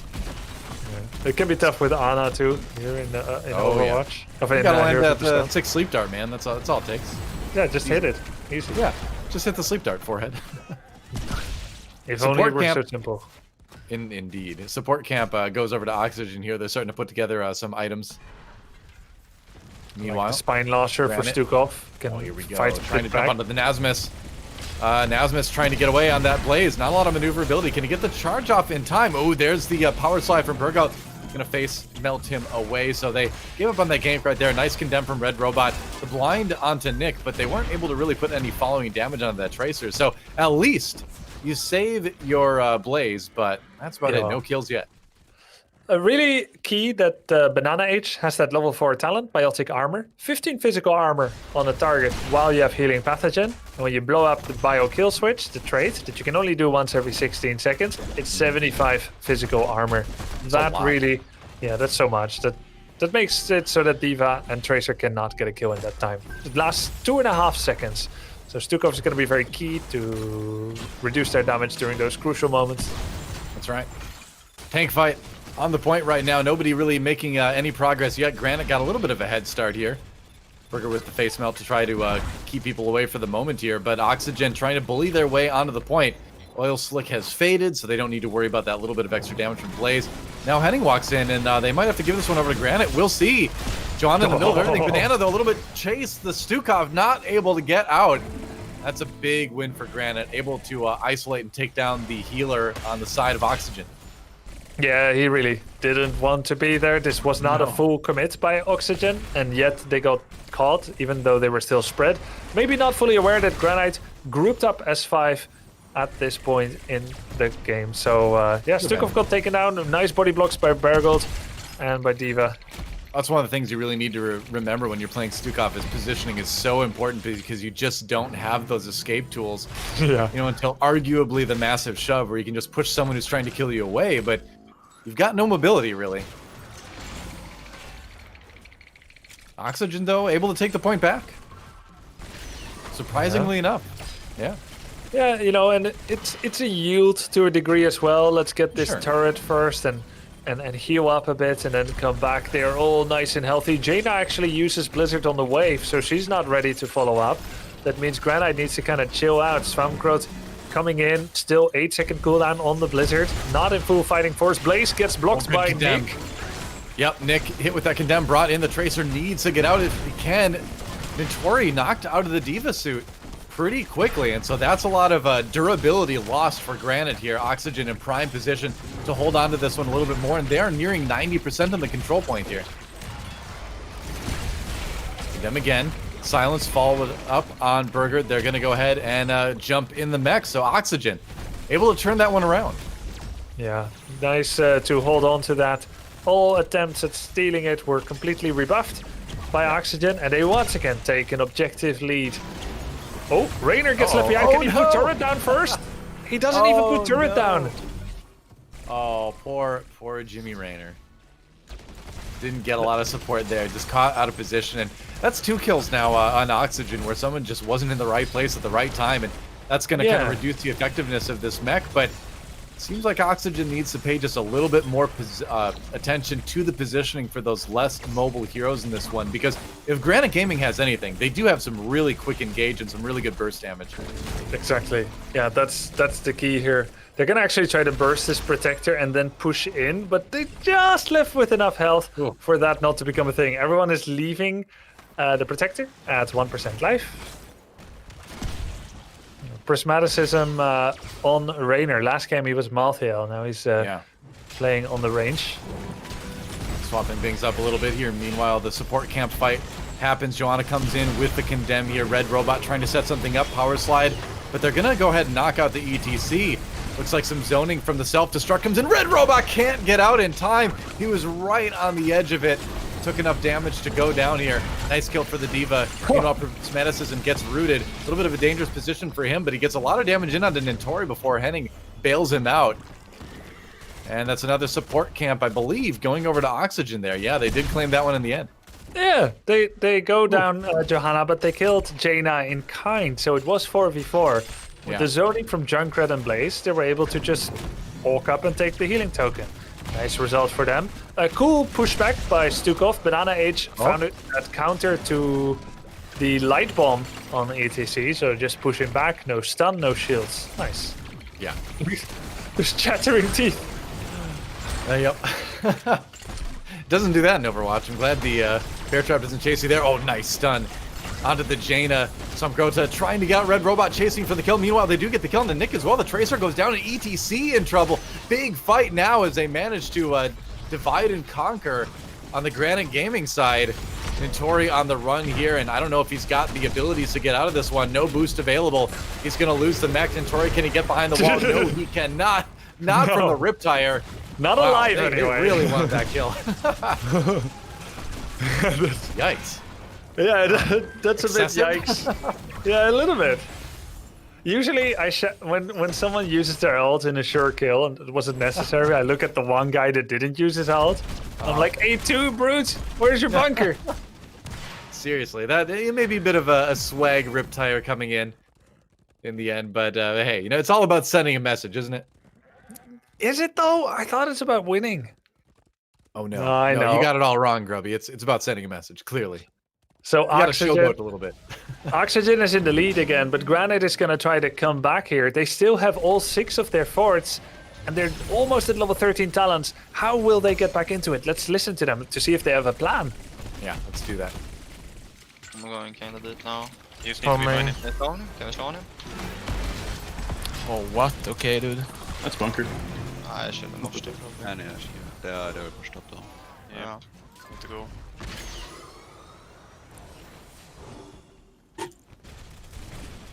%90 on bomb. I can't take this like. Oh, I have to walk through. I push med bed. Can we go them here? Maybe we're alone though. Oh, what the fuck? Okay, dude. He's chilling.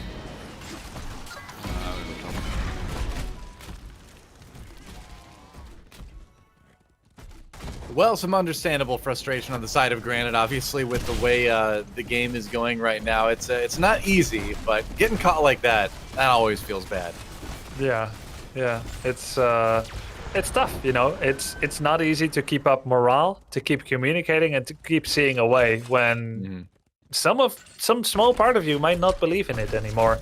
And a little bit depressing comms. And we talked about we talked about tilt, and it's real. I mean, if my unranked games have taught me anything, Grubby, that when you get a couple levels down, sometimes the team just wants to call it a day right there. Yep. Sometimes they will call it once every 2 minutes. GG. Exactly. But the worst part, feature, all you can do is just type GG. Yeah, just like, wow, you're such a psychic. You knew what's gonna happen, and you're making it happen.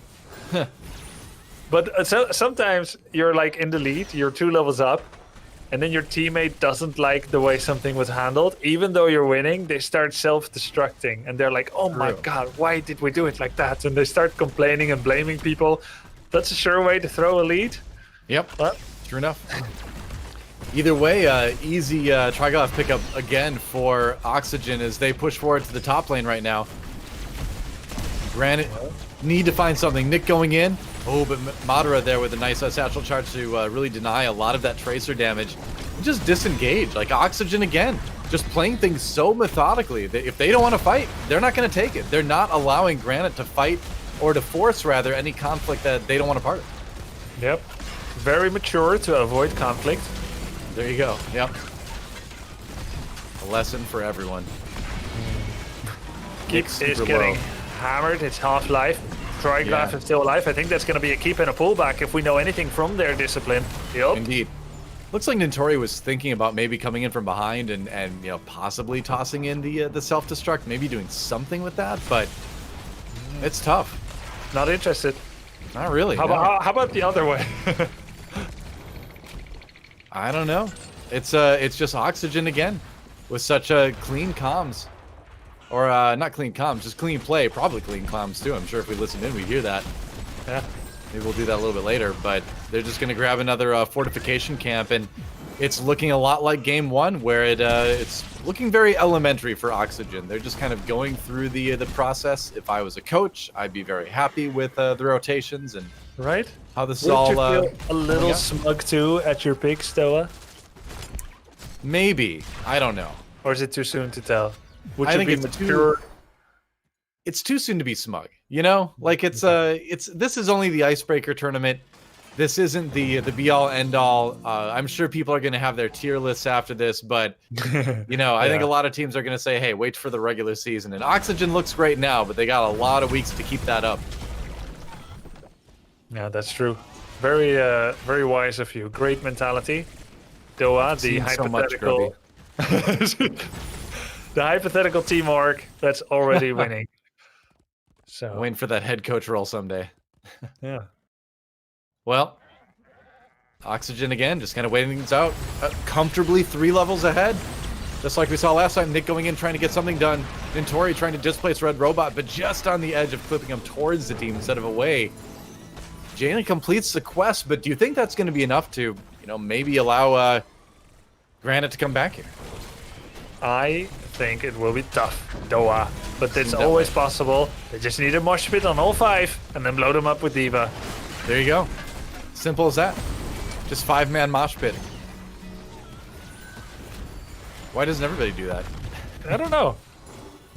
It's so easy. I saw a mosh pit recently.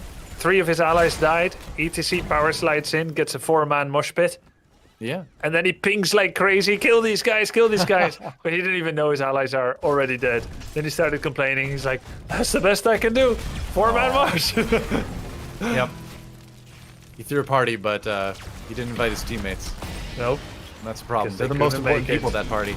They couldn't make it and they knew it. Why choose that date? They already went home. Wow, look at that. We've got 3 healing items on the side of Oxygen as well. They have sustain for days. I don't even know if they stack. I think probably not. I mean, you could just kind of bounce from one to the other, I guess. I don't know either. I just don't know if you put 3 next to each other, are you like healing thousands of life per second? Just make a big healing Venn diagram and stand in the middle of it. Stand in the middle of it. I am invincible! That's right. I've transcended. Is this the power of Ultra Instinct? Just start lifting off and lasering people with your eyes. That's right. Just throwing shapes at this point. Yeah. Triangles for everyone. But, at this, actually a Venn diagram is not a triangle. I have a mental picture of it now. It's overlapping circles. Yeah, 3 interlocking circles. Right, I wasn't a math major either, Grubby. You don't need to worry about it. I'm not sure that's math. I don't know. If I don't understand it, I call it math. Yeah, that makes sense. Same. Yeah. But yeah, they took down the bottom keep and back in true Oxygen fashion. Oxygen Esports, I like their style. I like their strategy. Is it the most flashy? No. Going in and accidentally losing 2 members is flashy, but it's not good. This is great.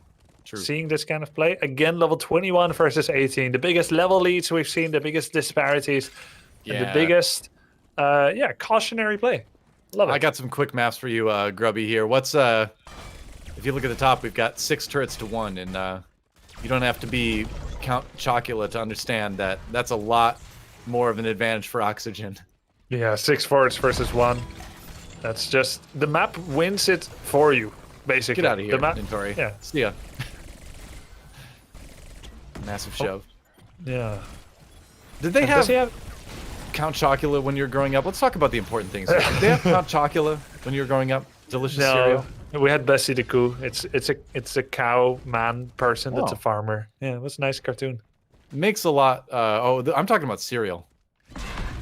Cereal what? Oh, cereal. Are you mistaking Count Chocula for Count Von Count? No, I thought you were talking about a cartoon. Oh, no. Cereal. No, I don't know who that is. I'm American, man. You know it's going to be food related. Here we go. The fight coming in. That's a nice condemn, actually, from Red Robot to start things off. Virgo manages to slide away, but not away enough. Nick already running for the hills here. They're going to get the kill onto the Elite Tauren Chieftain first. Meanwhile, Diva Ultimate used. They're just going to push it away. Yeah, that's not going to do any damage. Heads up play by Banana to get that out of there.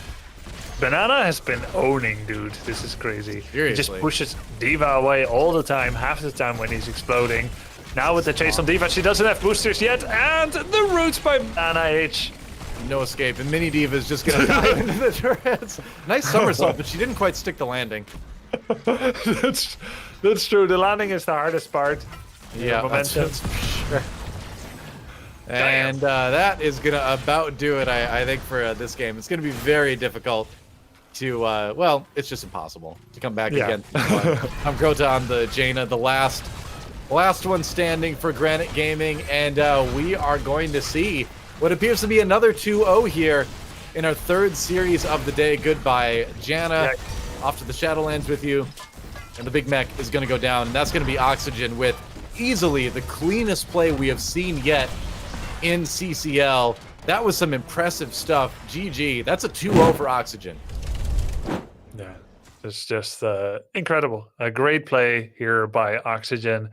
Bahamut, is there anything you picked up here that you think Granite could have done better, or was it just not their day?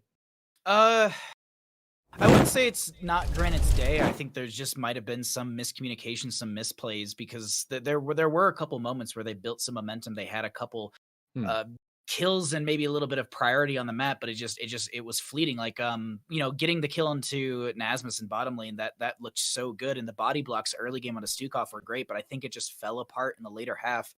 I want to note one really cool thing. Both of you were actually, no, excuse me, it was Grubby was mentioning that, if I was a coach, I'd be a little smug. Both these teams actually have a coach, and it is public knowledge, so I'm not leaking anything. Granite Gaming actually has Bad Benny, the former pro player, as their coach. On the side of Oxygen Esports, they actually picked up Cavalier Guest, who, for some may not know, Cavalier Guest was going to be the coach for Scythe Esports when they made it in through when Scythe Esports made it through Open Division. Cavalier Guest was going to be their coach, if not like the team manager. So he's been in Here's the Storm, and I chatted with him in the past a little bit. They really understand this game. They really understand compositions, and Oxygen showcasing the knowledge they learned from Cavalier, as well as just with the experience and the insane player group that they have. Like, Oxygen, in my opinion, looks the strongest out of today so far.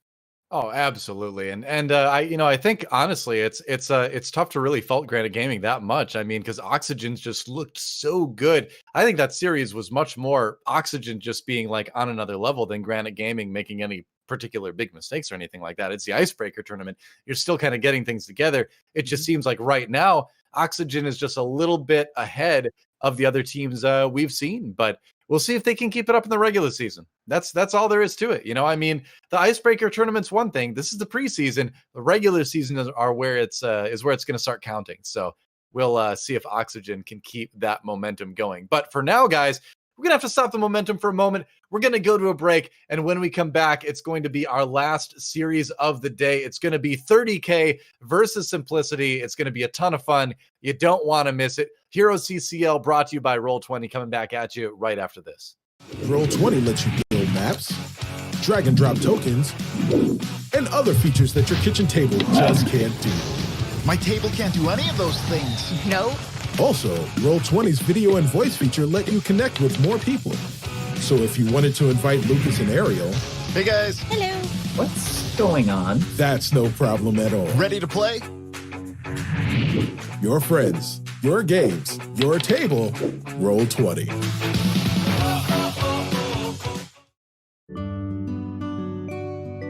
After a long day of work, nothing refreshes me more than a cold beer and a hot shower. That's why I use Duke Cannon's big-ass beer soap. This big-ass brick of soap is actually made with old Milwaukee beer. But guess what? It don't stink. It actually smells pretty damn good, like cedar, sandalwood, and other pleasant things that I don't even know about.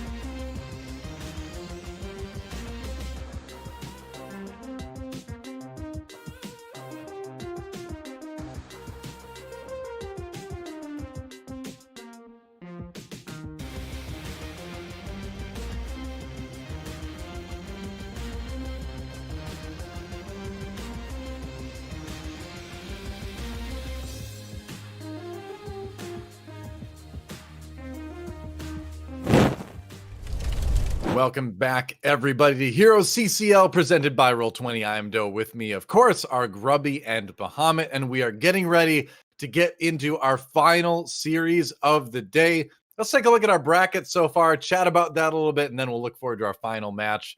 Bahamut, you've been watching all these matches. That last series we saw from Oxygen was so clean. They are going to play against the winner of 30K versus Simplicity.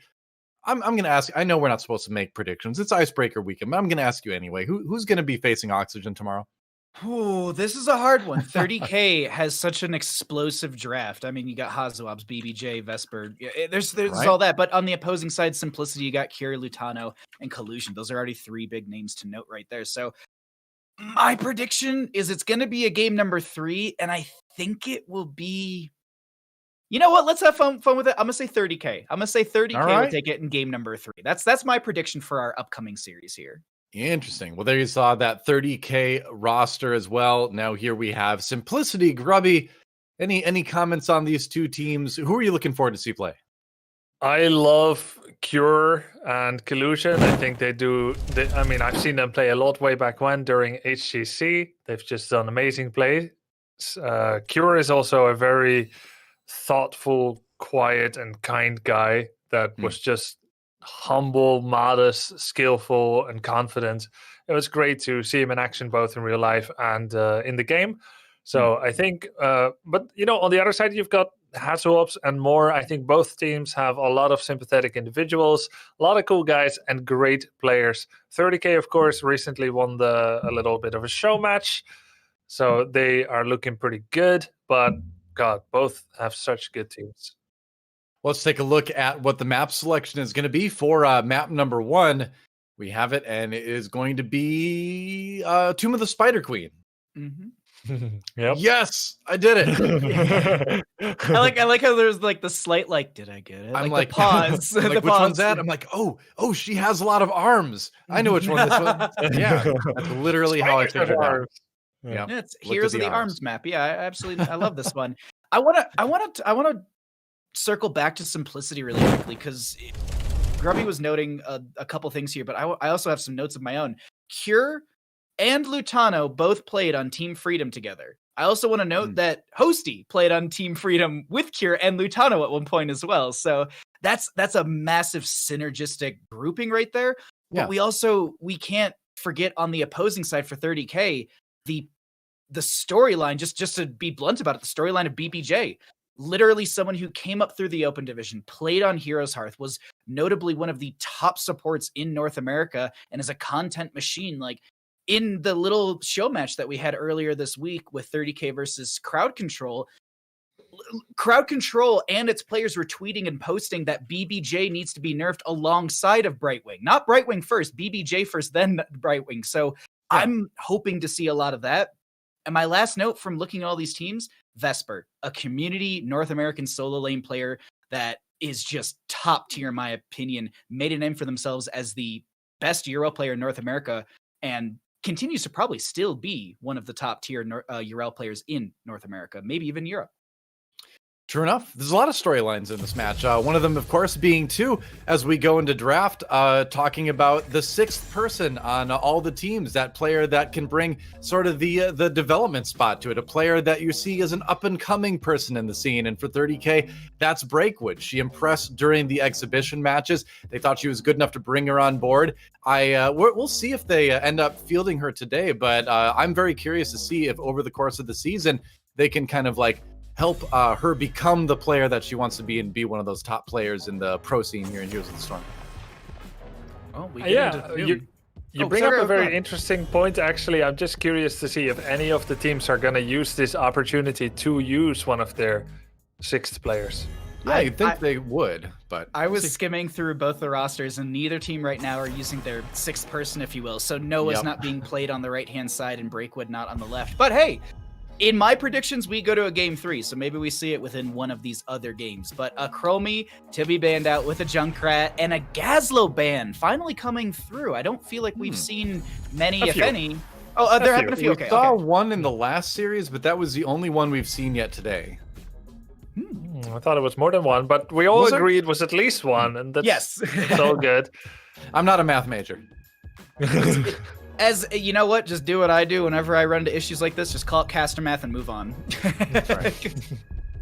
But Cassia, I mean, if we're talking meta and at least the HeroesCCL meta, Cassia's been the major priority, but there's the Brightwing coming out for BBJ on 30k. Crazy how much Brightwing priority has been in our exhibition, in our Icebreaker weekend. Yeah, I suppose that's a player that, not a player, that's a hero that, talking to you guys, talking to some other people in the scene, people are we're kind of expecting to come up, and we're seeing that a little bit today. She's also the most played healer on ladder. I checked it out a few times recently. You know, these websites, they're not 100% the end all be all, but probably it's statistically closer to accurate. Sure. So I was like, why do I keep seeing Brightwing on ladder all the time? Did someone like popularize her? But sure enough, she was one of the top 5 healers, the most picked by quite a large margin. And then I tried to ask myself, okay, why Brightwing? What makes her so special? I guess it's just everything. It's the whole package. Got big burst shields and heals, global wave clear, got the polymorph, which is a very reliable point and click CC, decent wave clear, free healing, even if she has no mana. That definitely not every healer has that. And she has the global teleport. She can just pop back to this. Yeah, anyway, she's got it all. So very versatile and strong. It is a very simple and forgiving kit to play. So I think it's just one of those really great my first healer kind of characters. Look at this, our first Tychus of the day, though. Yeah. Tychus did have some changes in our most recent patch. Kind of middle of the road, it seems. I've talked to a couple Tychus players, and they're like, "Yeah, it's all right. It's nothing. It doesn't make him super highly prioritized," and we're seeing that here.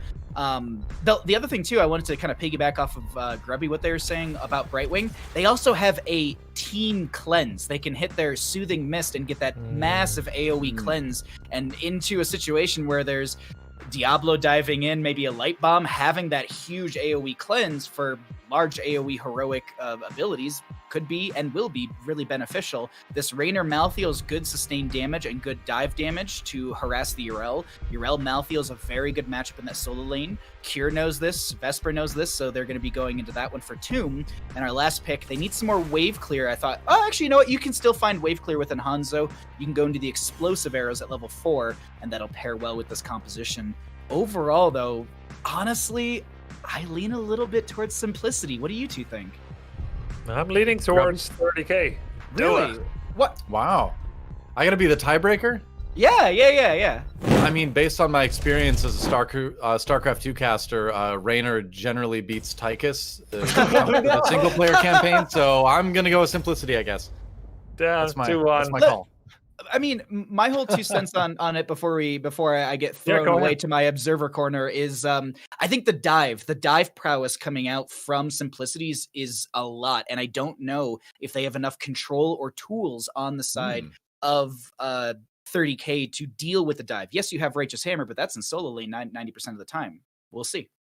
Interesting. We'll keep that in mind as we go into the series, whether that dive is going to prove fatal. Nostradamus Bahamut TV. So we jump into the game. Yeah, something like that. 30k on the left. We have none other than Simplicity on the right side as our red team. 30k, of course, the blue team. Talk about player storylines, Grubby. Hasuabs has the distinction of one of the few players that I have casted now in 2 different games. I casted some of his StarCraft 2 professional matches back in the day, and now here in Heroes of the Storm. Yeah, same. And if only I had done more casting in Warcraft, I could claim 3. But, that is amazing. Not quite. I didn't cast more than 1 or 2 tournaments, and Hasuabs happened not to be in it. But yeah, certainly a prolific player. Loves his Hanzo play. Goes for the simple geometry at level 1, but he'll definitely pick up that explosive arrows at level 4 for the wave clear. So it's W for damage, Q for the wave clear, and of course everything will deal damage.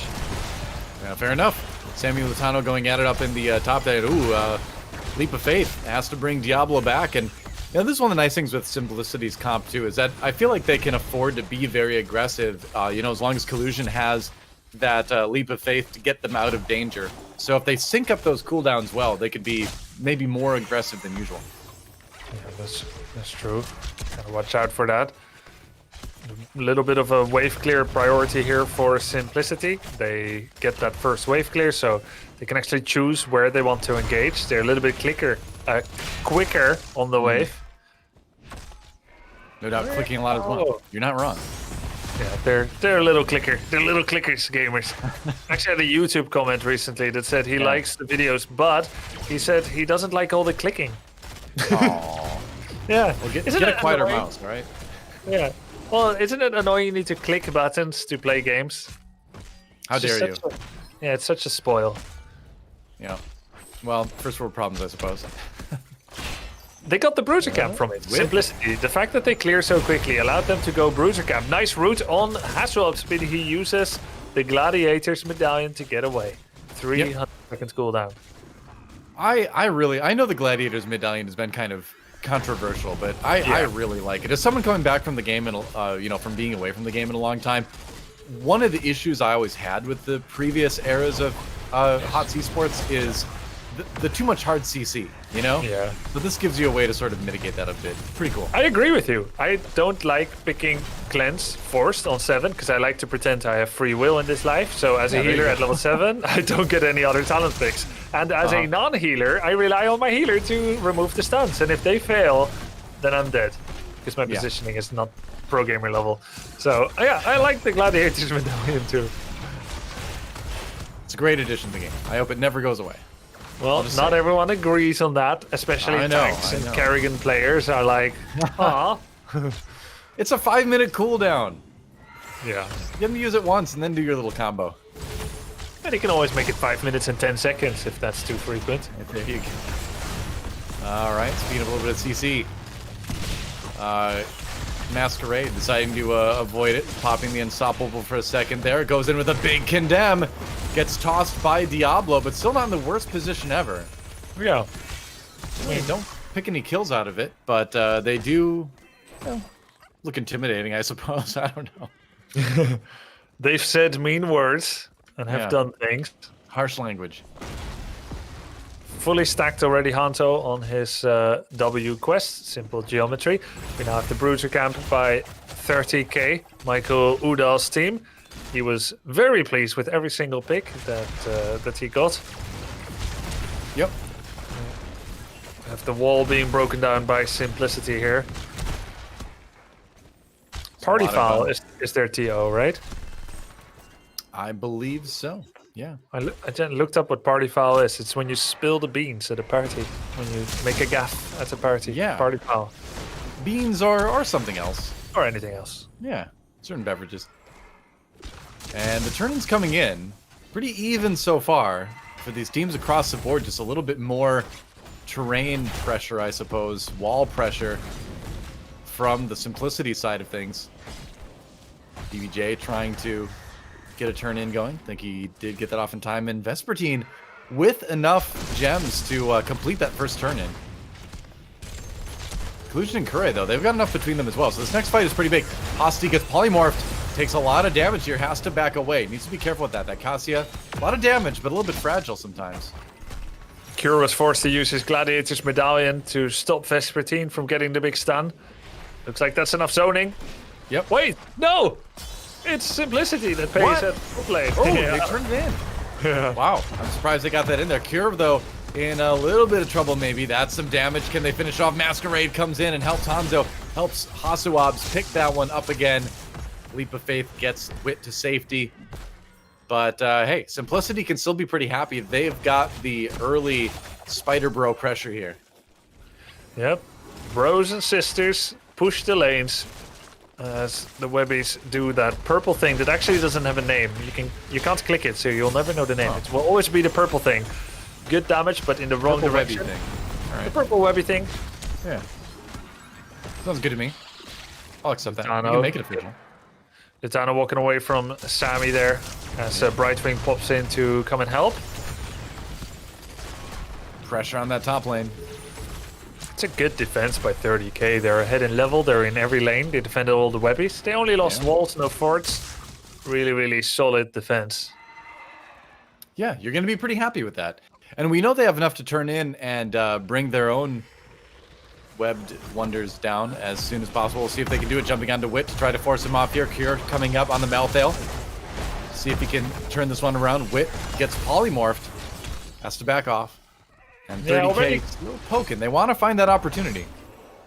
When will they find it? Yeah. They have the money. Now they need the space. Yep. Polymorph again onto Cure. Spending a lot of time backing away in this game so far. BBJ on that Brightwing has been really on point with the polymorph so far. Yeah. Can they get the turn in though? Wit stunned. Oh man, can they turn this into a kill? They nearly did. That leap of faith. Oh, Joanna in the end manages to find it. Was that just shield glare? What got him in the end? Yeah, Was that the shield? was. Oh yeah, this is weird. It was shield glare, and he wasn't dead yet, and then he died. Speaking of dead, Masquerade going down as well. So the returned favor from Simplicity. Hostuabs. Ooh, he needs some healing, and he does get it from BBJ. He was trapped under the shadow of the Hyperion for a moment there, but managed to make it out. And check this out. Simplicity, once again, filling up those gems closer to the web weavers here. Lacking one.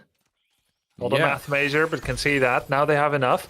Oh, by the way, it's counted as a shield glare Joanna kill, even when someone else procs it. Because shield glare cannot actually last hit without help. I don't know who that makes put damage. Sense. Yeah. I was confused. I was like, what?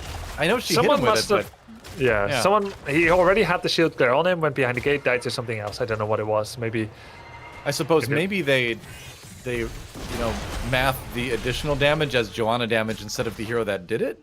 Yeah, for sure. Because the shield glare remains until someone else procs it, and then it's added as bonus damage. I just don't know who it was. Oh, arrow by Hanzo trying to hit Rainer. Blessed Shield mid. Leap of Faith. Yep. Masquerade. Meanwhile, trying to turn this one around a little bit. Wit with the big breath from Diablo, forcing him away. Masquerade has to give up some space here. And the web weavers, once again, for Simplicity, pushing these lanes here. I think that Fort's in trouble.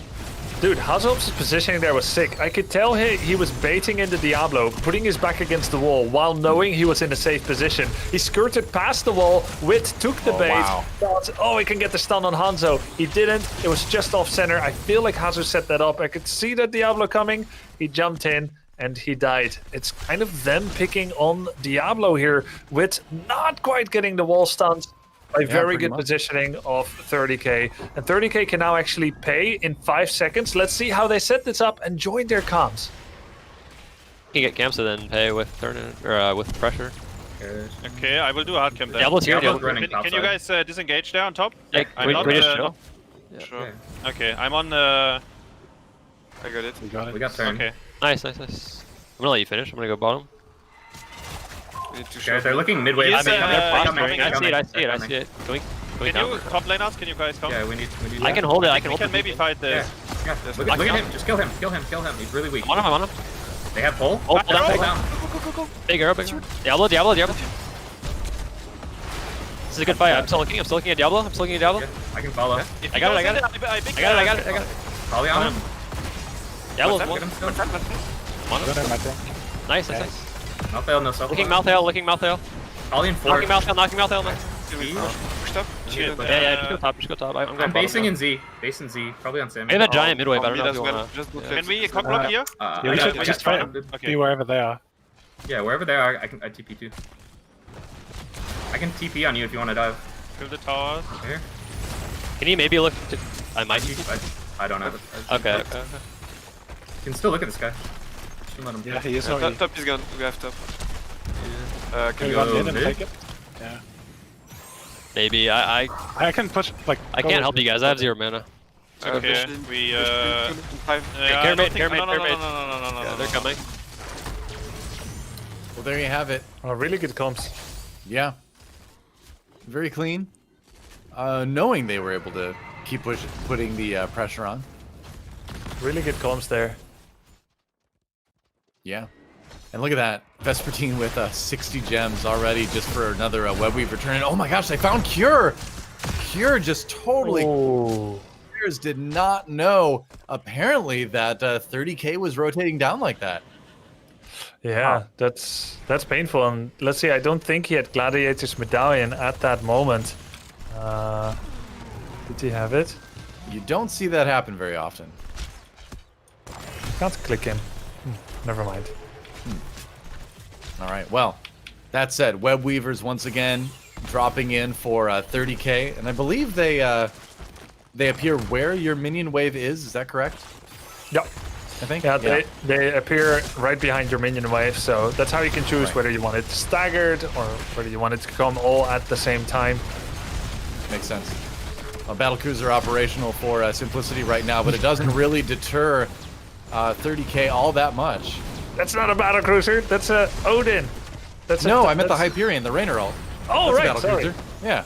Excuse me. You were a StarCraft 2 pro, Grubby. Well, you did play Protoss, so I guess I'll forgive you there. I was looking at Sammy, the Tychus. Thor is here. Oh, arrow! I understand. Thor is cool too. Very cool. We were both right. All right. Blessed Shield on Diablo. Wit? Yep. Gladiators. They get Cure out with the unstoppable there. Diablo with a slam onto Sammy. Sammy on the Tychus manages to dash his way to freedom. Meanwhile, Vespertine comes in. Nice big knock onto Cure. They've only got one leap of faith to save someone, and that does not save Cure. Now that leap is down. And they can chase down Wit. Whoa, he just evaporated. 30k looking really strong here. I can see what Bahamut was saying about Vespertine Shirel as well. This is really sick. Always coming in from out of the woodworks, from the side, getting the big stuns on the targets that matter. With that -20 armor from the Templar's Verdict level 16 talent, he's serving people up on a silver platter. No keeps yet, but with this boss, they might just get it. It can be a boss into pay, or it can be a boss with a dedicated push, and then pay later after pushing with the boss. I'm not sure it's always best to do a simultaneous threat. Maybe it is. We do see Hanzo moving over there already to go pay his 41 gems as well. It seems like it's one of those things where if you've already got the advantage, this can be the thing that sort of like deals the death blow. But we'll see. Right when you're stepping off the boss point repeatedly. I didn't even know you could do that without losing the beacon, so to speak. But apparently you can, and he picks it late, so he wants the boss to be roughly in tandem with the webbies. If you look at the travel speed on the minimap, you see like, yeah, they will roughly arrive at the same time. Pretty sick. Makes sense. Nice delay. Yeah, lets you not be able to deal with them one at a time. Everything crashing into the forts at the same time. Here comes the Hyperion again, the Rainer ultimate used. The wall still does go down, and that boss combined with the Web Weavers, there's a lot of pressure on this top lane. Meanwhile, Malthael pushing or trying to push back the wave in mid. Yeah, and he did. Arrow misses again. That's right. Yeah, the Dragon Arrow from Hanzo not connecting the way you wanted to, but you know what? That's okay because you got the Diablo anyway. Wit down, trapped against the keep before it fell. Another one gets picked up as well. Collusion on the run. The entire team scattered. Hosty Cure all low health now. Sammy just walking forward with the Tychus. Spraying, but he doesn't need to pray. They're that far ahead, and they are just jumping right onto the core, and this is going to end up being a pretty quick game number one. 30k, claiming the win in their first map here in the CCL. And what can you say? That was pretty clean, wasn't it? You can say GG, well played. I guess because so. It was. Yeah. Well, Bahamut, you got to watch all that one. What's your take on game number one? 30k looking pretty solid, huh?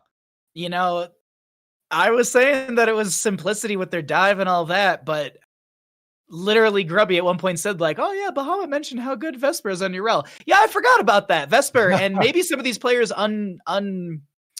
unexperienced with the Vesper treatment on this URL because I think Grubby said it best.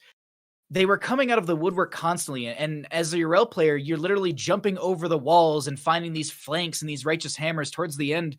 Literally, as the game was ending, that's what we were seeing Vesper do. So I gotta say, the MVP of this game is actually a toss-up between Vesper and BBJ for 30k. Like Hanzo, yeah, Hazuabs, they played insane. Masquerade anchored so well. Sammy did damage, but BBJ's healing was just so on point. 67,000 compared to the opposing side 39,000. That's significant on that hero. And just Urel's consistent setup in these fights, finding the backline. Really well played from 30k in game number one on Tomb of the Spider Queen. You know, as a support, I'm always watching. You know, the healer player, BBJ. The thing that stood out to me, I mentioned it during the cast too, is in the early and mid game, his polymorphs were so good at just basically creating the fight they wanted to fight. Right, where if they didn't want to turn in right there, he would polymorph the right person. They'd be able to win a fight and prevent that. If they wanted to turn in, same thing, but the flip side. So I think you mentioned the 2 MVPs. Maybe we make a BBJ the MVP of like the early game. Yeah, I think so. I think that's definitely a BBJ, the MVP of the early game, and Vesper, the MVP of the late game. I want to make one more point. You both were talking about how there's no name for that purple wave that comes out. I've always called it the necrotic wave, just because it sounds a little Tomb of the Spider Queen-esque. I don't know if you guys want to rename it to whatever else. I don't know. No? Web, like spiders doing a necrotic wave? Well, it's purple. Don't they like to eat their prey when they're still alive? Probably not necrotic, more like we kind of just suck the juices out. Paralyzing miasma. Let's call it paralyzing miasma. It's hard to remember, but that sounds good. Does it paralyze you?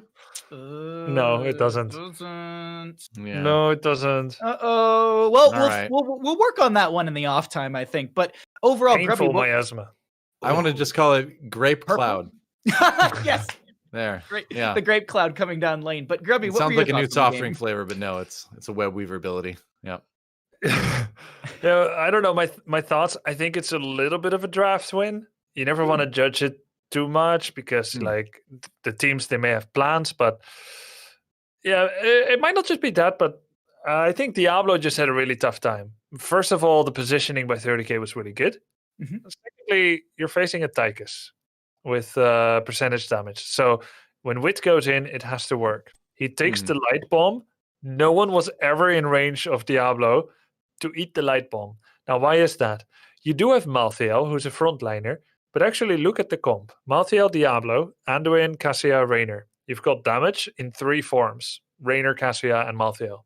But Diablo, in order for him to actually have someone be hit by his lightning bomb, what does he have? He doesn't even have Apocalypse. So he's got lightning breath, but that's it. So he's basically a solo diver into a Tychus with minigun, and then has nothing to synergize with him to make that light bomb hit. I don't think the setup was there to make it work. Maybe with Apocalypse, maybe with a side laner that also has stuns, but I don't think it was there. So let's call it a draft loss, maybe, and move on to the second map. Sure. Let's see what the next map is. Oh, I got it. Purple Haze. Purple Haze is a good one. Yeah. We're going Volskaya for our second map. Everybody loves Jimi Hendrix, right? We're going to our second map here. It's going to be Volskaya. It's actually called the Death Wave officially. You can see it if you get killed by it on the death screen. Oh, I've never been killed by it. I guess that's why I didn't know it. Oh, humble brag from Grubby. Yeah, I was about to say. Look at me. I've never been hard stuck in gold before. Dang, Grubby. All right. Sometimes you just don't die to abilities. I'm just one of those people. I just don't die to abilities. I don't know what they're called. You know, you can't blame me. I just don't die to them. It's like, I'm not bragging. It's just never happened to me. I'm not going to lie about it that it happened to in order to like gain empathy with people. It's like, no, but second map, Volskaya Foundry. But anyway, it's Death Wave.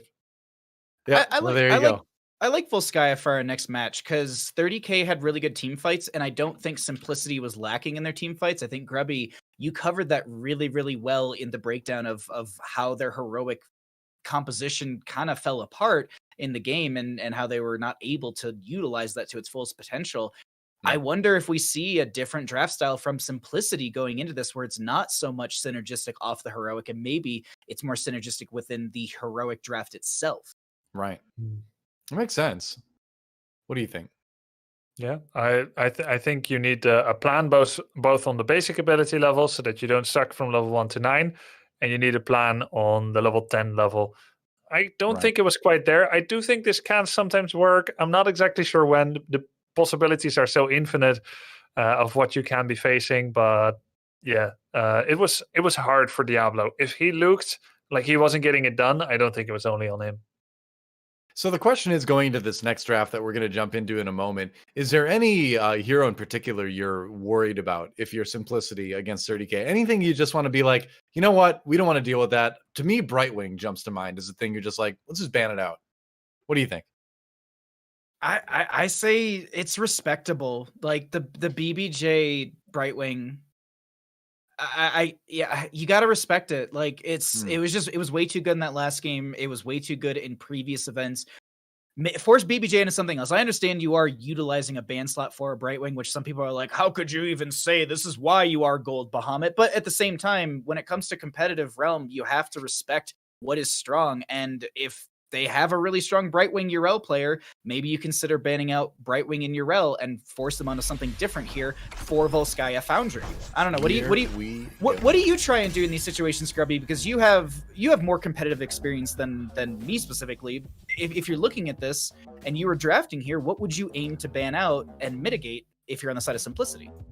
Well, it depends if you're getting information for the main season, or if you're trying to become better against their main picks. So like, are you looking to win this match right now? Then maybe you ban some of their comfort picks. If you're looking to see like, can we dance with BBJ's Brightwing? Can we find a way to skirt around it? Because they could have several plans on their piece of paper, several draft possibilities. I think it comes down to the overarching strategy as well. So we can't, but there we go. Yeah, you do want to win today. There it is. It was scary. That Brightwing was scary. I can respect it. They literally had not literally, but they had roughly 30,000 more healing than the opposing side. BBJ seemed, and even in the comms that we were in, was comfortable on this pick. So that makes sense to me from simplicity. Yeah.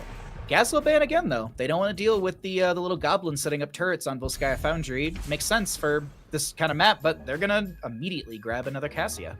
Yeah, Cassia the pickup for simplicity. Let's see what the first two are going to be on the other side for 30k. I see Hazu has been picking a lot of Hanzo, but it doesn't need to come out first.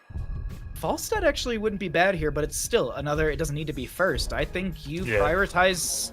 I was going to say healer and tank, but I love the Junkrat right here, and a Joanna's strong overall. And Masquerade had comfortable plays on the Joanna, and I think, Grubby, you said it perfectly.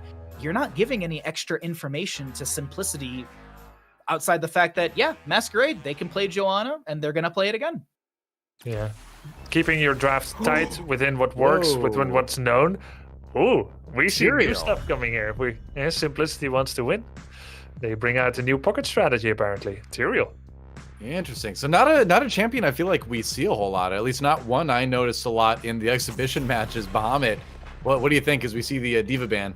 Tyrael is and has been always considered a priority in Europe. I actually casted a European event. Like I got up at like 4 a.m. to cast an event, and like Tyrael was legitimately like first pick, first ban, like priority. Maybe not first ban. How long ago?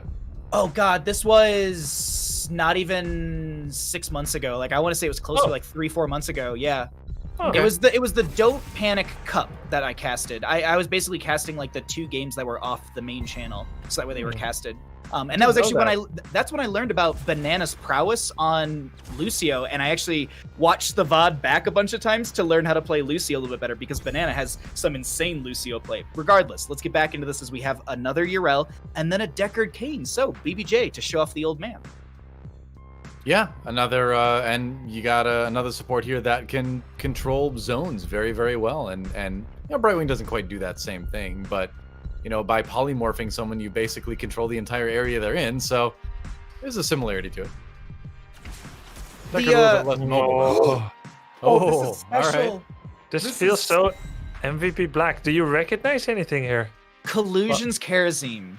Oh, we're in for a treat. And we also, I didn't note this, we have Lutano's Tracer. Like, Lutano's Tracer is, it's just awesome. And then we have a Cure Abathur with this. This is, I love Simplicity's draft right now, purely based on the composition they have put together. Yes! All right. This is a good game. This is a really good game right here. Sergeant Hammer will always have a special place in my heart as the first hero I ever mained in this game, way back in Tech Alpha. Yeah. It was just a tank. There was no person associated with it at the time. Really? Yeah, it was literally just a tank. Really? Yeah. So wait, Hammer is an alpha character? Yeah. I didn't know that. Yeah, it was very early on. Yeah. Pretty sure. Yeah, I think you're right, They went through a lot of changes, though. I remember Hammer used to have Resurgence of the Storm. She dies, she come back in 5 seconds. Yeah. We're talking like 6 years ago here, but yeah, it was one of the heroes I played a lot early on. Just a tank. Yeah, there was a picture of just a tank. There was no human being associated with the character initially. I like it. Yeah. Well, here we go. Here we go into the game. Game number 2 between 30K and Simplicity. 30K, of course, winning that first game. We'll see if Simplicity can tie things up. 30K in the blue, Simplicity in the red. Deckard Cain. Character close to my own heart. Because I'm older, I guess. I don't know. Okay. Stay a while. Because you are a great... Listen. Oh, that was good. Wait, one more time without me ruining it. I have a pretty good Deckard Cain voice if I wanted. It's so good. Yeah. So this is a 0 CC draft by Simplicity.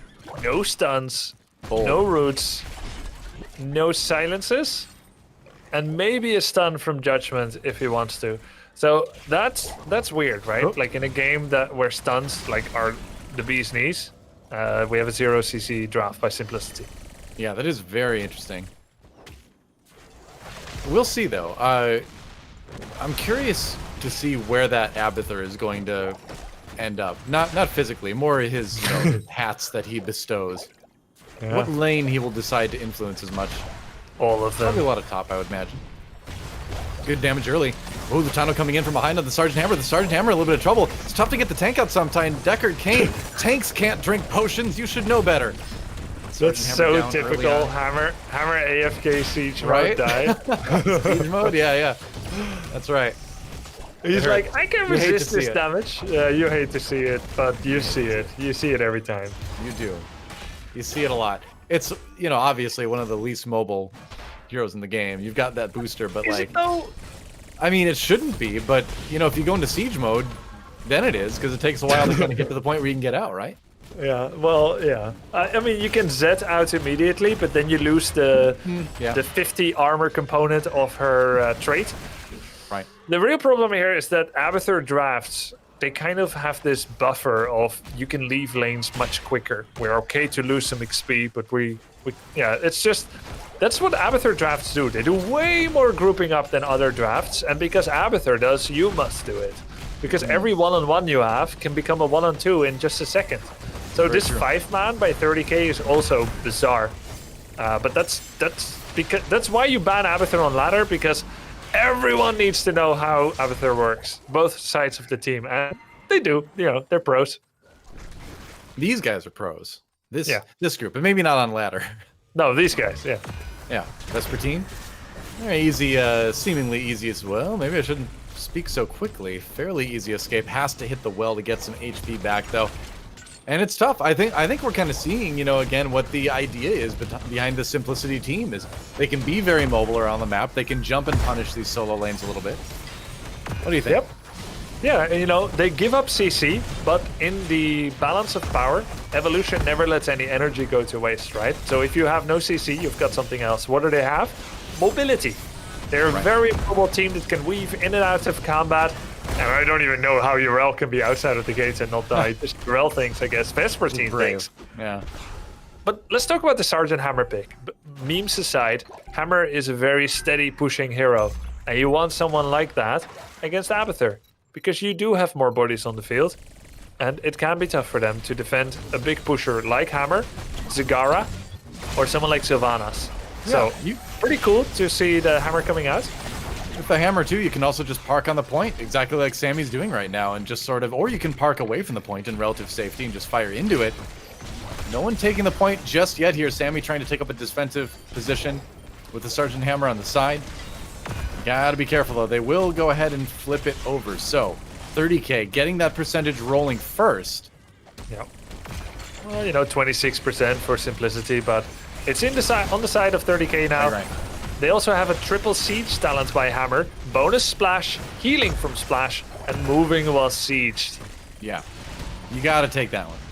Masquerade with the Condemned, Lutano going around from behind, trying to get some damage in onto Sammy. That's gonna be the primary target.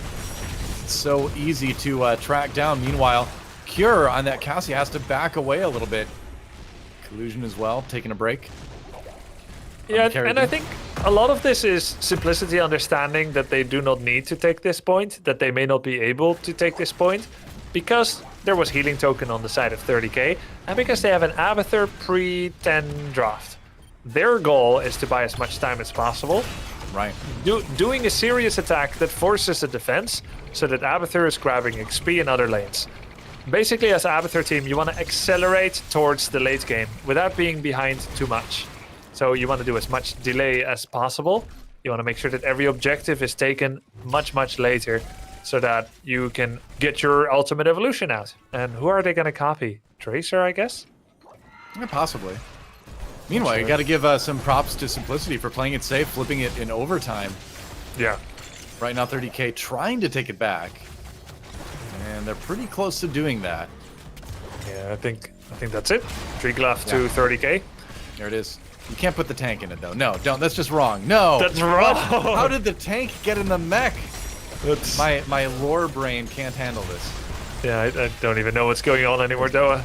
There's a tank inside that mech. Can Deathwing Inception. go inside? I don't know. I don't think... Cho'Gall can go inside. That's pretty good. Yeah, that's true. Yeah. I mean, yeah. At least you can think of him fitting in there. Putting a siege tank inside the mech, though? I don't know. Seems wrong. I don't know. Does 30k that Simplicity's base is on the right? Because they keep pushing towards the left. It's just a matter of kind of trying to safely get that mech over there. But, I mean, credit to Simplicity for doing a great job of just simply zoning out the Triglav for the entire time. Yeah, actually, this is an amazing team at following and damaging a Triglav protector. This kind of mobility draft. Guess who can't get CC'd? The Triglav protector. So why draft any of it? Let's put all your balance of power inside chase potential, moving while shooting, and bonus movement speed. So pretty cool. Triglav given away doesn't do anything. The fountain, did it even die? Taking a sneak peek? Yeah, it did. Okay. So only the fountain died. Yeah, a little bit of damage done. Yeah. Sammy taking a couple shots here. Cure jumping in for another little bit. Oh! Whoa! All right, Sweet. Yeah, Cassia just with the snag, pulling the Scorpion from Mortal Kombat, says get over here. Easy kill on Sammy. Meanwhile, the Riptire coming in, maybe trying to create a bit of positioning. Oh, I think they killed the Riptire before. They killed the Riptire. It's you don't see that every day. No, you don't. I think it's got like 800 health. They just it was supposed to explode right after Sanct, but they all just turned on it and killed it. Great job. Yeah, really had to play to deny that. Copy Cassia. Yep. More blinds. Double blind, double the damage. Hosty able to throw some more damage over the wall with that now. Just like, that's why he copied, to do like 30% damage on the wall. I guess he thought. Exactly. I mean, they disengaged. 30k disengaged from the copy. That's why he couldn't use it. I mean, the more this game goes on, the more I'm getting a little bit worried about 30k. I mean, Valkyrie alone from Cassia is really going to be a big concern for the Sergeant Hammer on the other side. That's something that's probably not the last time we're going to see that. Yeah, that's true. Now, Hammer did not take the level 4 Unstoppable, which is pretty crazy. I thought it's 100% pick rate at pro play, but he went for the lifesteal. Oh, wow, that was a long stun. Oh, rocket time. Rocket just goes right through the uprights, doesn't really hit anybody, I don't think. They did manage to get the kill onto Lutano's Tracer. Yeah. And maybe Simplicity backs up a little bit here. Nice condemn for Cure, but nope. He'll get out. There's a little bit of damage from the Riptire. A lot of damage to the wall, actually. Nope. Oh. Yeah, he got hitched behind that wall, so Sammy didn't get pulled in. Yeah. Hammer gets really, really scary at level 20. Yeah. The ultra capacitors, just the attack speed, I think it can like double your attack. It's crazy. Well, that's one thing I definitely remember from my years ago Sergeant Hammer play is if the game goes long, Hammer starts to really wreck people. That's true. You can now use Z more often as well to scoot out of danger. Just go in siege mode, get a few attacks, and you'll have it back in no time. Level 13 apiece. Normally that's good news for the Abathur team. Abathur team also has Mule, so Simplicity is able to undo a lot of the damage that they may take over the course of the game. And eventually, that starts meaning you get to own your keeps, and your opponent gets to lose the keeps if the game goes equal. For sure. Meanwhile, point B is open. And it looks like it's going to be 30k on top of it to begin with anyway. Yeah, they get on top of it fast, make sure to start that clock running. It takes a while to get the whole thing. I don't know how many seconds actually. It seems to be about a minute. But just start the clock fast. Pulse ball. Oh, Argent Hammer, 50 armor. Look at that damage though. Yeah. From Sammy on Lutano. This is what we got to be worried about now is that, yeah, I mean, you can stick the bomb to the tank, but the tank is going to shoot you. Sounds obvious, but it's scary anyway. Vespertine. Yeah, you gotta mean it when you go in, right? Yeah, you gotta commit. Yeah. If you bail, it's not gonna go well. Point did get flipped a little bit, so some percentage being gained by Simplicity right now, but I feel like now 30k. Oh, that's a ton of damage onto the Junkrat. Junkrat taken out almost immediately. Cassio soon to follow. They're going to go ahead and trade here. BBJ trying to run away on the Decker, but he's not super mobile. He's an elderly man. He's just trying to stay active. He does. He stays active. He stays alive. And they managed to push off Simplicity. Yeah, if you keep moving and you drink well and healthy, then you can live to a very ripe old age. Deckard there. By the way, that's 4 turrets. That's ridiculous. 30k with 4 turrets there. What the hell? Right. Yeah, Ruby kept Deckard alive really nice and well there. So he just walked over his own potions. Looks like a little bit of a turret steal here. Yeah. Perhaps. Vespertine nearly with the steal. Yep, that's right. Wit needs to be careful here. Yeah, they're all just going to go and back off. Wit with the disengage. But it is the Triglav Protector, like you mentioned. No! Back again. Hammer inside again. How does it work? No, I don't understand. Got out. Yeah, you're right. There we go. I approve. Yeah. Cool. Sammy's like, this doesn't feel right. Every time they get the Protector, they move leftways. They have talent advantage. How does that is make really sense? surprising. Yeah. They really just want to go into the bottom lane, and yeah, I guess that's just the plan. You know, you've got about half the time remaining. Got to make it count. Without Johanna, Hammer's at risk. It seems they can just engage past the Protector. Let's jump into the comp, see how Simplicity is treating this fight. If there is, heals in one. I'm just on Vespertine. Okay. Just hit Liam. On Liam, on Liam. I think he has ulti. Yeah. I'm getting out. Healing 3. Good job. Healing 1. I'm just on their split soaker here. Yeah. He has ulti, right? So. Yep. I might force. Miss. Ooh, good sure. Push mid. 10 on Robot. Oh, we'll have to watch Robot, but I mean, this guy is not allowed to do anything. Yeah, it's 5 seconds left. I got nothing. You guys can we get push top. Up here, then. Yeah, pretty deep bottom. I can do later rotation. They're gonna push pushing with Hammer. They don't have a healer. Maybe we want a match. They miss blessed. They miss blessed. Coming. I have you. Hammer's I'm jump. fast playing mid. They don't have them here. If you wanna look on for the way. I have slow in too. John has steal. I'm gonna add on the counter. Yeah, it's really hard. I'm just gonna do this. He doesn't have blessed. That's all I have. Okay, they're all coming. Yeah, Can I do this? Yeah. Wits need to reset. Do Yeah, this and run. You're all still taunt. Sync in 30. They're gonna do the heal thing. We don't have sync though. 30. Maybe we can just like poke them on it. Yeah, I mean we don't even have to fight him on it. We're playing 20 guys. Yeah. And we get double hat and just kill them, right? Yeah, you're all coming from top here. They're gonna look for a bless here. Blow up. We have kill for a cleansing. Up in 10 seconds. There's a. I have sync in 10. I can be on point if you wanna look. I don't think we want to. It's such a shit angle. Like, I think we just push over. I'm just. We want them to extend right. Once forts are down, they literally can't play the game. So. Yeah. We don't want to be running at them. We want them to run at us. Alright. We want them to run away from us. You know. We have cleanse now, right? You're gonna cleanse me and maybe sync me if you have it. Well, some kind of mixed calls there. We want them to run towards us. We want them to run away from us. But either way, they know how to take advantage of small situations. But you know, one thing that stood out to me too is that they identified early on that the Deckard Kane wasn't around in the bot lane, but the call to actually go and take advantage of that seemed to come pretty late. What do you think, Grubby?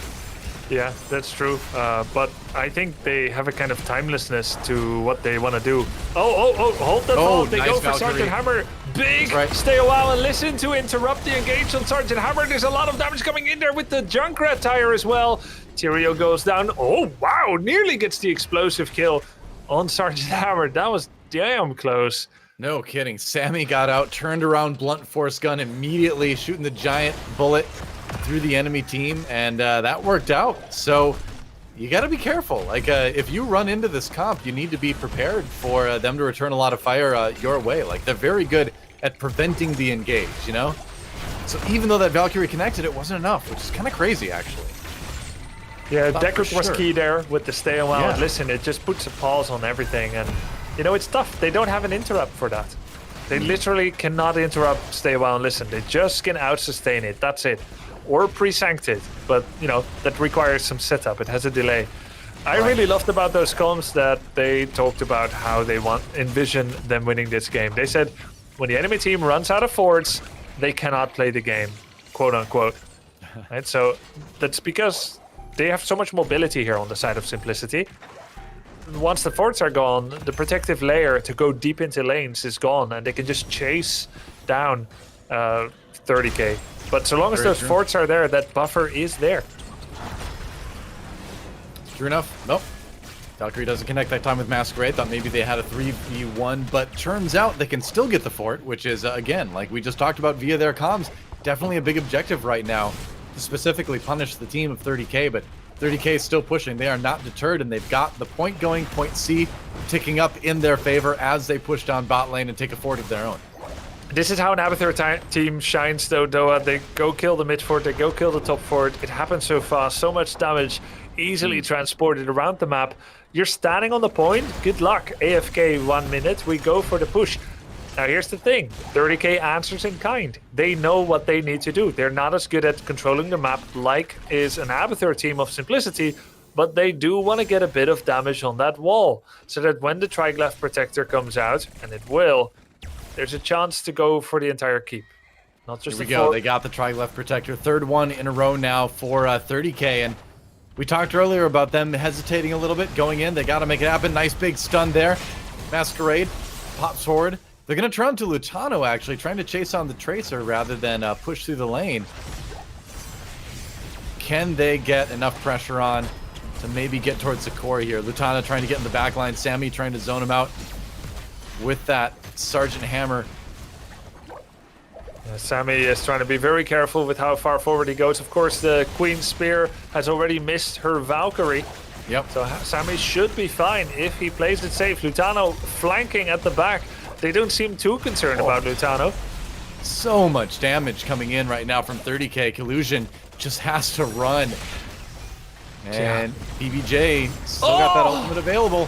Oh, he still has a turret. Use it, dude. Use it before you die. He's so close, Collusion.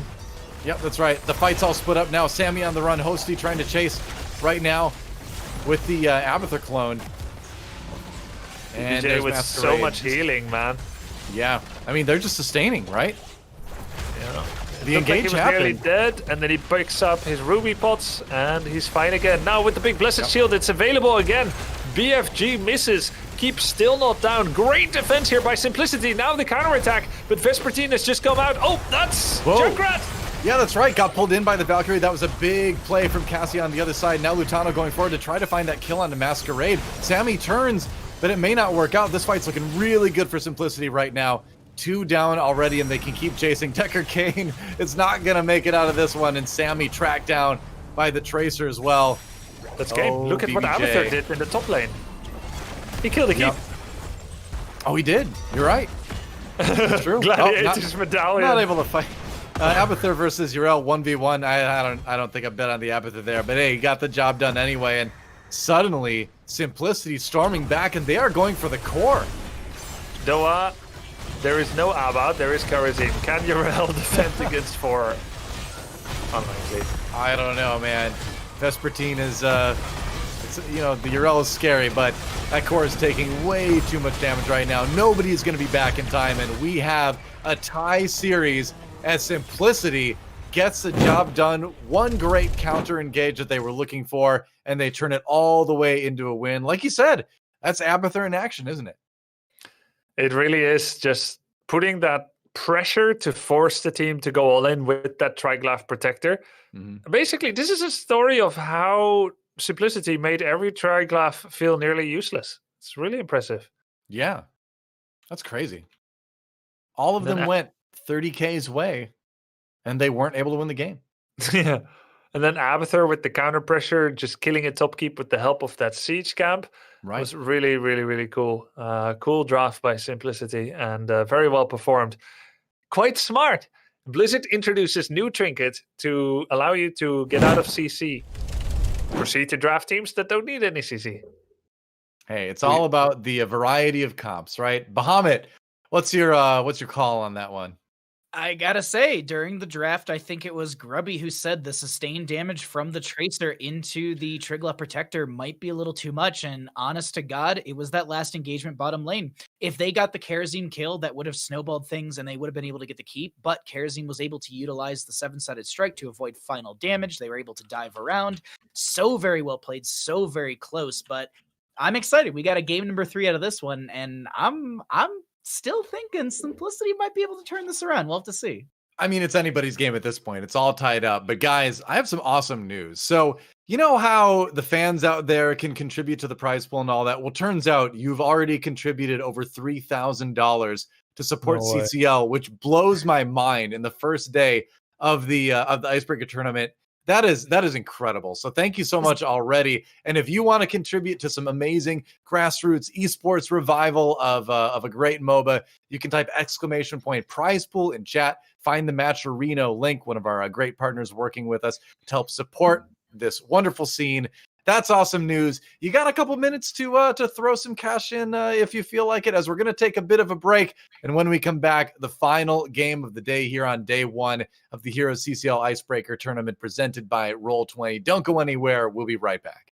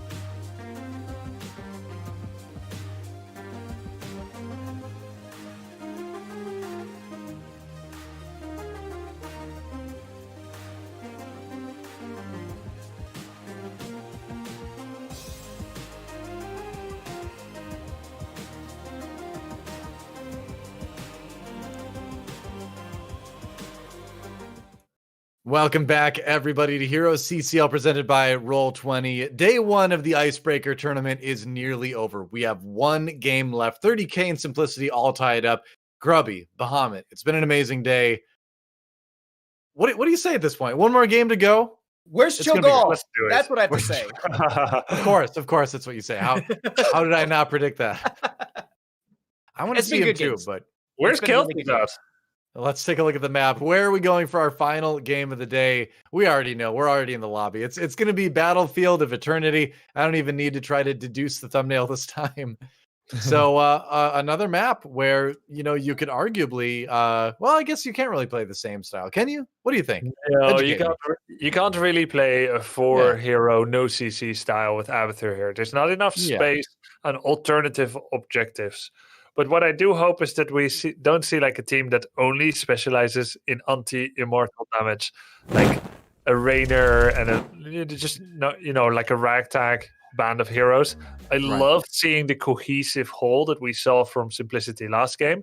And I loved seeing 30K's initial draft as well that had really good synergy. So I want to see some cool stuff. Is that too much to ask for? It isn't, is it? No. It's been an amazing long day of Heroes of the Storm. Bahamut, what would you like to see in the final game? I'm looking at this and just looking at the players here, and we have a lot of strong Hanzo prowess out of Hazuabs. I was super pumped about the Karazim in the last game, and I feel like we might see Karazim again for Collusion. That is something that I've actually casted him on this map playing in the past. Realistically, I want to see Cure play something unique in the solo lane. I think that's what I kind of want to see. Is I want to see Cure go into Vesper, because I don't think we've seen that yet.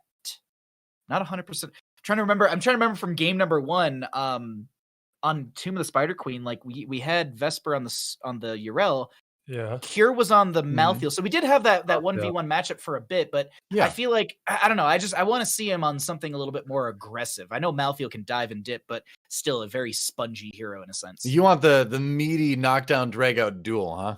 Yeah, like give me a Dahaka. I know it's not the biggest thing for this map, but like Dahaka would be cool to see just because we rarely get to see him nowadays for some weird reason. But either way, we got Battlefield of Eternity, and to note, this is going to be map pick priority from 30K, who was the losing team. First team to have done that pretty much in all of CCL. 3 times in a row, they picked all of the maps. Simplicity will keep getting first pick, first ban. All right. Well, as soon as the players finish jumping in here, we will find out what that first ban is going to be. Yeah, it's going to be Brightwing once again. Yeah, that's not too surprising. I think it's good to respect BBJ's Brightwing. We learned that.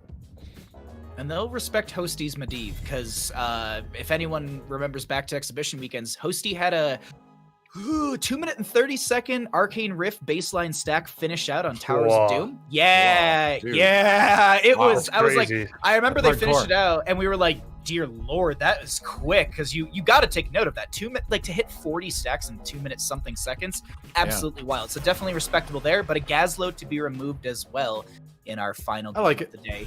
I like it. Gazlo getting to be more and more of a popular ban, it seems like.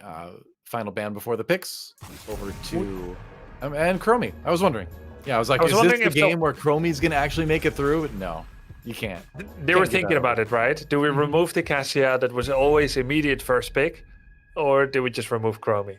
Yeah, they're just going to go with the Chromie. It's like, Cassia is very high prio, but she's 5th priority, not 4th. Yeah, basically in that sense. Yeah, and it's hard to argue with that, isn't it? Oh, Yrel and Li Ming. Here we go. Get a comfort for Vesper and get a strong hero that's race-based.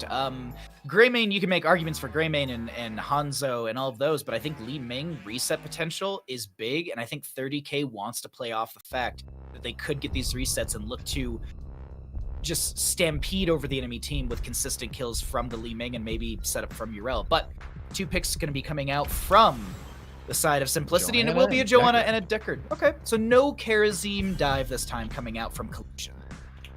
It's not as common to pick Johanna into a team where you don't have any auto attackers yet, but because you have Cassia, you now have multiple blinds proccing the amplified damage from Cassia, it makes a little bit of sense. Furthermore, 30K already grabbed Johanna twice and have used it to some good effect against Cassia, and they like that hero, so there are all kinds of reasons to pick up Johanna despite being only up against a Li Ming for now.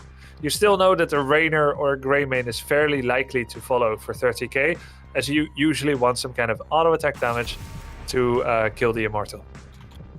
And the Diablo taken away from 30k. They don't even want to give Masquerade a chance to pick that one up. Might be that might be information coming out from Wit, because I believe Wit is a European tank player as well, so I think they might kind of have that ladder knowledge into each other. So they say, oh, all right, well, we took away Masquerade's Joanna. We know they got a strong Diablo. This is a great engage map for them, so let's get rid of that. Pairs into the Li Ming, pairs into the Yrel, but I like this right now. They've got a Stukov and an Imperius. This is going to be a main tank Imperius, and we were joking in our first best of 3 of the day that Imperius is labeled a bruiser. We consider him a tank, but plays like an assassin when it comes to damage. So I really like 30k's draft. They are missing some of their wave clear for their bottom lane, which isn't crazy, but they also are missing a lot of their race potential, because all they have right now is a Li Ming. Yeah, that's true. Thrall, okay. What? Thrall and Blaze. Thrall in the 4, man? Probably. Yeah. Hey. Is that gonna be Red Lightning? No. No, we don't crash lightning here, please. I mean, no. I actually, you know what? It was picked up at exhibition weekends when they did run Thrall in the 4-man on a, I think, a Volskaya game. So Yikes. we could see it. I don't think it won, but realistically, Rolling Thunder and Echo the Elements are kind of the contested talents at level 1. And there's the Hanzo for Hazoabs, and this makes sense. It gives them wave Hanzo-Abs. Yeah, Hanzo. That's so good. I like that. He plays it so much. They won it when he had it, so seems good to me. And that's a bit of wave clear, right? Yes, if you go into Explosive Arrow, but do they go into? You could go Explosive Arrows at level 4 because it's cooldown reduction at level 4 for the Scatter Arrow, and then because you technically need the 1 and the 7 for the Scatter Arrow, right? I think you might go triple Scatter just so you can get that W serrated arrows bonus damage on the Immortal. Explosive if they feel like it's necessary for the wave clear. But I mean, there's only 2 lanes. Like, it's not that hard to control. Because the 4 is just the cooldown reduction off the Scatter. I always flip 7 and 4 for Hanzo. Okay, so so you still have Scatter. No. 7 is cooldown reduction. 4 is the bonus damage on the Immortal. Yeah. Either way, my 2 cents, I think 30k's got this. All right, there you go. Thanks. Bahamut, we will check in again with you after the game. But for now, it is time to get started with our final game of the day. Here at the Icebreaker tournament, we have 30K in blue. We have Simplicity in red. And we will find out shortly who takes the series. You know, I've got my own theory about Lutano on Thrall, Grubby. Okay. Is that so Enhancement, the spec, just went through a big rework in World of Warcraft, brought it much back closer to the way it was a few expansions ago, the way I prefer to play it. You know, I've been an outspoken Enhancement Shaman, you know, supporter on Twitter, and I am going to see this as a tribute pick to my love of Enhancement Shaman, the spec. Okay. Yeah, pretty sure. Yeah. We have a we have a small technical issue. We might have to restart the game. It's going to be the same draft, same heroes. Well, we really just wanted to get a few more of Bahamut's thoughts. That's right. On this enhancement skin. I need you to save me here because I don't know what the hell this guy is talking about. You know, World of Warcraft came out, and yeah, I can't talk to it either, unfortunately. I'm sorry. No, I was just gambling on the fact I know. you knew. No, because I got WoW is a game by Blizzard, right? I think so. Wow. You know, WoW's the only Blizzard game I haven't casted the esport of yet. Time to change. So I've done StarCraft, Hearthstone, Heroes of the Can you Storm, cast and Overwatch. my level 1 characters versus Bahamut's level 1 characters first PvP battle? Absolutely. I think this is something that definitely needs to happen. I have no idea what's happening in that game, so I would love to. That would be absolutely. It'd just be me screaming and yelling, and then eventually I'll just turn on the bandit cam and I'll just go lay down next to him or something. You can have a like level 1 duel. Maybe we should make it like level 10 duel, just so you get a little bit of experience with. I with lost characters. to a level 5 character when I was level 15. Oh, level 10 is really easy to get to though now. Okay. I feel like level 1, it'd be too one-sided for certain classes. I have to rejoin. No, I think it was just me. There we go. But thank you. Thank you. Either way, though, going back into Battlefield of Eternity with the drafts that we had, I kind of just quickly shouted out 30K. I personally think that their race potential and their CC setup is massive. Like, you have. Sorry, hold on. I was skimming through something really quickly, and I thought I swapped the sides. No, I think they got the Imperious and everything, so they have the Celestial Charge for setup, and that's kind of the one thing I'm most excited for is what the big CC setup is going to be and what it will end up looking like in our post 10 phase when it comes to these drafts, and that's why I'm thinking post 10 and then onward. Even before that, I think 30K has a stronger draft, but hey, I could be completely wrong on that. We'll see. It's a bit different than you would normally see. Composition wise, I will say this. I mean, yeah, no, I mean, we're fixing it. We're fixing it. We're in there. We're getting in there. But I will say this: like, if they don't get the resets and the skill shots landed from the Li Ming and the Hanzo, this could actually be where Simplicity turns things around. Because as in my head, I was like, they have a lot of benefits on one side in their race potential and all of that, but like. Can Simplicity find a window here? And I think it's that. I think they need to play around sidestepping a lot of these abilities, these skill shots. Sorry, I know, I'm rambling a bit here. 30K misses everything. Yeah! Simplicity will win. I think so too. Brilliant. Why does that's why my opponents always win. My whole point circling back is just if they can read the enemy team, if Simplicity can read what they're doing with these Celestial Charge, with a lot of these Li Ming combos, that's the opportunity. I think that's the window they have to outplay 30K. But as Grubby was making the joke, it's not easy to sidestep all of this damage. So I'll leave it to all of you and enjoy the game. Fair enough. Thanks again for your insight, Bahamut. We will be back with you later. And it's time, Grubby, to get into what will be our last game of the day. Once again, it's 30K in the blue, Simplicity in the red. Interesting picks coming out of the Simplicity side with the Thrall. We will see how it ends up shaking out for them. Yeah, and the talent he went for is Rolling Thunder. It's percentage damage after you chain lightning a person. And more Frostwolf resilience, so a little bit of survivability. There's more bounces as well, so more survivability. True enough. Makes green lightning the most bursty, both in offense and defense. Rolling is sustain, and crash lightning is like long distance poke burst. Rolling is the choice. Lutano going with the root, chain lightning, wind fury, and the dodge. Yep, do a little bit of damage early on, as Deckard already throwing his potions about the battlefield to keep everybody topped up. Just a little bit of a scrapping here in the bot lane. Yeah. Generally what you see. Lutano trying to set up some more damage here. If you can just get that big chunk taken out of the opponent, force him to go back and hit the well early, force him to use a little bit more mana than they want to. All that stuff adds up later, doesn't it? It does. Yeah, and you know, I honestly think if by 50 seconds on BOE you're at 20% mana, if that happens, it's better not to tap the well, just to go home, ask your team not to die, which they will, of course. So you should tap, yes. Oh, Hasuab's taking a lot of damage. Lutano charging back there. They got another condemn onto him too, but not enough damage to finish him off. Now Lutano in big trouble. Thrall a bit squishy despite the melee power, and that's an early kill for Sammy on that Li Ming. Dude, my heart aches for Release Thrall, where you could just win Fury and go from 10% life to full. Yeah. Not anymore. Squishy Thrall indeed, like you said, he is a little squishy. And I think Thrall really starts to get a lot less squishy at level 7 when he preps that... Ooh, nice spear onto Hosty. Hosty on the run now, and that's a kill on the Cassia.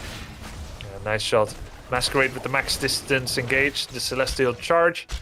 Getting that kill. That's 2 kills for 30k. Good start for them. Yeah, pretty big. A little bit of a experience advantage as they rotate up to top lane now, leaving Hasuabs on his own down and bot just to play safe. They're going to try to get the kill onto Cure. They push him back into the turrets. This one's going to be easy. And what a gank.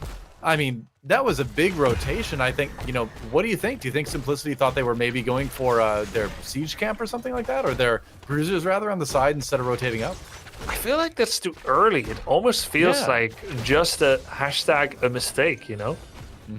People disappear. Bruiser, it's too early for it. Bottom Impaler was already taken. Only Hanzo remains behind. Blaze should know. Right. Yeah. Well, he knows now. He has a lot of time to think about it as he respawns. And now you know. Yeah, Bruiser camp's taken as we get ready for the first spawn of the Immortals. Now the Bruisers do indeed get taken. Perfect timing for both of the teams.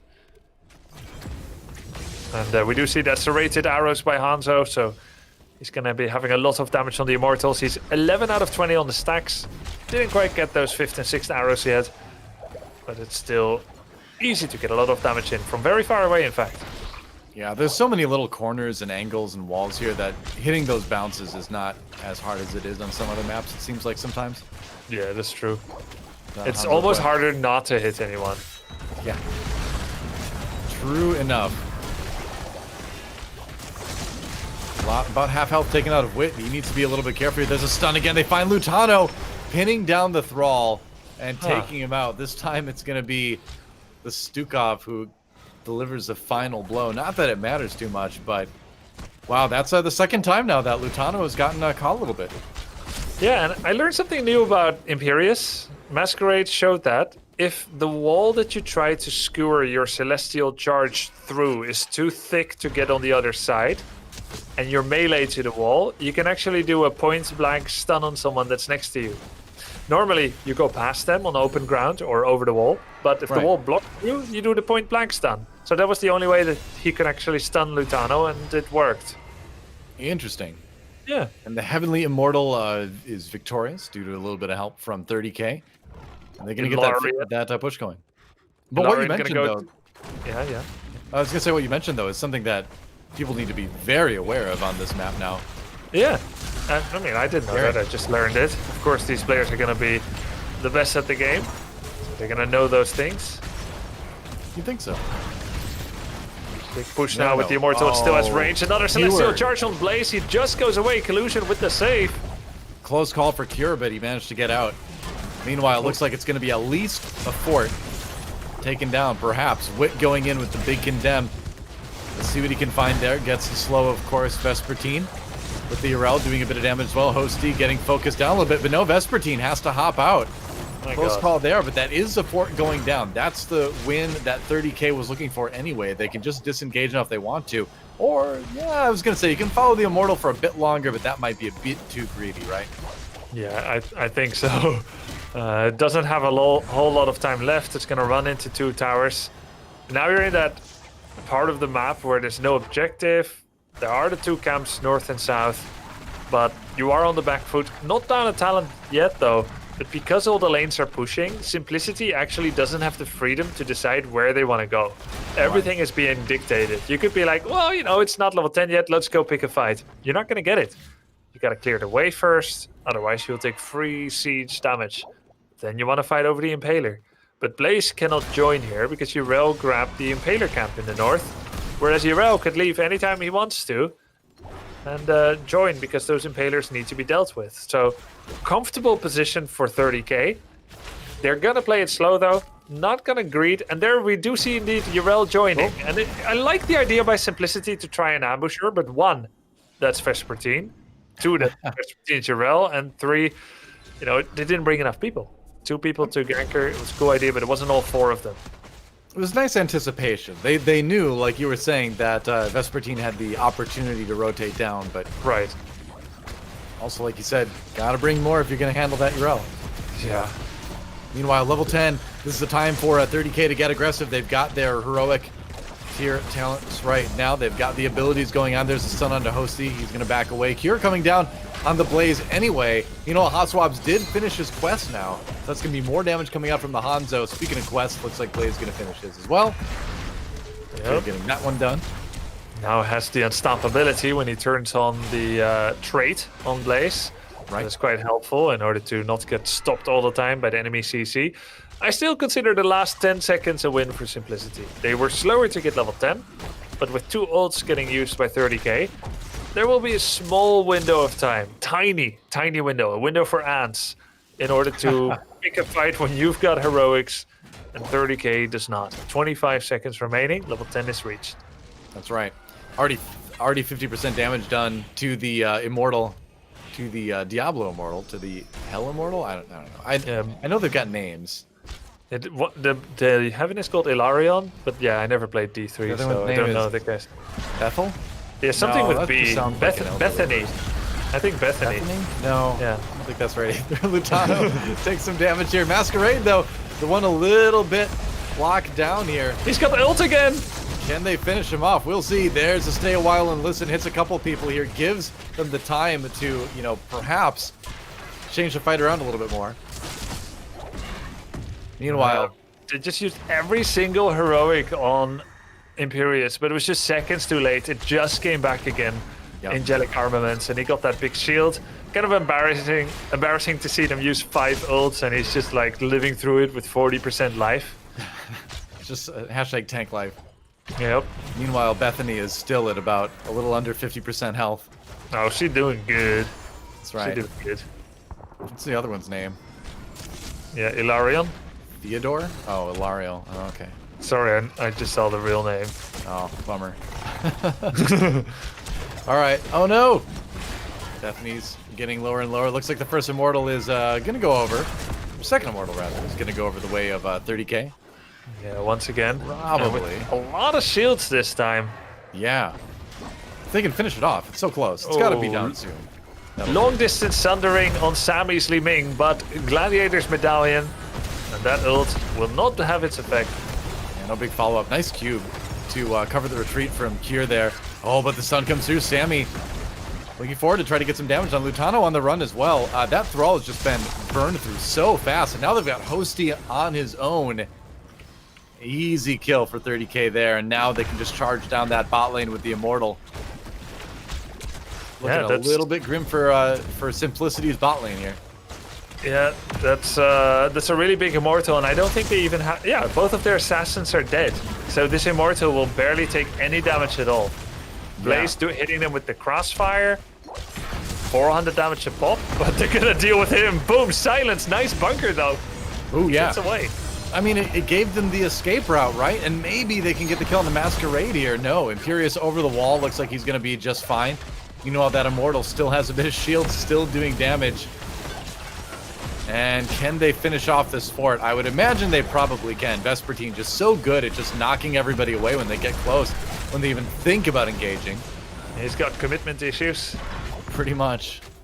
No engagement. Are they going for core though? What? This is isn't that crazy? I mean, the Immortal's there, but he's gonna drop really fast. And Masquerade hit with the blind, hit with a lot of damage. And Imperius can be a little bit less tanky. The Stale Wild Listen does lock up Vespertine, allows him to finish that kill onto Imperius. Finally, they get the kill. Finally, they get the kill on Imperius. 82% on the core. This is what 30k stayed for, with a question in their mind. Maybe we can get another kill. They did core damage, though. They actually managed to take it all the way down to 82%. So great push over that. 30k. Yeah. Will it? This kind of damage can be repaired easily with the paint job. I mean, that's not something. I think it's hard to get insurance at all in the battlefield of eternity. Oh yeah, that's true. They have really poor records. That's right. Everything's at risk all the time. Yeah. So, okay. Is 82% core ever a reason to go for it when otherwise you wouldn't? I don't think so. But still, it might make the difference in a future altercation. True. Sure enough. And you can see Vespertine waiting to capture that siege camp up at the top. Now we're in a grim state, but I want to see where the mentality is at for Simplicity and whether they have a plan to get back into this. Let's see what they have to say about their current state in their comms. Keep in mind they can play the arrows like they did in first game. Whenever coming now. Go for bushes everywhere. Might be in the corridor here too. Yeah, I threw a W there like 5 seconds ago. They could be there though. I think they're just on there. Really big arrow angle. Oh, we should look, maybe. I agree. No. I don't think they're behind. Yeah, could be flanks here. I'm just giga pushing you. Yeah, they're just. They were just holding camp, yeah. I can maybe take this push. Flank here, actually. Yeah, I'm down. Is this in the Oh, bush? they saw us. Okay, it's fine. I mean, I have huge angle. But If you want to mask, I'm ready. get wave. Problem is bottom is. We have to get this out, and then we have to rotate into bottom and burn. I kind of need a clear bot, dude. Yeah, we're going top to the bottom. Actually, that's on core. Actually, does it matter? They're poking it. We can look. We have to play look. a flank here. Right? Let's go with. Yeah, I'm running up. They're running. Hard, like we're literally running at them, by the way. Yeah.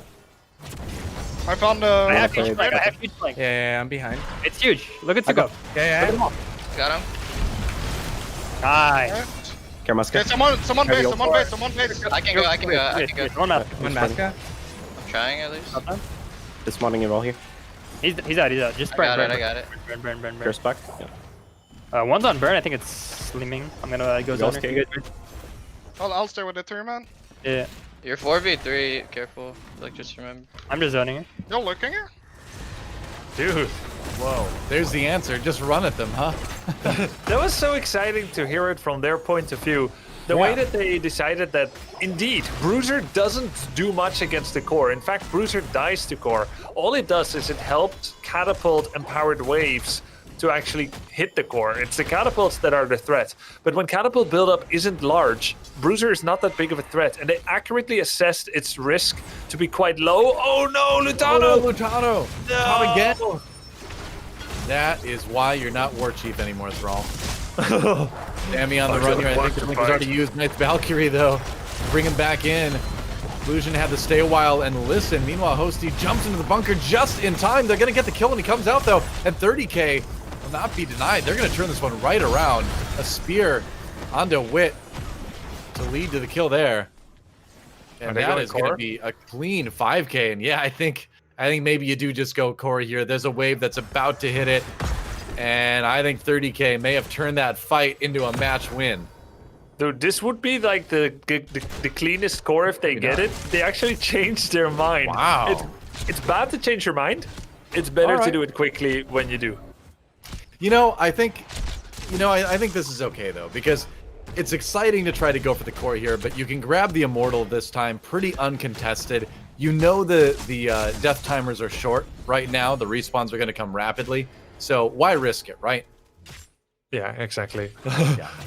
Once they got close, they were like, 1 or 2 catapults. Thrall's already back. He's got Sundering to buy another 3 seconds. Yeah. Why do you take a 10% chance or a 50% chance even to win now when you could take a 90% chance to win in a few minutes? But let's jump into 30k's comms and hear a little bit of insight in how they plan on finishing this one out. Now on the side. Watching Thrall flank. I'm just wanking at home. I don't see Thrall. I don't see. They don't hit our boss very well. We have to make them hit our boss. We don't see Thrall. Yeah. He could be like big flank. But we kill him. I'm gonna cross him. I get knock here. Nice. Nothing else. Thrall's behind. Thrall's behind, guys. Thrall's behind. He missed everything. Go Thrall. Yeah, he whiffed. Can't sleep. Can't get there. It's fine. Chill. Oh, nice. They're all low. I got Lutano. I got him low. One. I'm fine. They can't kill me. We still have healthy boss. Yeah, and the core's under pressure. Yes. Stay slow and you can. Yeah, look for my kills. Look at wait here. Look at wait. I mean, I got Tano. Nice. Nice, you can call, guys. Just core. Just slow shoot. Can we farm them? Or nah? Just go You can kill witch for extra points. Nice. Good job, everyone. Oh, the fucking core is smashing. There you have it. The game is over, and 30K take the series to. They have done it. Wow, what an end to that one, huh? Can we farm them? Wait, I didn't hear that one. Is because I moved out before all of you. That was the last thing that they were saying. Oh, that was the last question. Can we farm them? Yep. It's like we're winning, but can we farm them?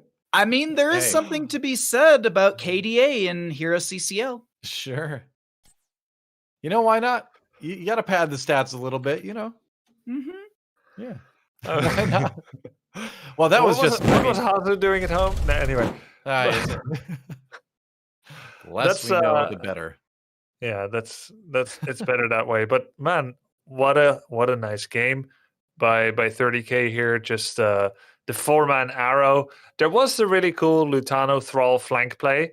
Yeah. But the interesting thing is from those comms, they anticipated that he could be on a really deep flank, and he was. They were like, if he is, then we just kill him. But he did do it a good sundering. Well, the interesting thing is the sunderings just, I mean, that whole game, unfortunately, I know it's only one game and it's just the Icebreaker tournament, so you can't pass any big judgments right now, of course, but Lutano's Thrall just did not impress. It seemed like it got caught quite a few times. It seemed like those sunderings missed quite often. And I wonder if we're going to see that going forward. I think it's a cool pick, but it just did not look spectacular that game. It's just really hard to play a melee assassin right now in the Gladiator Medallion meta because you do this big play where you run in with Wind Fury, you sundering someone, and it just doesn't stick. And then you need to run out. Heroes like Thrall and Kerrigan right now, you go in, you make a big play, doesn't work, you're dead. And I think that's partially what he's suffering from. I think he's got too many good memories with Thrall before Medallion. It's maybe a skill he's proud of, and it's just kind of not working. He had that one sundering, clipping the Li Ming at large distance. Could have been a kill. She medallions, and you've got an ult gone. You compare that to Urel, who has a stun every how many seconds, right? It's not ult-based, her stun. So you can actually counterplay Medallion by having a stun every 10 seconds. Why go Thrall when you can go Urel? Exactly. Well, let's take a look at the bracket overall and see what matches we've got to look forward to tomorrow. If you guys can see it, we know we've got Sidestep Kings versus Crowd Control. And the second match is going to be, I believe, Oxygen versus 30K. Yeah. So there you go. I got to say this right now. I'm still looking at the stats. There's, Vesper, we can talk and say, MVP. Masquerade had insane setup in that last game. But I'll be honest, it's someone I wasn't expecting and I don't know enough about, and I'm excited to learn more about. Sammy's Li Ming. I actually popped into the stats midway through the game. They had nearly 10,000 plus more heroic damage, and actually in the final stats, they actually had roughly 15,000 more heroic damage than the opposing side Cassia. Wow. The Li Ming play was insane. There was like a stay while and listen in the top lane, and they actually got a blink over the wall just before it was. Sammy is a very well-versed mechanical player that I just don't know enough about, and I'm so excited to see in the upcoming weeks. This 30K looking really, really strong here. Yeah, that's right. And wow, on that note, that's going to do it for us today here from HeroesCCL, brought to you by Roll20. What an awesome set of matches. And speaking of Roll20, don't forget that this weekend as well, they're putting on a 3-day gaming event for charity over at Roll20 Con. You can join them for a weekend of games, entertainment, and exclusive Roll20 announcements. So use the command !Roll20 Con in chat to learn more, because we're done. That's our day. So now you have something else fun to go and do. We'll be back tomorrow, of course, for the rest of the Icebreaker tournament. But I got to ask, before we close out, parting thoughts real quick. Grubby, what do you got? I just want to say that we're starting at the same time tomorrow, 1 p.m. PST. But if you're European, we're starting 1 hour earlier because our time zone change is not in sync with America. So 9 p.m. Amsterdam time zone, just so you know, for you late birds. How about we just never do time zone changes again anywhere? Sounds great. That's my vote. Bahamut, final thoughts on the day. Grubby, thank you for actually getting that, because I was actually about to say the exact same thing. But overall, we had insane, beautiful plays today from all these teams. I think the HeroesCCL is in for a treat. The audience is in for a treat. And I'm ready for 2 best-of-3s tomorrow and a best-of-5 grand finals to close things out. Wow. As you said, Bahamut, fantastic first day of HeroesCCL presented by Roll20. Heroes Esports is back, baby. That's right. We got a new league. It's awesome. We had a ton of fun. I know I can speak for these guys. Hopefully you did out there as well. Hopefully we see you again tomorrow, and hopefully you bring some friends. We want to keep growing the Heroes of the Storm scene because it's an awesome game. It deserves a lot more. So thanks for watching today. We'll see you tomorrow. Until then, game on.